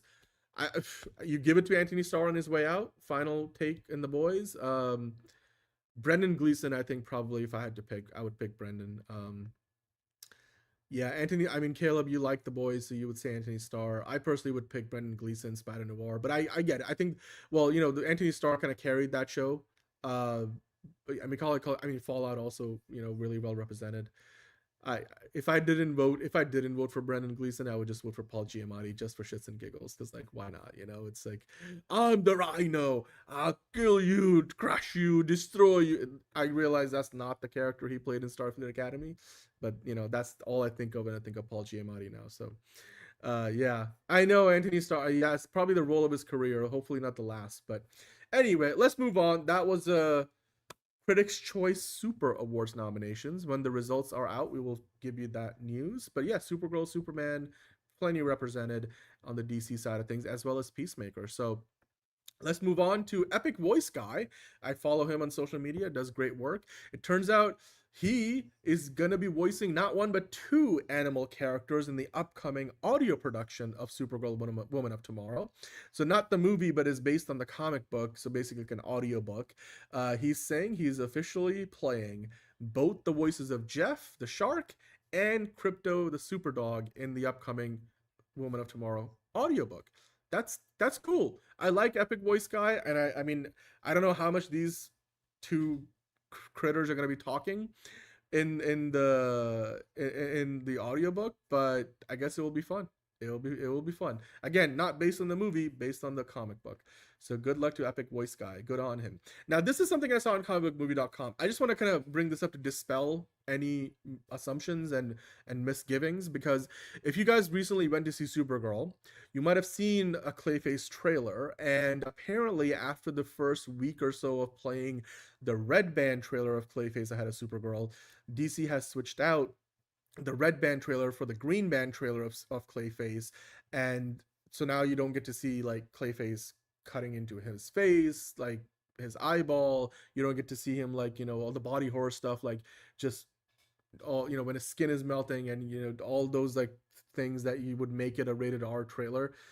Basically, DC has put in a PG-13 trailer ahead of Supergirl now, and I'm sure probably ahead of most movies. Like if you saw the Clayface trailer ahead of, I don't know, the Odyssey. Well, the Odyssey probably could play because it's a rated R movie anyway. This is, by the way, I think this led to a lot of people saying, oh my god, did Clayface get changed? Is it not rated R anymore? Is that why the trailer got swapped out? I don't think that's the case. It's simply a matter of they always make a green band trailer for any red band trailers, especially when you're playing ahead of a PG-13 movie like Supergirl. If you have younger people going to see it, you wouldn't want them to see like the full body horror because some people just don't like it. They're not into it. I know that when I go to see a movie with Fiona, she's not a big horror fan at all. She can't take it at all. So anytime a horror trailer comes up, she just puts her hand in front of her face, or covers it with her sleeve, and then just waits and asks me, is the trailer done? Is the trailer done? So I'm like, she's not the only one who does that. Some people just don't want to have anything to do with horror. So I get it. I just don't think that has anything to do with the movie itself. They made a PG-13 version, a green band trailer. They're playing it in front of PG-13 movies, and I don't know how many people are going to be watching this ahead of Supergirl, because not many people are going to see Supergirl right now. But it doesn't mean anything for the movie itself. The movie will be rated R. You can still watch a red band trailer online. A PG-13 trailer playing in theaters is completely normal. This is just, again, I'm bringing this up to dispel any rumors, because obviously there's a lot of people out there who might apparently on the internet going crazy like, oh no, they changed the trailer, what is going on with the movie? This is normal. It doesn't mean the movie is any different. So yeah, anyway, moving on to the next thing. Now, of course, I mentioned this in the description for today's show, and it's playing in the ticker down below. According to Daniel RPK, we have yet another addition to the cast of Man of Tomorrow. This time a little more hokey on the lesser side, but I guess another metahuman. You got White Rabbit returning in Man of Tomorrow. I forget the name of the actors. Was it, let's see, White Rabbit, Peacemaker. What's the name of somebody's going to tell me the name of the actress. Brie Noel. Brie Noel played White Rabbit, and I think it was the first episode of season 2. And you see her in a fairly comic accurate costume, which I definitely appreciate, James Gunn. Please do more of that. Harold saying, I hate that these articles point out to the DC doesn't terrible. Yeah, I know it's clickbait. It's clickbait, but it's fine. But you know what? Hey, White Rabbit, can't wait to see her again. Brie Noel, bring it on. I hope she still got the same costume, if you know what I mean. I'm sure Jalen appreciates this. Right, Jalen? A very racy costume. But yeah, I guess yeah, we got White Rabbit returning. White Rabbit will return in Man of Tomorrow. I don't know if how true this is, because it again is coming from Daniel RPK, but it's not confirmed, but take it with a grain of salt. But yeah. Hell yeah, exactly, Jalen, exactly. She basically dresses like a Playboy bunny. You're not wrong. You're not wrong. Yeah, I know, right? It's just like, what is this cat? This cast keeps growing, and I'm like, I don't know, like John's theory time was interesting yesterday about how maybe they'll bring all these metahumans in to just kind of show the scale of the planetary invasion of Brainiac in some way. But hey, that costume was so comic accurate. I mean, the camel. Yeah, there you go. The camel emoji is accurate. It's accurate. So yeah. I mean, it works in a rated R show. I don't know how well that's going to work in a PG-13 Man of Tomorrow. I suppose you can push the boundary on that rating. So, yeah, maybe she's in prison. We'll see. I mean, they did show a behind-the-scenes bit for Man of Tomorrow. James can confirm this at Cine Europe, which is like the European version of CinemaCon a few weeks ago. So it does exist. It's not on the internet. I don't know if it's going to be on the internet next week when Comic-Con happens in San Diego, but maybe we'll get that preview from James Gunn dropping online. It's a behind-the-scenes look. It's not really a trailer, but I don't think the trailer for this movie comes out for a few months more. I want to say the first time we're probably going to see anything resembling a trailer for Man of Tomorrow, it's probably no sooner than Clayface. That would be the place to put it if they were to do that. It would bring a lot more interest to the movie itself, and then also, then it would be the next movie after Clayface. I know, like, how is it that we get something for Bat 2 but nothing for Man of Tomorrow besides the big news the other? I know. Well, but like Man of Tomorrow is like in the thick of it right now, filming. So whatever we're getting are either set photos and leaks, or like these casting confirmations, or I don't know, reports. Believe it or not, take it for what you will. But yeah, no first looks yet. But they will eventually make their way to Ohio, and when they start filming outside, for the Metropolis stuff, we'll have those set photos, all the bulges and camels and things and otherwise, depending on if White Rabbit is part of that, shoot or not. Yeah, second suite. I know, right? It's like, I mean, we have seen worse in PG-13 movies, but it is basically, it was like something you can easily pull off in a rated TV for a TVMA show, but yeah. I don't know how well this works in the movie, but maybe she's not a big part of the movie anyway, so who cares? Hey, Filmologia. Man, James Gunn is so much faster than Reeves when it comes to making movies. I know, right? He announced a whole new cinematic universe, wrote and directed 2 movies. They would have both come out by now. It's just, 4 DC movies would have come out between the Batman Part 5, if you count Joker Folio, dude. Yeah, do you think it has to do with added pressure with James Gunn's part to establish the DC? I definitely think so. The James Gunn has mentioned that, he wasn't getting any sleep really for so much of that time when he was writing and then doing pre-production on Superman, also writing Peacemaker Season 2, having just finished writing Creature Commando Season 2. He was working on that too, not really directing Creature Commandos or Season 1, but, being a part of the creative process there. He directed a few episodes of Peacemaker between directing Superman, and after finishing Superman. I remember he was saying, like, Jennifer Holland, his wife, was like, dude, we're on vacation. Like, can you not be on your computer? And he was like, sure, but like, I have to be because I'm doing all these things. So James Gunn has worked more than overtime to like do what he has done, but obviously Matt Reeves did not feel that same pressure. So here we are. Yeah, Jalen saying like early August. Yeah, I don't think we're gonna get the Man of Tomorrow trailer until probably at least Clayface. Unless we get something next week, but even then, probably not a trailer. So I don't think there's any need to jump that far ahead. They're gonna want to put the spotlight on Lanterns, which is getting a Hall H panel at Comic-Con, and they're gonna want to start promoting Clayface. So yeah, I mean, besides, the internet will be full of set photos and stuff from Man of Tomorrow as the summer goes on anyway. So no, okay, so okay, okay, MTG, I don't think we should believe that report, but I will save that comment for later. We'll get to that in a second. Yeah, I mean, but James Gunn is also an auteur, so like I think James Gunn being able to write and direct something, and him being his own boss in a way, makes it easier than like somebody else. But even then, Matt Reeves, I'm sure, has pretty big leeway to do what he wants to do, and he still took so long. Yeah, he's so slow. All right, I'll save that comment too. Gunn is the rabbit. Rabbit is the tortoise. Yeah. I also did Guardians. Yeah, he did do Guardians 3 in that time too. God damn. Hey, Jeffrey. So if Hal Jordan is old, then basically Barry Allen is old as well, with Wally West taking over. That's not a guarantee. Like, I don't think one implies the other, but I certainly wouldn't be surprised if they did go with the Wally West Flash and Barry Allen was older. I wouldn't mind seeing that. I mean, obviously the Blue Beetle Ted Kord situation is another one. Maybe you can draw a comparison to. I don't think Matt Reeves has taken over the DCU. Again, there's a big difference between directing movies and running a studio. And James Gunn even doesn't want to really do it. He only does it because he's got Peter Safran to do all the legwork on the business side of things. So yeah, but again, we'll touch upon this in a minute.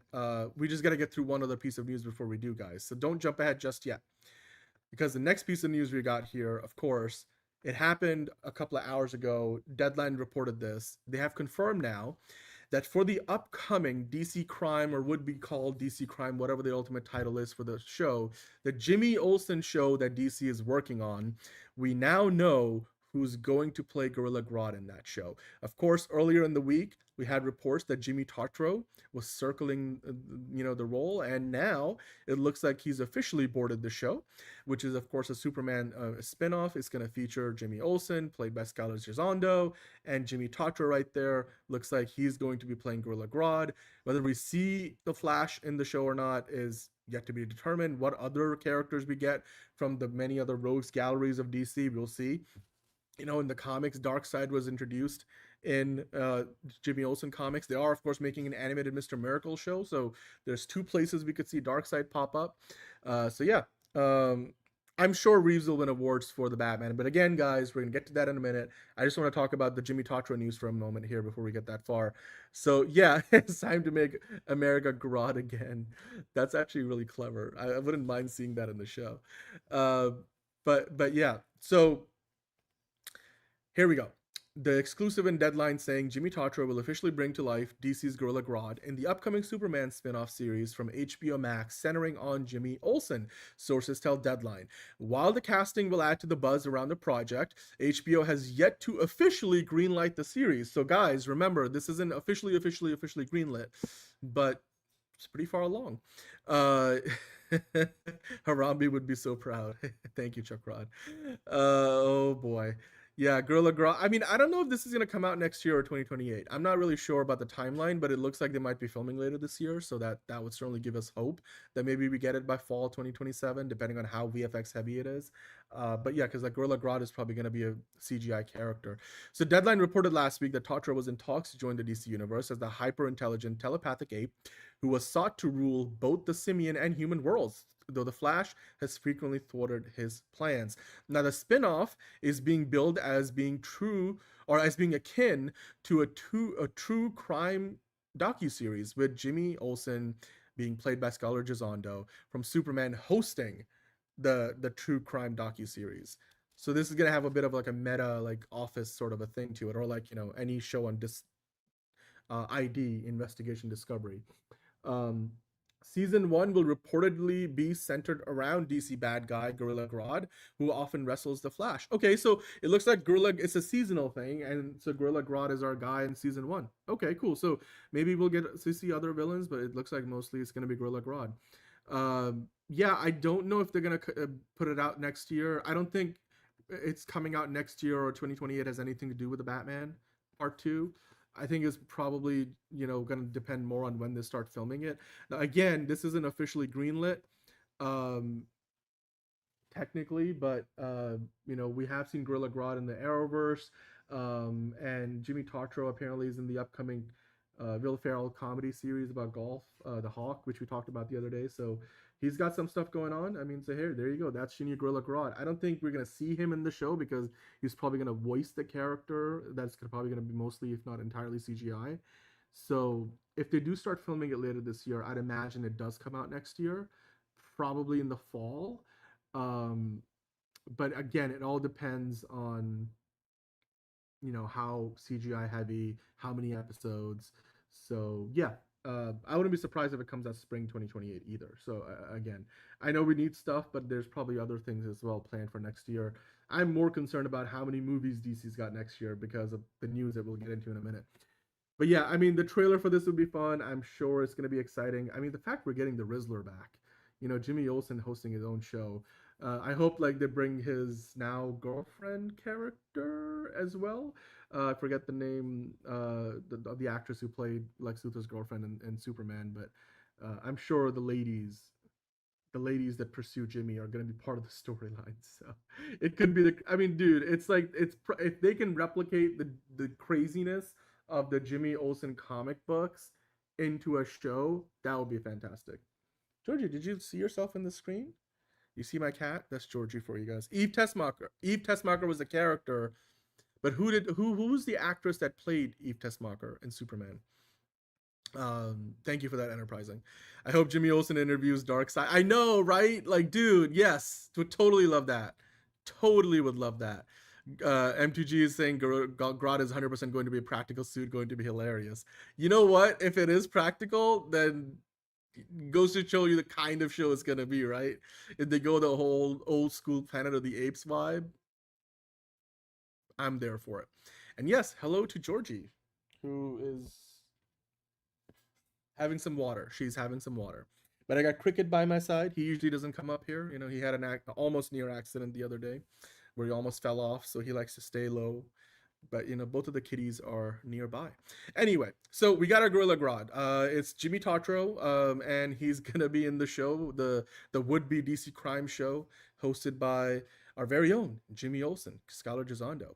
Harold saying, I hope we see Kara interact with Jimmy, so LMAO have Jimmy have a huge crush on her, and Kara be the only girl in the DCU not into him. That would be funny.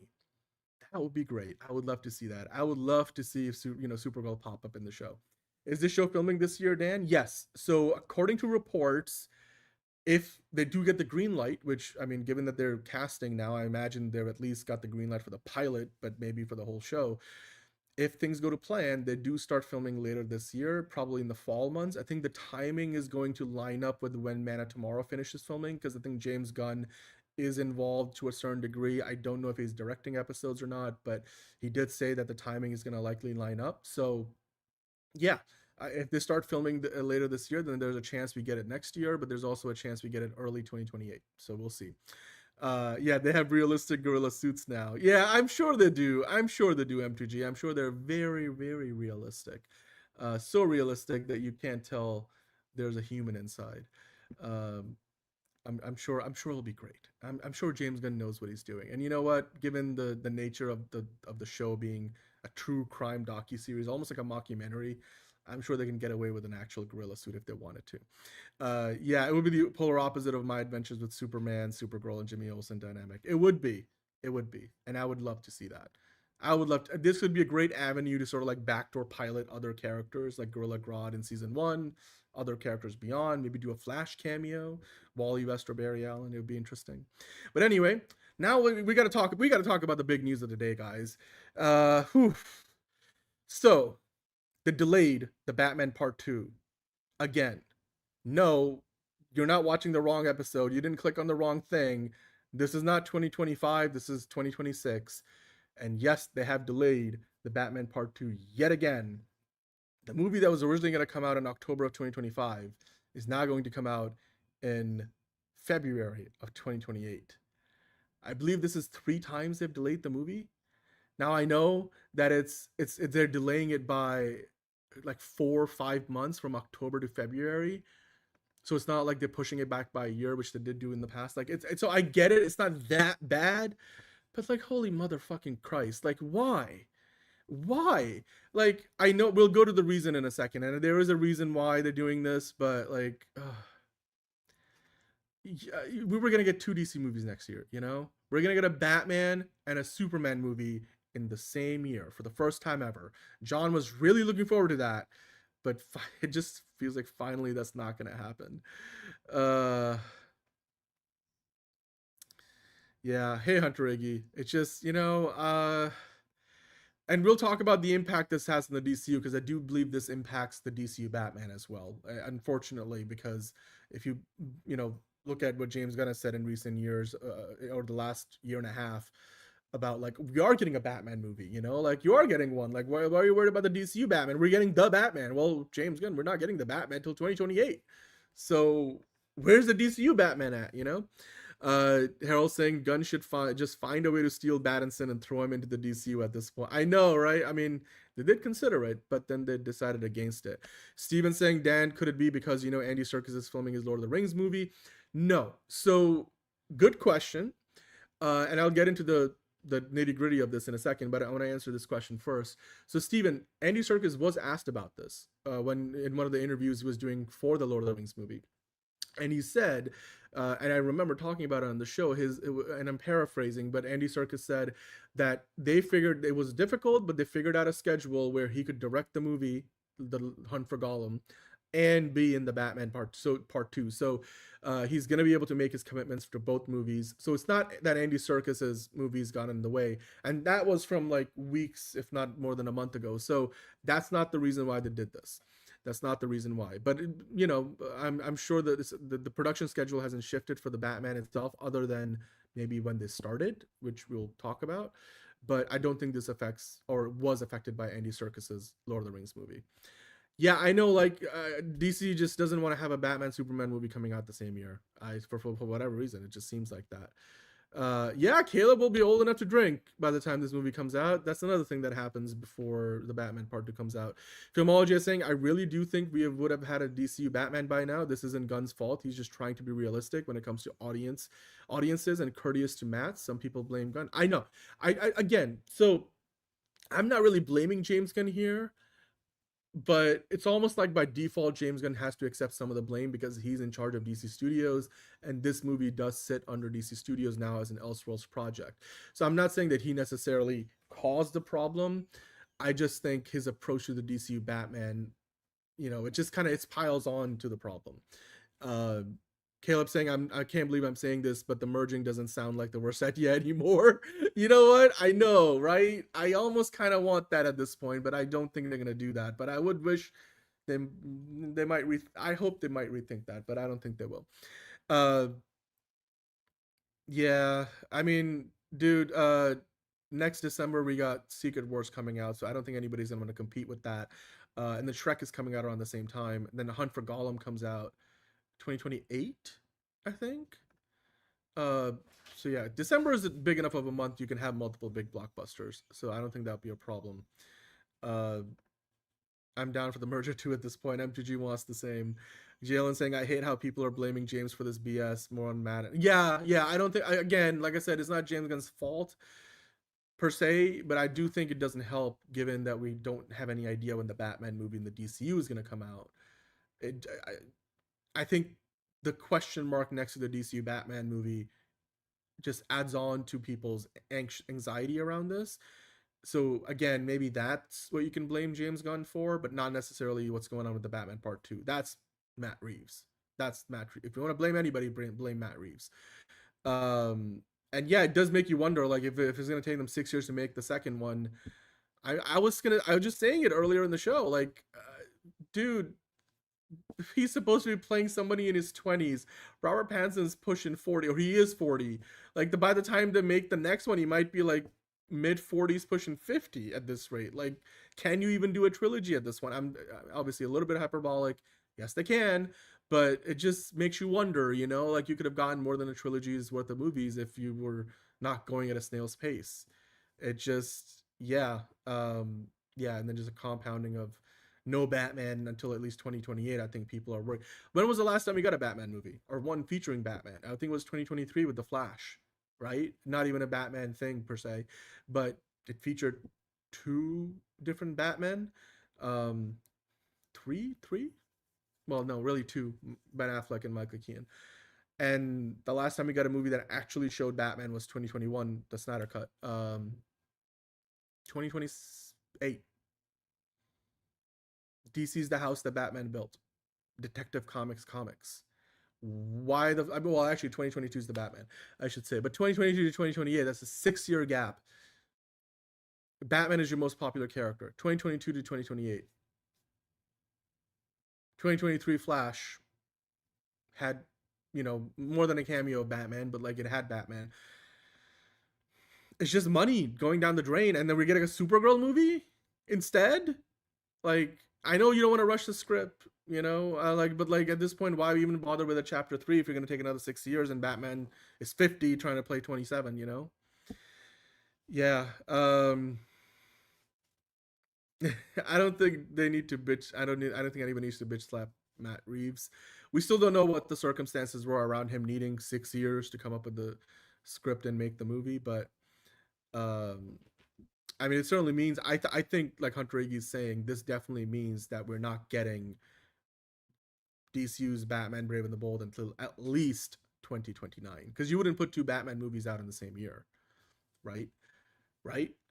And we got Dynamic Duo already scheduled for 2028. I don't know if there's another DC movie. There's no other DC movie currently on the horizon, unless they start making that Bane and Deathstroke movie actually before the DCU Batman film. I still don't think that would come out in 2028, and that might be confusing for people if you haven't introduced a DC Batman yet. So yeah, it looks like we're only getting now one DC movie in 2027. It's Man of Tomorrow. Comes out in July. And then we get one TV show, potentially that DC crime show, the Jimmy Olsen show that we just talked about. So yeah, good plan today is better than a perfect plan tomorrow. I agree with you, Figure Drawing. I agree with you. I think just there's a perfectionist streak that Matt Reeves is known for being extremely slow. This is just ridiculous, ridiculous. Like, Denis Villeneuve made an entire trilogy of Dune movies before we got the Batman Part 2. Like, I don't, come on. Like, we got GTA 6 before we got the Batman Part 2. I feel like going on a rant. Oh my God! Okay, it's happening. Run for your lives. Everyone run for cover. Stay calm. Stay calm. Wait. Calm down.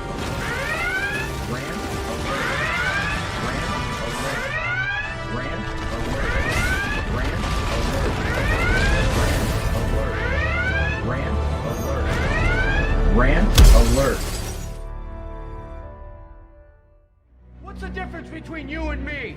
I'm not wearing hockey pads. Matt Reeves is probably wearing hockey pads.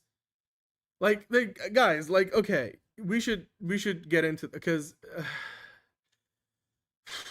like, speaking of shooting yourself in the foot, right? Like, let's get into this. Let's really get into this, because I'm pissed. Like, I'm gonna be more rational later, but I just want to let my frustration out for a moment, because let's get some context in the building for a second.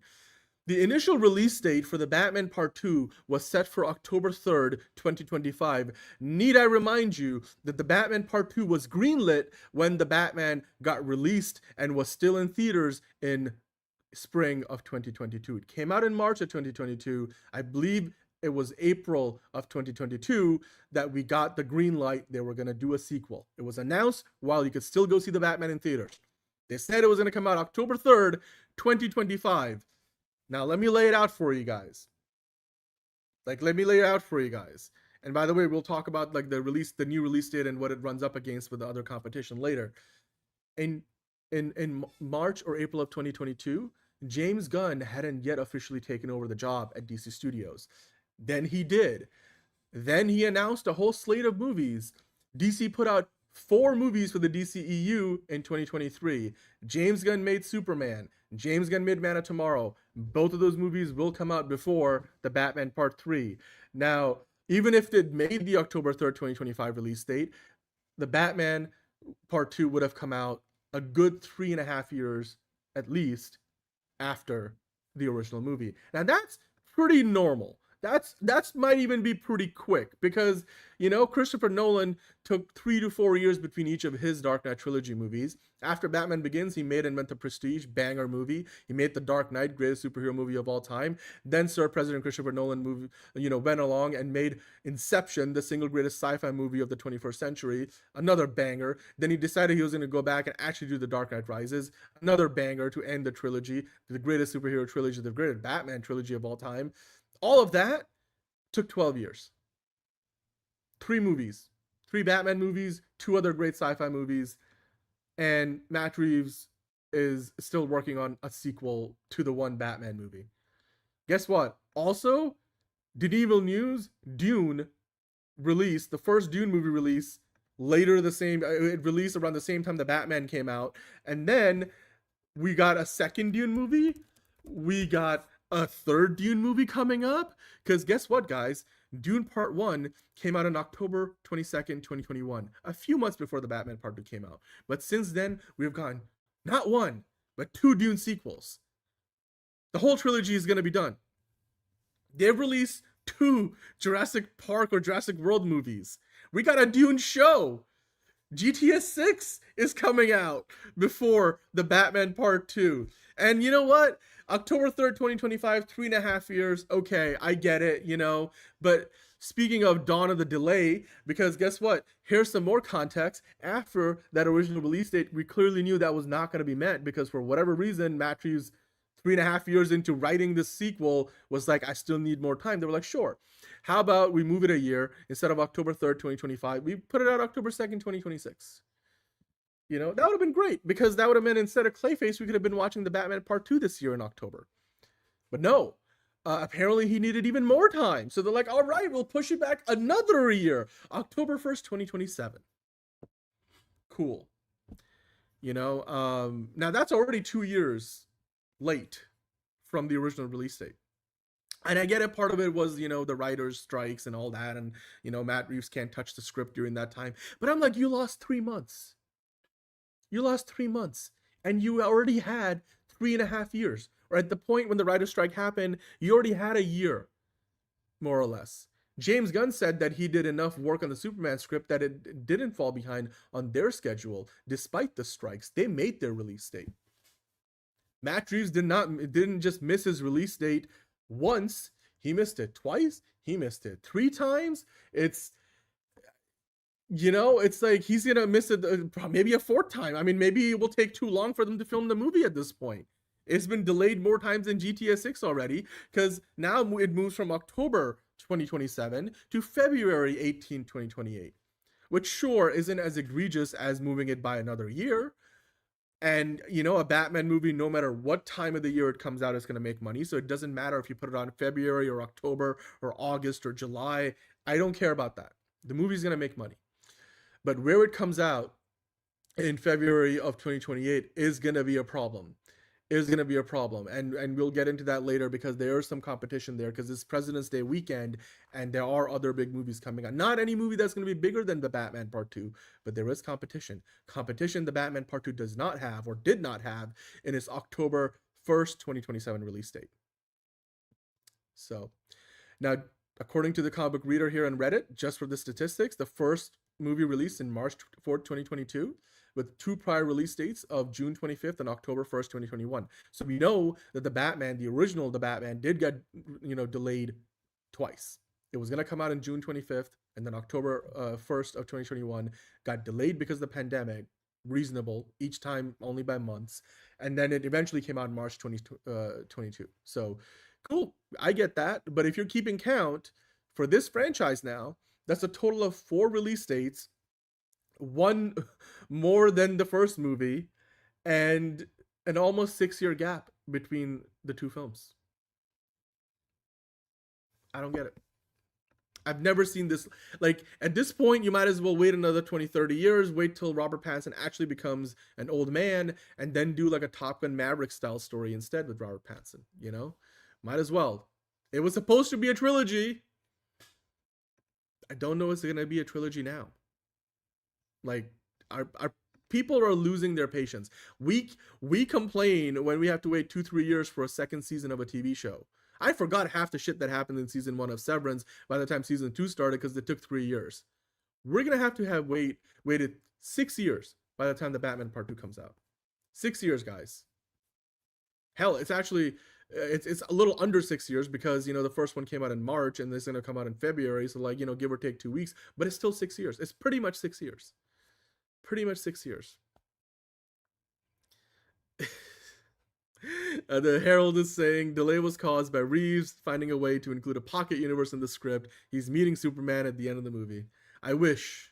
Unfortunately, the reason is a lot lamer than that.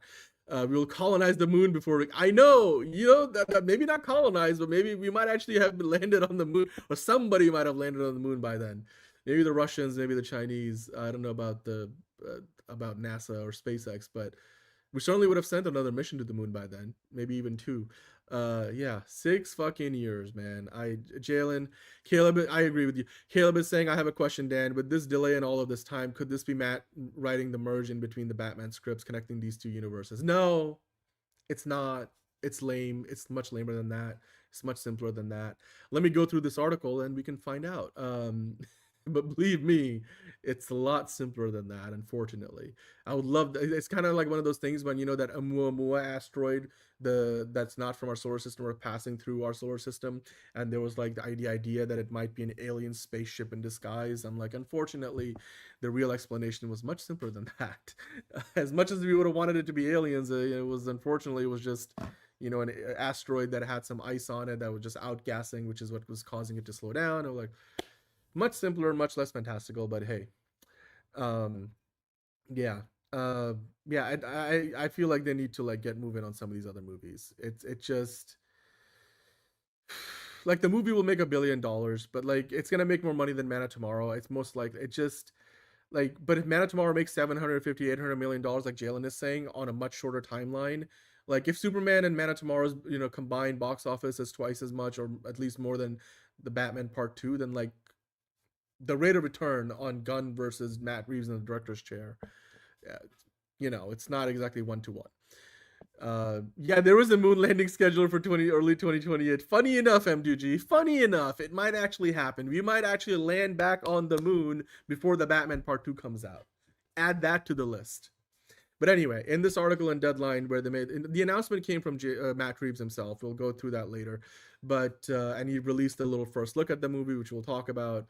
But I'm like, Matt Reeves never even took this long with the Planet of the Apes movies. Like at this point, I feel like, tell us what was going on. I know if it was something personal in his life, I'm like, there's a certain line we don't want to cross. But I feel like people deserve an explanation for 6 years, And I realize the 6 years doesn't, you know, we're kind of grazing over the fact that the 6 years would have included the time to make the movie. But guys, they already started filming. It's 2026. You know, it gives you more time for post-production, sure. But I'm like, come on. And maybe it's health. Yeah, if it's his health, if it is his age, I get it. But I'm like, just throw us a bone. Anyway, before I get lost in the chat too much. Let's talk about the actual announcement, because again, this will address some of the other things that I was worried about. Something that I sent to Liz, and she wasn't happy about this because the new release date gives it more competition to fight up against as well. I know it's Batman and I know it's gonna win, but it means it has to share the spoils at the box office, which it didn't have to before. So yeah, I mean, they did look, dude, enterprising. Matt Reeves has a co-writer, Mattson Tomlin. Like, he worked with him on the first one, uncredited. He co-wrote with a writing credit for the second one. So it's not like Matt Reeves is even writing it all by himself.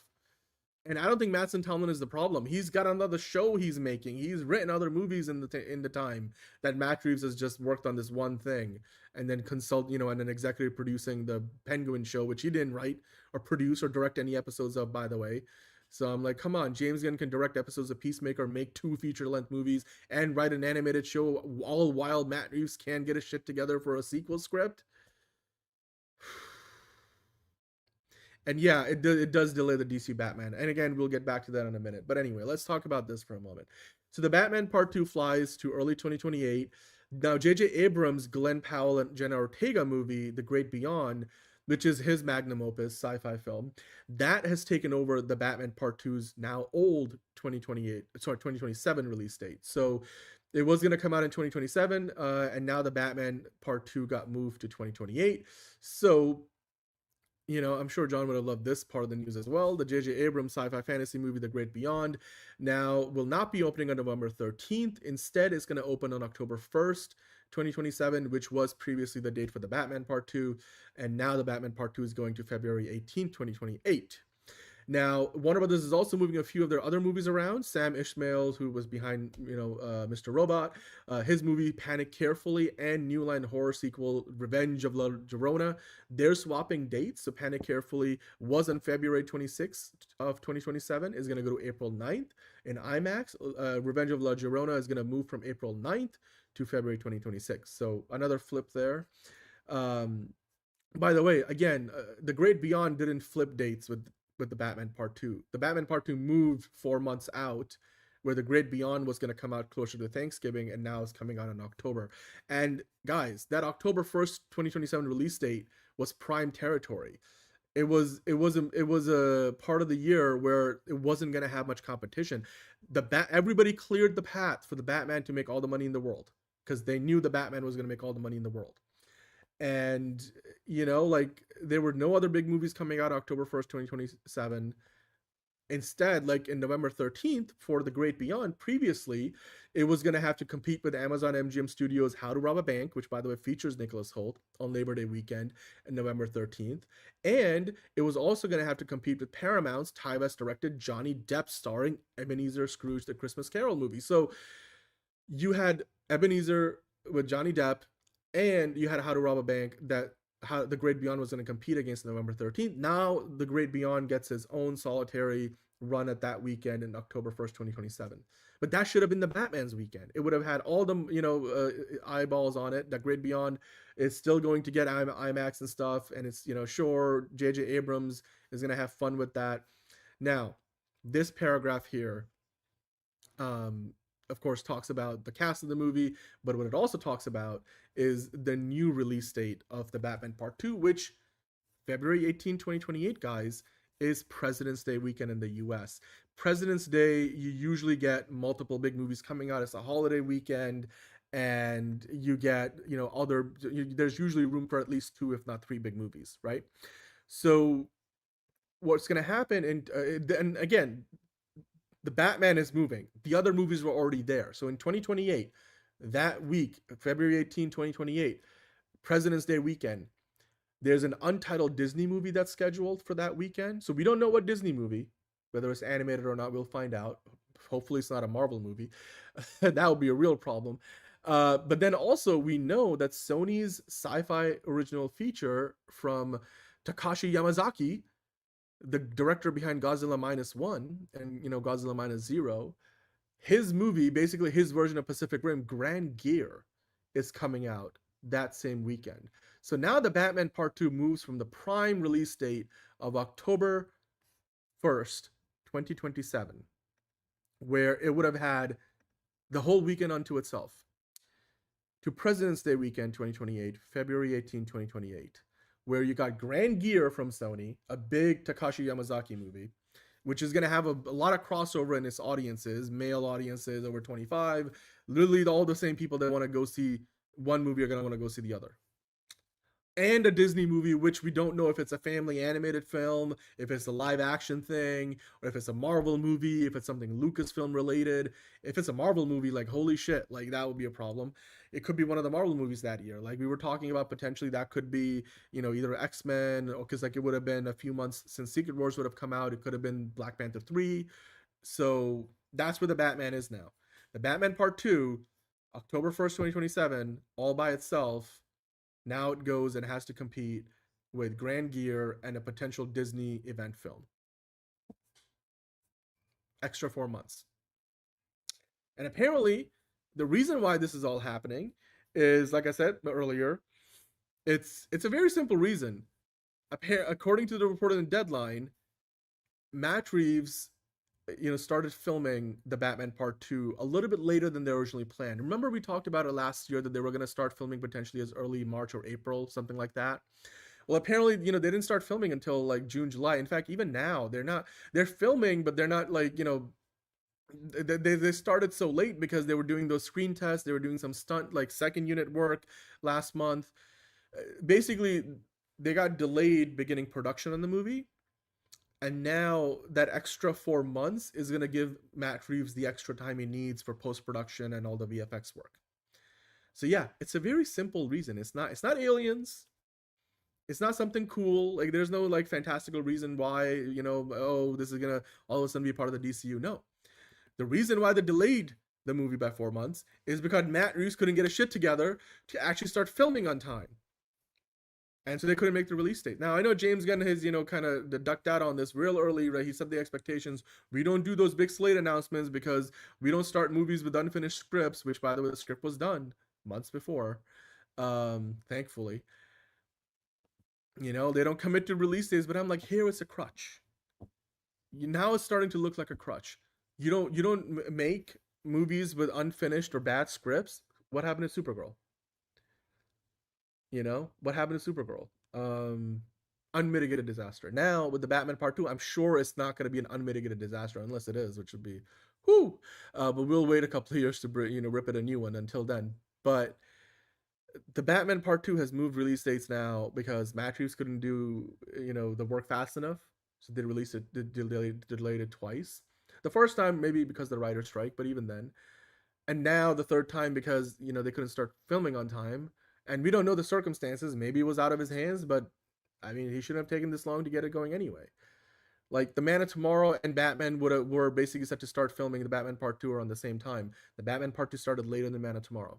James Gunn meets his deadlines. He's going to hit his release date.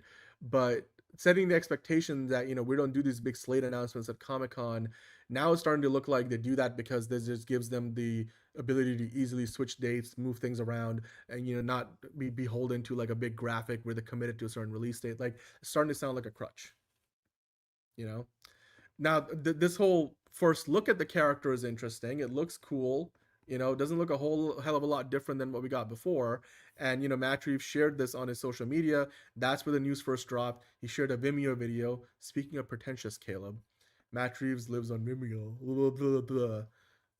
2026, Matt Reeves, get off Vimeo. Vimeo's not cool anymore. Vimeo's, got a greedy private equity ownership that just wants to ring you for money. Vimeo ain't cool, Matt Reeves. Just put the fucking thing on YouTube. Like, seriously? I do really wish at this point they had another DC movie ready to go. Because, like, now we're going to have yet another year where we're just going to have one movie coming out. One DC movie. Now, I know that technically you also only have one Marvel movie coming out next year, So, but for superhero fans in general, that means now we have, instead of having, dude, we were going to have between June of 2027 to December of 2027, we would have had an epic run of 3 superhero films. Man of Tomorrow, The Batman Part 2, Avengers Secret Wars. And now you take Batman out of it, that's like huge. Now it's just like people are going to like watch Man of Tomorrow, have a grand old time with it, and then just wait for 6 months until Avengers Secret Wars comes out. It's just, and you know, at a time when absolute Batman is literally carrying the entire comics industry on his back, at a time when DC in comics is doing fantastic, at a time when DC Studios needs all the momentum it can get, this news does not help. Bad PR. And what we wanted was probably like, what it would appreciated is, oh, Matt Reeves says that, you know what, actually, we're going to give you the Batman Part 2 movie a little bit earlier. In September of 2027, not move it back to February of 2028. God. And you know what? This look is good. It feels like it's a screen test, or even if it is from the movie, you get the snow, you get the cop car. It's more of a yellowish look, which I don't think it maybe necessarily reflects a whole lot about the movie's color palette necessarily, because obviously the logo is still red. But like, good on you, Matt Reeves. But it's just, I mean, James Gunn probably doesn't have a whole lot of time to feel anything other than maybe just a little frustrated. And honestly, James Gunn probably knew about this for weeks. This isn't something that would have, you know, landed on his desk today. He is part of probably the decision-making process. And I know James Gunn likes to give his filmmakers enough time. So I appreciate on a certain level that if Matt Reeves does need more time, sure, give him more time. But it's just, when you've already delayed it twice before, and it's already, you know, 3 years too late, it's just, you know, like 6 years. People will point to that, and they will use that as a bat to beat the Batman Part 2 with, if the Batman Part 2 is anything less than perfect. And that's the pressure that they put themselves under. And that's not what you want when in between now and then you've only got Supergirl, Clayface, and Man of Tomorrow until the Batman Part 2 comes out. And in a worst case scenario, Man of Tomorrow under-delivers, is too packed. Not saying it's going to be, very unlikely. And Clayface is not as good as it advertised, and Supergirl was an unmitigated box office disaster. Then all of a sudden you got the Batman Part 2. You just, everything, I mean, I'm not saying there's an asterisk next to everything, but it's just, I'm starting to wonder, like, you know, like, can DC get its act together? Like, on the TV side, they're doing better. Like, come on now. Now, I'll go through a couple of these other things because Matt Reeves did answer a couple of questions on his account about the differences in the bat suit. But I agree with Jalen. At this point, the only thing that would help is a DC fandom, just to help the mood. I would love to see that. I don't think they'll do it. James Gunn's too busy, and I don't think they want to put in the effort to produce that. That should cost a lot of money to do. Doing during the pandemic made sense, but now they're just happy to probably just show up to a Comic-Con. And, you know, maybe James Gunn will show up to a Comic-Con next year. It's just the timing of the release of Man of Tomorrow doesn't really line up. So I don't know why he wouldn't be advertising Man of Tomorrow next year, because Comic-Con happens after the movies comes out, and he's too busy filming it this year, so he probably won't show up. So it's just Lanterns and Clayface this year. I mean, you know what? At this point, would you be surprised, Chuck, if they released, if they delayed it again to October 2028? Honestly, at this point, would you be surprised? I mean, the logo's cool, sure. Great logo, dude. You know, like, graphic design. It's the same bat with a 2 on top. Like, ugh. Probably paid some agency $1 billion to make that. I don't know if this is the problem here, is that James Gunn is too much a walkover, but I mean, and I almost believe that because this project kind of predates James Gunn in his job, I'm willing to kind of give him the benefit of the doubt. I just think moving forward, you can't let this happen again. You can't have 6-year gaps between, you know, not just any of your movies, but the face of the franchise. Batman is the franchise. Like, 6 years apart is too long. Like, not having a Batman movie come out, the last time we had this big of a gap between a Batman movie, or between 2 Batman movies, must have been the 1997 Batman and Robin and the 2005 Batman Begins. That was 8 years, and that was because, you know, Batman and Robin kind of killed the franchise. That's the last time we had that big of a gap, you know, since they've started making Batman movies with Michael Keaton's Batman. because I don't really count the one from decades before Michael Keaton, but like from Michael Keaton onwards, the biggest gap was 8 years between Batman and Robin and Batman Begins. And this isn't a reboot. 6 years. 6 years. Yeah. But hey, you know what? For those 6 years, Matt Reeves did confirm that years look longer, and indeed, the years are longer. Man up. And Shaq was, man up. Shaq was, yeah, Matt Reeves, man up. But yeah, you're not... Honestly, I don't give a fuck. Like, the years look what? Like, maybe half an inch longer? Like, it's on... Yeah, I'm sure I'm glad somebody noticed. I'm sure people are gonna do like, you know, overlap and do like a side-by-side comparison, take out their measuring tape and measure the two dicks on top of Batman's head.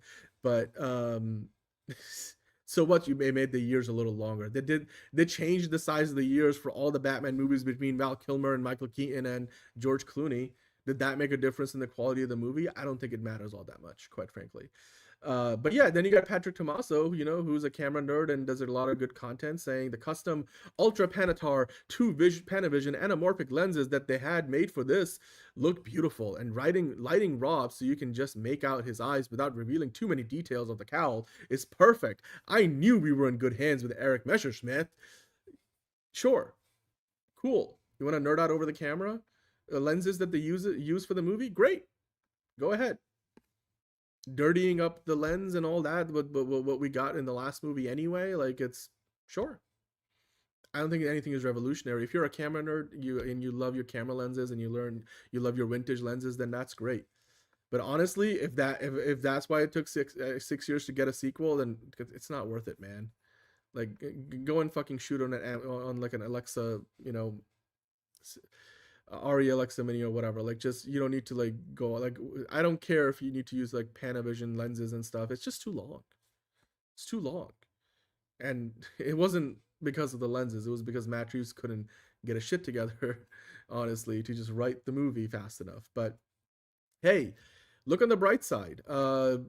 Jeffrey Wright was teasing that the movie is gonna be gritty and will have Sidney Lumet-esque vibes. So what are these Sidney Lumet-esque vibes that he speaks of? Let's talk about it, shall we? So here we go. I'm going to zoom into this. So Jeffrey Wright was recently talking about it, saying that, oh, you know, it's not going to be a paint by the numbers superhero flick, which the first one wasn't either. So like, this isn't revolutionary, but sure.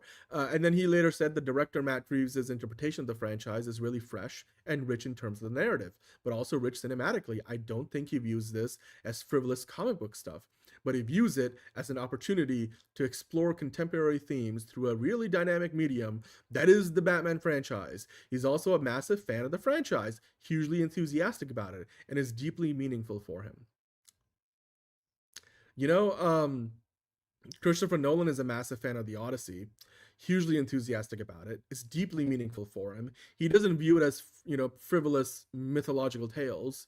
He likes to use it as an opportunity to explore contemporary themes through a really dynamic medium that is The Odyssey. And Christopher Nolan got the idea for The Odyssey, wrote The Odyssey, directed The Odyssey, and will release The Odyssey from ideation to release in less than 2 years' time. And yet Matt Reeves is taking 6 years. 6 years. Now, Jeffrey Wright went on to add, these films, the first one and now working on this one, are films that from an era that he and I, because we are of a certain age, just revere. And those are films of the American cinema of the 70s. Sidney Lumet films and films from Dustin Hoffman would have been a part of Francis Ford Coppola and Martin Scorsese. He's trying to use all of those as touchstones in these films that might, in other hands, not have anything to do cinematically with that type of filmmaking. Bullshit. Bullshit. I'm sorry. Like, Caleb, where's the pretentious now? I want to see those pretentious comments. I want to see those. There you go. Oozes of ego and pretentiousness. It's like the producer of the first movie who's still involved saying, I think we did better than The Dark Knight. I think it's so much better than The Dark Knight. You guys are going to have to go see it. But, like, you know what? I think this is the best Batman movie ever made. I'm like, okay. Like, okay. Cool. Great movie. But, like, Please stop tooting your horn. Please stop, saying Sidney Lumet, Francis Ford Coppola, Martin Scorsese, Dustin Hoffman. It makes you sound like somebody who's like just going to the Criterion Closet or just lives their lives in Letterboxd, because this movie is elevating Batman to some place we've never been before. 6 years. Like Figure Drawing saying, in Hollywood, countless directors will kill to have more time for a next project. Same for writers. And myself, Dan, giving your background, know this, but I know this better than most. It's just, I can tell you could have hired 12 other dudes and dudettes to write a Batman movie, the sequel to the Batman Part 2, and I can tell you that you would have found at least a couple of scripts that were at least close to, if not as good as, the Batman Part 2 that Matt Reeves wrote. And I know it's subjective, but I guarantee you, or even if you were to just go off the box office, I bet you there could have been at least 2 other versions that some other writer would have wrote that could have made this at least $1 billion, much like this movie probably will. So, and I know we just got like some crumbs thrown our way with the whole, oh, here, look, here's a shot. We shot something. Look, it's raining or snowing. Oh, there's a cop car in the background. Look, his ears are, his 2 dicks on his head are half an inch longer. Great. I'm not saying the movie's a disaster in the making, but I certainly think it's way too long to, take 6 years. It just puts undue pressure on the movie to be the greatest thing since sliced bread. Yeah, and I'm sorry, Jeffrey Wright, I love you in the agency. I think you did great work in the Batman, even though there were some moments where it was kind of almost funny, even though you weren't trying not to be funny. But like, these comments don't hurt. These comments don't help. Letterbox bro attitude. Exactly. That's what it sounds like. You're right, Caleb. Yeah, I mean, MTG, I think we all agree. Our feelings are hurt, DC. They should have waited to announce this. It just feels like the hits keep on coming. I think John is glad he's not on the show today, because this really personally affects his, mental health. I'm sure Enterprising is probably feeling the same way. Yeah. It's like that thing. I remember when Timothée Chalamet won an award. I forget, it was the Golden Globes, and he was like, I know people don't usually talk about this, but when I act, I want to be one of the greats. I want to be like Daniel Day-Lewis. I want to be like Robert De Niro. I'm like, stop saying the quiet thing out loud. Like, you come across as self-absorbed and pretentious. I know this is not Matt Reeves, but please, Jeffrey Wright, you're not helping. Don't compare him to Dustin Hoffman, Coppola, Scorsese, Sidney Lumet. I don't care if that's what you're going for. Don't put it out there in the world. It doesn't help your cause. Like, certainly not when, the biggest thing anybody can talk about is how the movie got delayed 3 times, and by the time it comes out, it's going to have been 6 years since the previous movie came out. It's not even like they took 2 years to greenlight it. They greenlit the movie while the first one was still in theaters. Yeah, the Batman 2, this time the years are longer. I'm sure that'll be the honest review title for this movie. Yeah. Again, Jeffrey Wright is doing, said these things. It wasn't, the comments didn't come from Matt Reeves, so I'm not blaming Matt Reeves for this. I'm just saying, Jeffrey, it's not helping. It's not helping. And I'm sure he wasn't thinking about like how the news of the delay and all that stuff. I'm sure he was saying it in earnest, but it's just, come on. It's not a good look. It's not a good look, unfortunately. As much as I still think this movie is going to be fantastic, it's going to be one of the best Batman movies ever made. It has an A-list cast, and they're probably going to win Oscars, and they're going to probably make $1 billion. It's just, like when when you take this long, you got to find the balance, right? It's like, is it really worth it to wait 6 years for that kind of perfection? And also then, can you expect anything less than perfection? And is that a good thing? Those are the questions that we are asking today. Filmology is saying, Dan, had this been Marvel, I feel like they really would have removed Reeves from the project. Love Matt, but I'm noticing how strict they are. That's the thing. That's the thing that I was making the argument the other day, and I know some of you guys didn't want to hear it, and I'm sure I'm not all of you, but I'm just saying it's this idea that by saying you're not going to commit to release dates until the thing is ready to go, it's one thing that, you go into production on a movie without a finished script, because that could lead to other problems. But it's another thing to be like, we're not going to announce release dates, or in this case, they did 4 times, or we're just gonna like not hold ourselves accountable to making those dates. That's what I like about Disney. Love them or hate them, they've had dozens of billion-dollar movies. A $30 billion The biggest movie franchise of all time with the MCU, and 95% of those movies made the release dates they were announced for. They made changes. Sometimes they got delayed. Sometimes it was, most of the times it wasn't because of anything that was in their control. Sometimes there was a couple of situations where the directors left the project stuff, but COVID delays, VFX, writers and actors strike delays. Those aren't things that were entirely under Marvel's control. But when Marvel dates a movie, they make that release date, more times than not. And you hold them to account. The physical production VPs they have, the directors that they bring in, the plan that they have with like Kevin Feige and his team, they make sure that they hit their release dates. And they don't even have Catwoman. It's just, and that creates a certain sense of accountability and a certain sense of expectation from fans that Marvel delivers on. And kudos to them, because so far in these recent times, DC has not been able to replicate that. And it makes you wonder, can DC ever get back to that, especially considering the seemingly laissez-faire attitude James Gunn, Peter Safran have towards release dates. Because I get it, you want to make a good thing, but you cannot keep polishing everything until it's absolutely perfect and give it 5-6 years.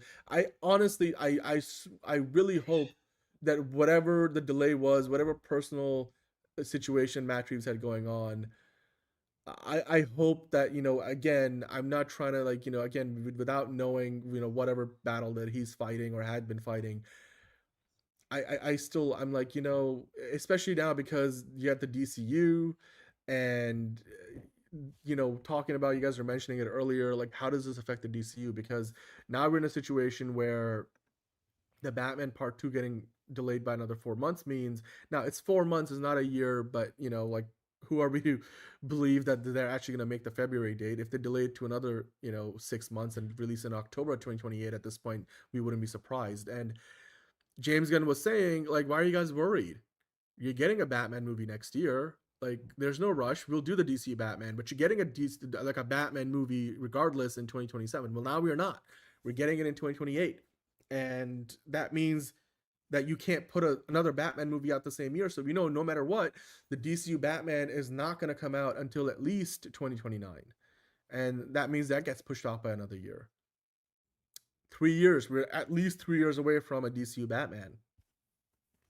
That's pretty much at this point a confirmation. And maybe even that for Wonder Woman, unless they manage to somehow get one out by 2028.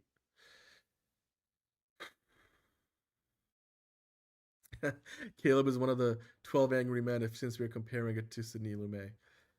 Yeah, I don't know what the hell is in the Batman Part 2 script. It must be the secret stuff from, from why am I forgetting right now? From Pulp Fiction. Whatever was in that briefcase in Pulp Fiction, that must be what Matt Reeves infused into the Batman Part 2 script. That's why it took so long. Yeah. Filmology asking, would you be more agreeable to this delay if, like, Gunn and Reeves agreed to incorporate Pattinson into the DCU and they're making some changes? Doubt it, but I'd be happier. Well, I'd be happier. I don't necessarily think you need to do that or you should do that, and I don't think they're doing that. They said it in the Deadline report that they made the delay, or they moved the release date because Matt Reeves, and his team couldn't start in production on this movie early enough. Like, they got late, for whatever reason, starting production on the movie. So the extra 4 months is meant to give them more time on post-production and the VFX and all that. That's why they did this. It's not because they're making changes, unless it's some secret reason, but I highly doubt it.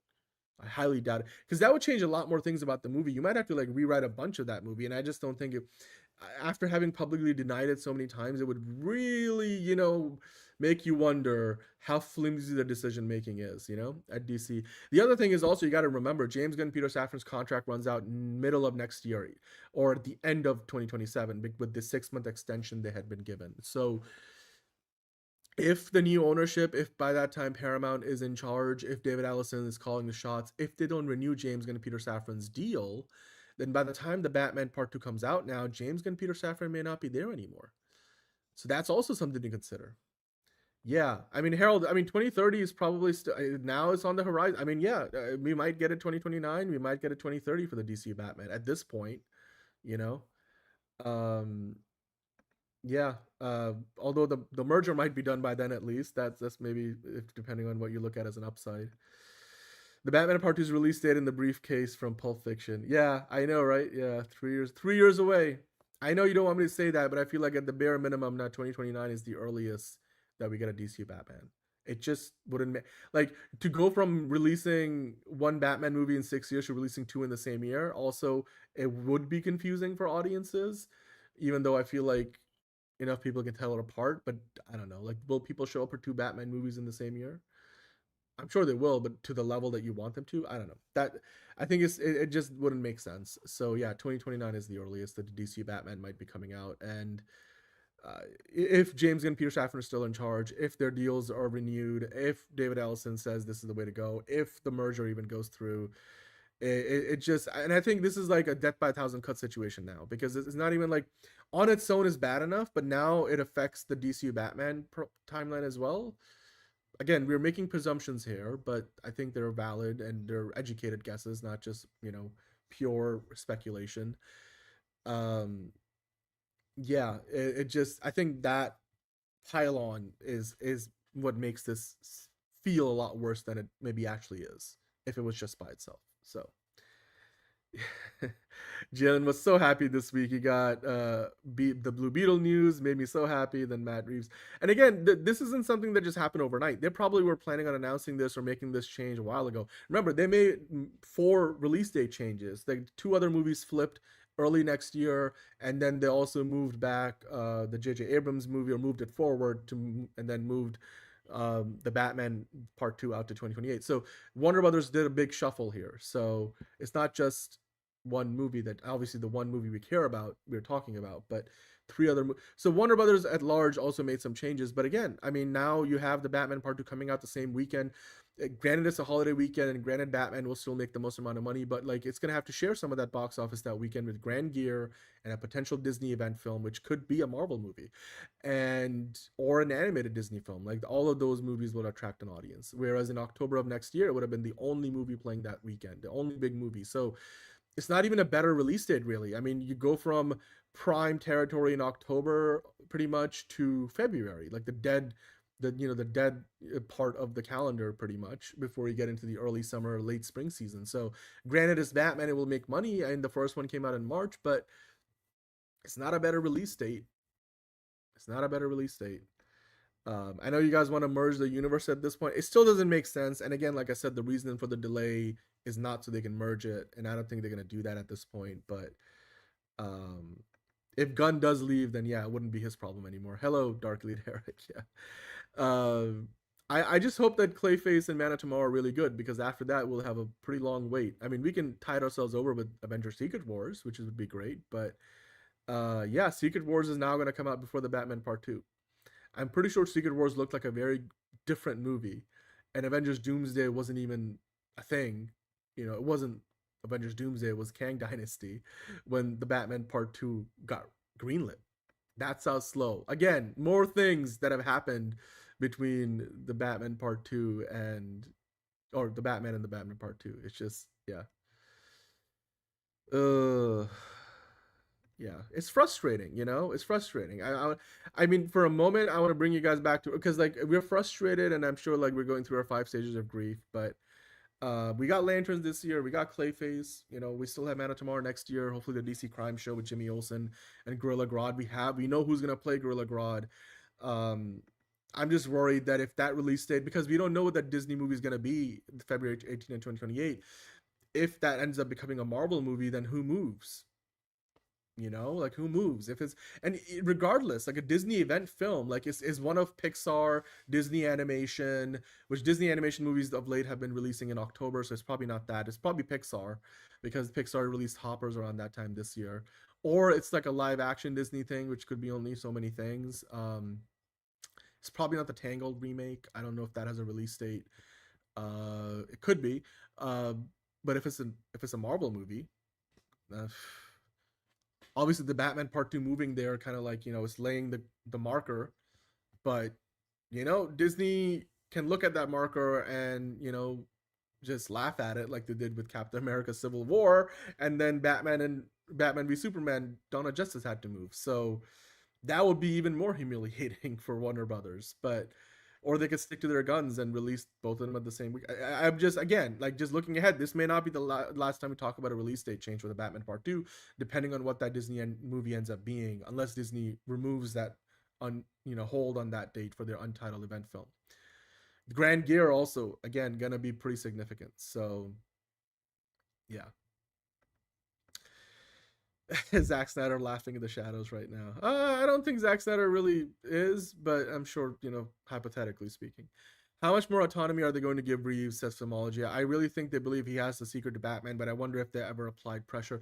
That's the thing. He's become like James Gunn's right-hand man for anything and all things Batman, and that's fine. But like, he's involved with that J.J. Abrams collaboration on the Batman Noir show, whatever, I forget what that's called. That's on Amazon Prime Video, which isn't all that impressive. It's good, but it's not all that impressive. And he wasn't the showrunner. He didn't direct any of the episodes of The Penguin. Supposedly, we're not getting a season 2 of The Penguin. We may get a Poison Ivy show, but they canceled that GCPD show. So what is Matt Reeves doing? It's just, and in the DC, if he's in charge of, like, if he's a DC Batman guy, then God help us with the DCU Batman. Like, holy shit. It's just, and again, sometimes it's the simple things, right? Now, it's just the Batman Part 2, but I don't know. I feel like some of this overreaction will get easier because, again, it's 4 months. It's 4 months, is not a year. So what you have to, the holiday seasons come and go, like, people, have plenty of things to keep themselves busy. And before you know it will be February. So, on the plus side, it could have been worse, but I'm just worried that it could get worse because they might have to move it again.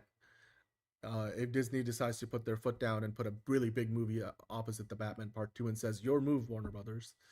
You put Dune out, that might be Disney's revenge for Dune Part 3 coming out the same day as Avengers Doomsday and taking up the IMAX screens. Like, that might be like, well, here's an X-Men movie. Boom. Whatever War Machine said. Avengers Age of Ultron. Boom, there it is.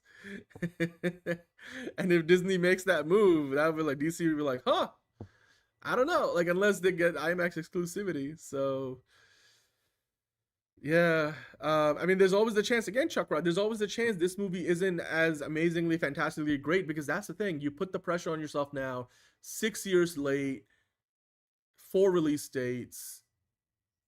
This movie better be the greatest thing since sliced bread, And if it ain't, then people are gonna use that as an excuse to beat up this movie with. And I feel bad because the movie probably wouldn't deserve that. But again, it's hypothetical. Hopefully the movie's great. But if it isn't, if it's anything less than perfect, people will be saying, you took 6 years to make this. Nolan made the Odyssey. Nolan made the Oppenheimer and the Odyssey in the time that you took. Denis Villeneuve made 2 Dune movies in that time. It's just. Yeah. It's just, yeah. It's frustrating. Yeah. I hope that the DC Batman will make his release date, because I think James Gunn will, if he's involved with it more directly, I think it's gonna make his release date.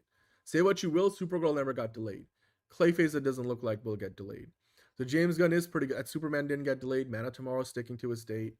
It's just Matt Reeves, slowpoke Matt Reeves, unfortunately, and for whatever reason, again, we don't know some of the circumstances, and I genuinely hope we're not like, without knowing so much, like, I'm not trying to put blame where it doesn't belong, but it's just, without knowing what we don't know, like, we can only go off of what we do know. So, and it's just not a good look. Regardless, it's not a good look, and it also makes you worry about part 3. Like, how long would it take them to make a part 3? Like, I hope that if this goes well and they do want to finish a trilogy, then that part 3 comes out within 3 years of part 2.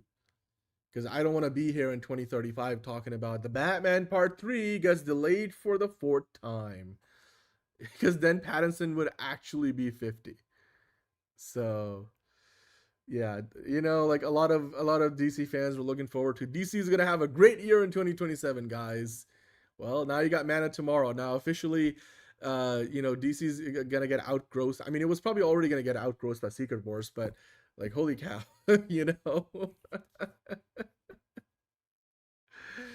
Yeah, the studio. I think more so than James Gunn and Peter Safran. It's just somebody should have pushed Matt. Clearly, either this wasn't enough of a priority, or they just, because of all the changes in leadership and stuff, it just, the ball kept getting kicked down the road, and nobody really held Matt Reeves accountable enough, or really pushed him on it, or said let somebody else complete it and then you direct it, or whatever the case might be. Maybe skip this one, just produce it and then come back to direct the third one.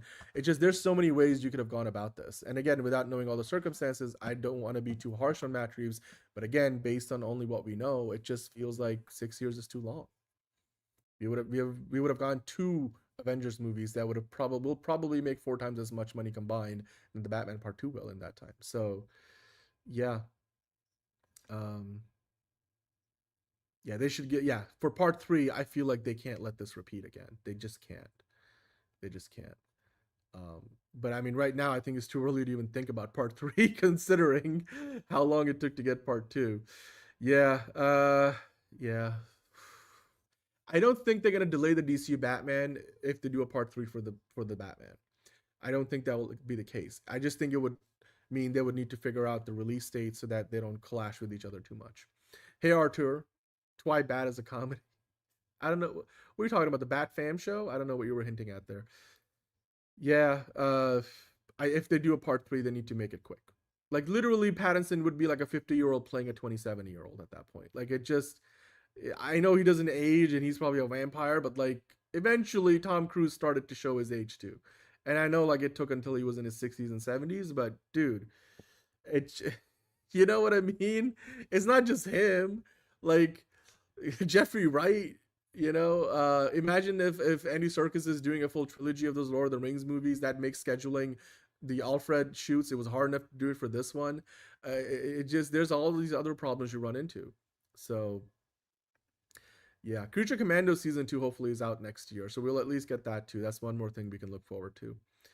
Yeah, I mean, right now I don't think a lot of people want a Part 3 of this universe, considering how slow it is. But hopefully, if they pick up pace, I mean, look, at this point, I hope we get the news that Poison Ivy, that show which supposedly got a green light according to Jeff Snyder, I hope we get that show in 2028 or 2027, maybe 2028 more likely than 2027, but. Like that might help. Want to see some progress. Yeah, the Nolan trilogy took from, if you're talking about just release dates, 2005 was Batman Begins, 2008 was The Dark Knight, and 2012 was The Dark Knight Rises. So that is 8 years all inclusive. 7 years if you, depending on how you count those years. But yeah. And it's taken us just 6 years to go from Part 1 to Part 2 here. I've gotten old. I'm going gray here, Caleb. My beard's going gray. Yeah. Thank you for the super chat, Smacky. If Gunn leaves, who do you want to replace him? That's a great question. And again, thank you for the super chat. If James Gunn does leave, because it would be James Gunn and Peter Safran, presumably. They're a team. They came in as a team. They would leave as a team. And yeah, I hope they fill the gap, by the way, Filmology. I do hope they fill the gap now that they have got that extra gap. Maybe a TV show. I don't know if they'll have a movie ready, but maybe a TV show. Maybe like Poison Ivy. I don't think Zack Snyder should be the guy. Gray beard, does make you look distinguished. I do have to kind of shave off the extra, though. But anyway, to answer your question, Smacky, and you guys let us know, what do you think? I mean, other than the jokey comment about Zack Snyder, seriously, if James Gunn and Peter Safran do walk away next year after their deal expires, who would you want taking over DC Studios? Because remember, Walter Hamada will be back under the same umbrella because he's currently leading Paramount Primal. I don't know if he's going to leave Paramount Primal behind, but, he left Warner Brothers for Paramount, but then they're going to be under the same roof again. If Gunn leaves, MTG says Lord and Miller. I think that would be great. I think Lord and Miller could be great. They've shown that they're really good producers. I mean, maybe doing a whole universe might be definitely a big upgrade, but I don't think genuinely that James Gunn would leave. But if he did, I think Lord and Miller, you could maybe give him a bit of a shout. I don't know. Again, they're not really the kind of producers that Peter Safran is. They're creative producers that but running a studio is entirely different kind of a ball game. I don't think Matt Reeves would replace them, honestly. Again, Matt Reeves is, studio executive Matt Reeves. I don't think that really makes sense. Lord and Miller on the creative side could work, and then you bring in a movie executive who knows how to do the business side, kind of like Dave Filoni now running the creative of Star Wars and Lucasfilm, and then Lin-Manuel Brennan is more the business person who was, groomed for the role of taking over for Kathleen Kennedy, who pretty much, did for the most part both things, although Dave Filoni still was a big part of the creative. So yeah, you would probably need some kind of a Peter Safran-esque producer who knows the business side, who's more of a movie executive and less of just a creative. And then you could figure out the creative person. But I mean, look, James Gunn is great for the job. I really hope he doesn't leave. I mean, it's smacky to tell you the truth. Sam Raimi, I think, would be great.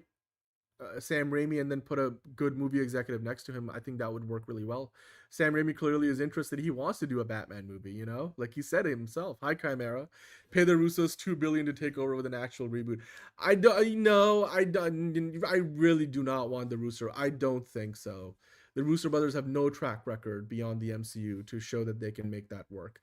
And it seems like Kevin Feige is their secret sauce, and they're not gonna be bringing Kevin Feige along. You know what? I'm gonna make a bold bet here. David Ellison is all about hitting those home runs. If James Gunn, Peter Safran leave after their deal expires next year, if David Ellison chooses not to renew their deal, presuming that the merger has gone through by then go get Kevin Feige. Pay whatever, money you got to pay Disney. Be like, Kevin, why don't you come over to DC? So much untapped potential. The greatest producer, the most financially successful producer in the history of cinema.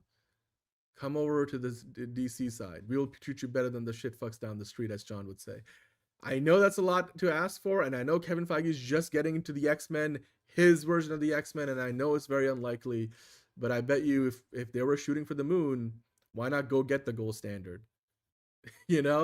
Like I would say at least they would make a pitch, David Ellison, if Peter Safran, James Gunn were to leave. Why not? Probably unlikely, but why not? What a twist that would be. Or just give it back to Pam Abdi and Mike DeLuca. I think that could work too. Like on the business side, they're great they're great at running Warner Brothers pictures. I think and then that would mean though that you kind of are rolling DC Studios under Warner Brothers Pictures again, and then maybe Lord and Miller like lead the create. It would kind of change the hierarchy of power the way it's organized now. But yeah, I don't think James Gunn's gonna walk, but it does make you wonder how viable their current plan is, especially because a lot of the recent, like Supergirl not being so good, and now this latest release date, change. There's been some bad PR headlines for DC recently, which doesn't help. Lord and Miller again would be ideal, but again, not just by themselves. Probably need some business executive, some movie executive who knows how to do the physical production and how to oversee that. Mike DeLuca wanted to do Man of Steel 2 with Henry Cavill. That was him. I honestly was really hoping we got to see that, but obviously it didn't happen. But he certainly has been doing this for decades. It's really good. I would love to see Mike DeLuca come back into the picture. They also wear Joker Folie à Deux on their sleeves, so hey, they don't hit every time either. I know Disney would never let Kevin leave. I'm saying it's like a pie in the sky idea. But if David Ellison is all about shooting for the moon, making big moves, then the biggest move you can make is get Kevin Feige.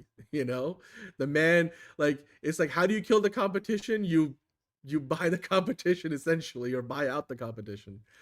Again, Marvel would not make it easy. Disney would not make it. But again, if Kevin Feige says, "Oh, I'm done. I've done this long enough," Louis D'Esposito, and all these other guys that have been grooming up, you guys take over. I'm gonna go do DC now. I want a new challenge. If Kevin Feige wants to walk away, it's kind of like that thing of when Giannis Antetokounmpo wants to get traded, you can push it off as long as you want, but eventually you're gonna have to trade him. And and the Miami Heat come calling with the trade package that's worth a damn, then you make that trade. If Kevin Feige wants to go, like, who are you to stop him? Eventually, if the contract, it's It's kind of like that kind of a situation, honestly. But again, very hypothetical. But you guys asked a question, so I gave you an answer. Yeah, and it would be another reboot probably, which wouldn't be cool. Highly improbable, probably impossible. But nobody wants the D&D from Game of Thrones. Nobody wants that. That would be a crazy. The Marvel fanboys would riot. Give it to The Rock. Yeah, then the hierarchy of power would really change.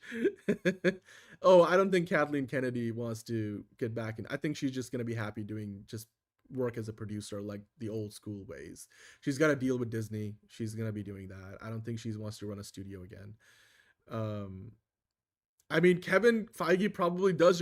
Dude, Kevin Feige's favorite superhero origin story film is the Christopher Reeve Superman movie from 1978. I bet you he has all kinds of ideas of what he would like to do with Batman, or the Justice League, or the Flash, or Green Lanterns, or Aquaman and Wonder Woman, and not having to deal with all these rights disputes and different licensing issues. Oh God, I can't cross over Kingpin with Spider-Man. No, DC, I own everything. You mean there's no rights disputes? Oh my God, like, okay.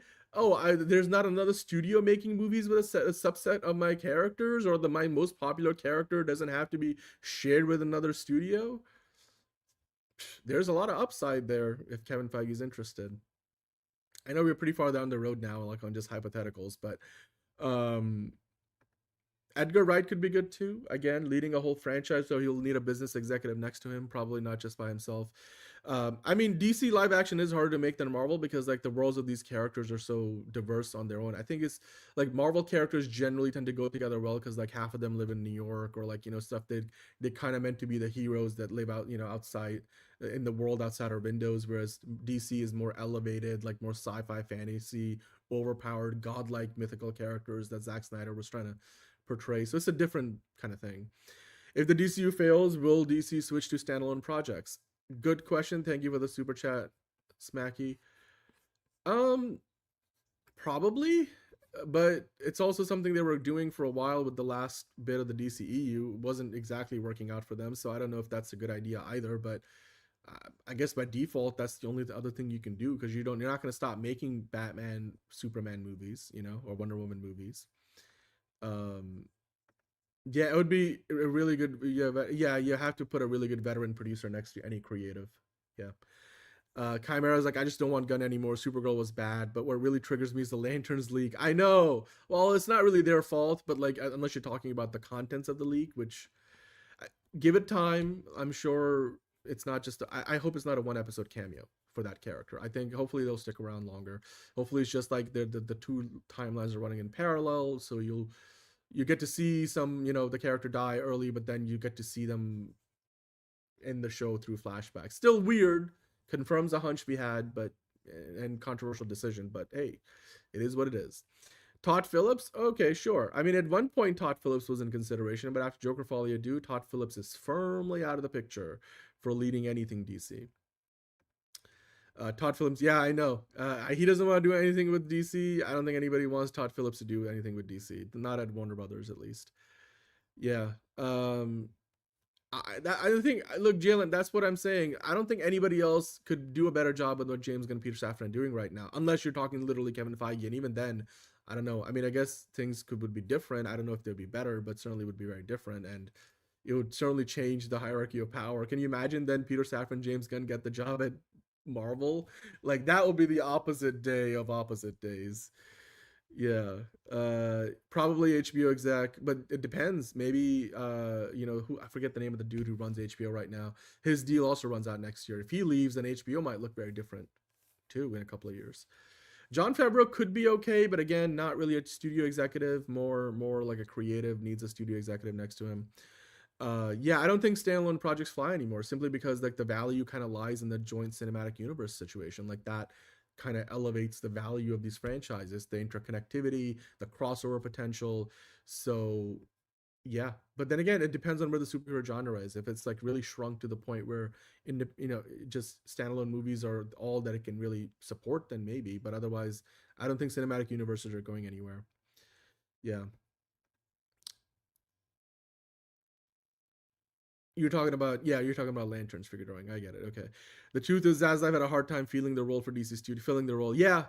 I almost feel like David, because remember, James Gunn and Peter Safran went to pitch their Superman movie, and David Zaslav was like, well, why don't you just run the whole cinematic universe? And James Gunn was like, I don't know if I want to. I don't know if anybody's ever done this before. I'm not your guy. I'm a filmmaker.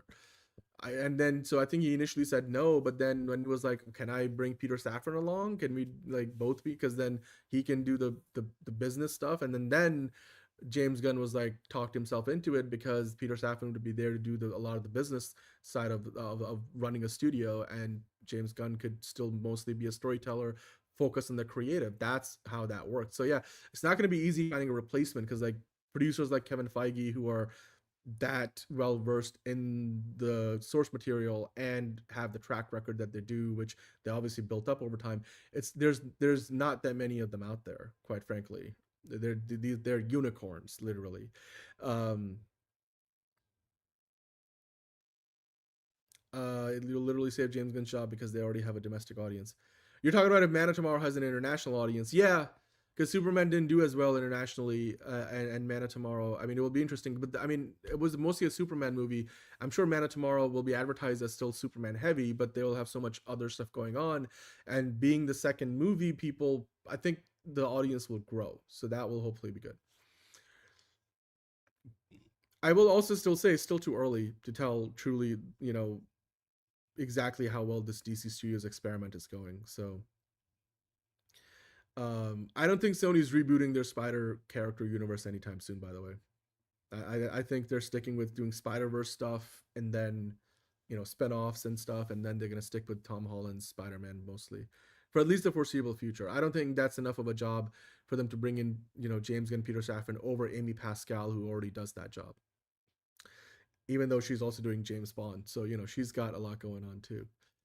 Yeah. I don't agree that the Arrowverse was better, by the way. I know there's more of a sample size, but like there's levels to this game. I'm sorry. It's not the same thing. Also, TV is very different than, running an entire, having 6 or 7 TV shows on at once is still very different than running an entire studio. So, and yeah, Loki writers were good, sure. But again, very different from running an entire studio. There's a lot more that James Gunn has on his plate with Peter Safran than, the writers of Loki did. So, yeah.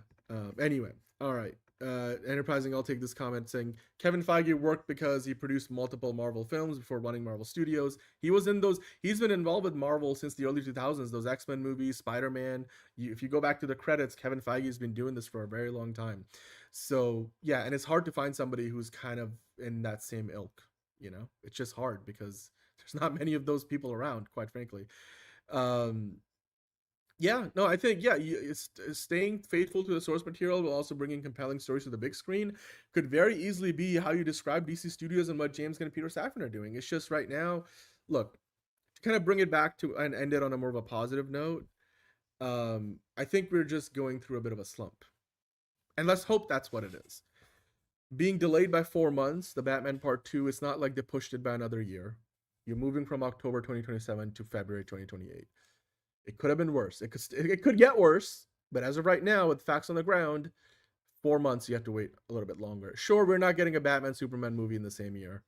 Sure, that's okay, but you'll have Secret Wars to look forward to, and that's one less superhero movie next year. But this DC crime show will probably hit next year. Creature Commando season 2. Hopefully, Man of Tomorrow is good enough that we might get other announcements between now and then. Maybe they'll announce the Batman, the DCU Batman. Maybe that starts filming next year. Again, trying to be positive. Maybe the Wonder Woman movie starts filming next year. So we'll have enough to keep us hopefully occupied. And we got to give them time to turn things around because it's still too early. Like Enterprising is saying, I feel like we are in a just in a funk right now. We're in a funk with DC because between the box office bomb of Supergirl and now the Lanterns leak with how they're gonna treat those characters in that show, especially like that episode 1 leak, which on the surface sounds pretty bad, and then of course now the release date for the Batman Part 2 being moved yet again. It's a lot of seemingly negative things, or certainly negative in 2 out of those 3 scenarios. I'm willing to kind of hold my judgment on Lanterns until the show is actually out, but nobody wanted the Batman Part 2 to get this delayed. It's going to come out 6 years after the first movie. And unfortunately, the reason why they delayed it again is because they couldn't start production on time. They need more time to finish post-production. Makes sense. It just feels bad because now not only does that mean that, you're not able to stick to your release date of your own volition with circumstances that were probably under your control, not like, an external factor like the pandemic or, Hollywood strikes with unions striking for 6 months or some, however long they did. But it also means that the DCU Batman potentially gets delayed as well, because of that. So, yeah, there was a Lanterns leak for episode 1. I'm purposefully not trying to give away what it was, but yes, Harold, there was. And on that note, I think we'll wrap up for today because, yeah, look, on the plus side, the movie isn't canceled. It's just pushed back by 4 months. It happens to a lot of movies. It just happens to be the Batman had already been delayed 3 times or two times before. So it makes it feel worse. But reminder, we are speculating that this delays the DCU Batman even further. For all we know, the DCU Batman might have already planned it for 2029 anyway. So like this might not change anything for that anyway. So who knows? But hopefully in the weeks, days, and months to come, we'll be here with you 5 days a week, DCU Daily, and we'll have more positive news to talk about. But today feels a little bit down. It feels like a bit of a bummer. But hey, if Clayface does well, if Lanterns, it just hits a home run, and then if Man of Tomorrow is a hit, then we're back in the green. So I think we'll be fine. Winning fixes a lot of things, and it certainly fixes the mood on a show like DCU Daily. So on that wonderful note, we'll be back tomorrow with DCU Daily. John and Liz will be here. I'll be here, and we'll be talking about the Odyssey. That comes out tomorrow. Let us know if you guys see it. Come back and talk to us about it. We'll keep it spoiler free until we at least hit the weekend, and then we'll talk about it in full spoilery fashion by Monday. So stick around. DCU Daily Monday through Friday, and then of course, if you haven't already, go vote for Fancast Friday. The poll is on the channel. Go to the community post section, vote for it there, and we'll see you tomorrow on another episode of DCU Daily. Until then, as James Gunn would say, despite all things to the contrary, stay blessed from the beginning. It's another project that's been blessed from the beginning. There's the shot right there. That. Okay, we don't need to see chorus. Right there. Hey, buddy. Eyes up here. Now you want to get nuts? Let's get nuts.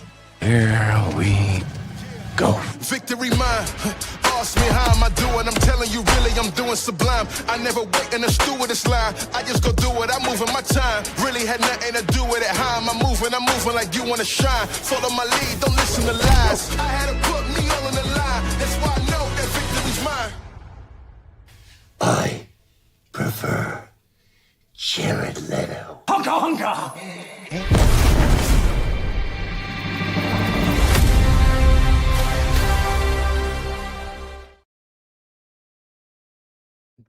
And as always, don't forget to kiss Jeff Snyder and hug Tom King. And I don't know, do whatever you want to David Ellison. We'll see you tomorrow.